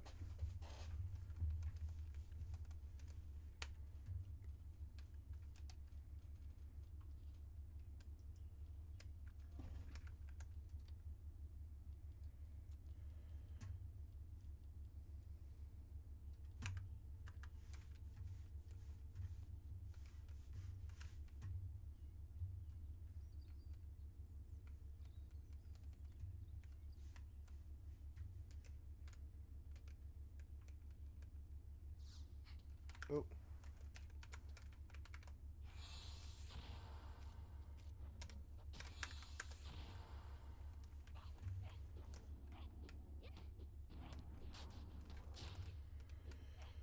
You can't ride a bear. I wonder if they're way, way better and tankier than the direwolf, but I don't know. I wonder how much pet points they are. 65. Level 65 direwolf. I'll take it, sure. Because I can get gold from shit, I'm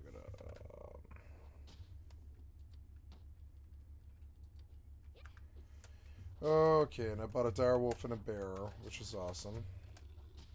Gonna feed him.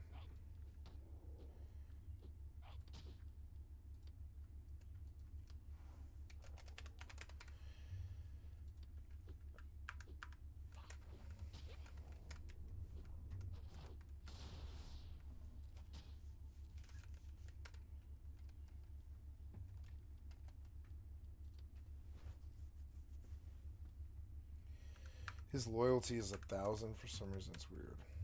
Yeah. Abscondius, the Grandmaster Armor. I like his white horse. The performance is a lot better when you turn the resolution down. It's awesome. This guy's got 4 horses.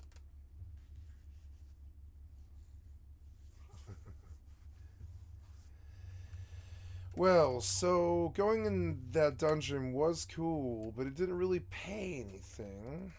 I suppose, oh, we'll go to Belbis. Yeah. Get on the wolf, and we'll go farm some Belbis and go turn in to see what other animal things I can see. Let's take a look at my pet points and stuff. My con is 109. Attribute is spent on this point.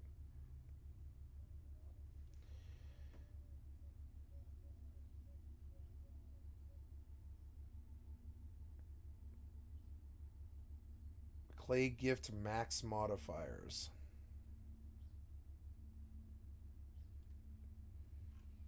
Yeah, that's okay. Night eyes. Yes.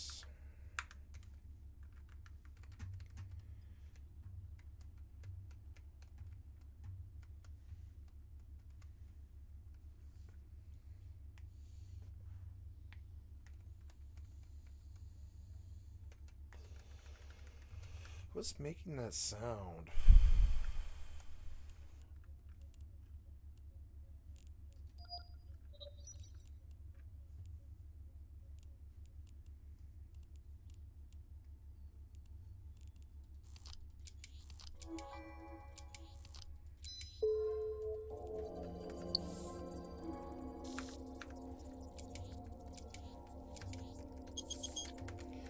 No, I learned the hard way about this. I have to go around the slow way.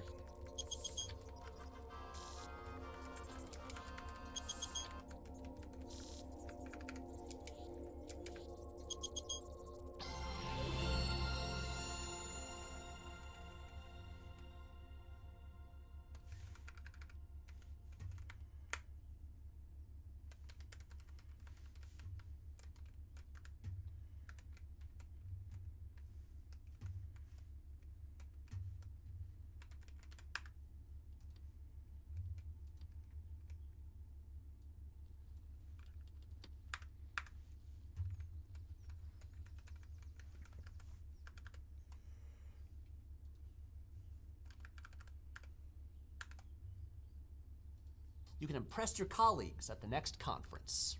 And this all leads me to a larger question.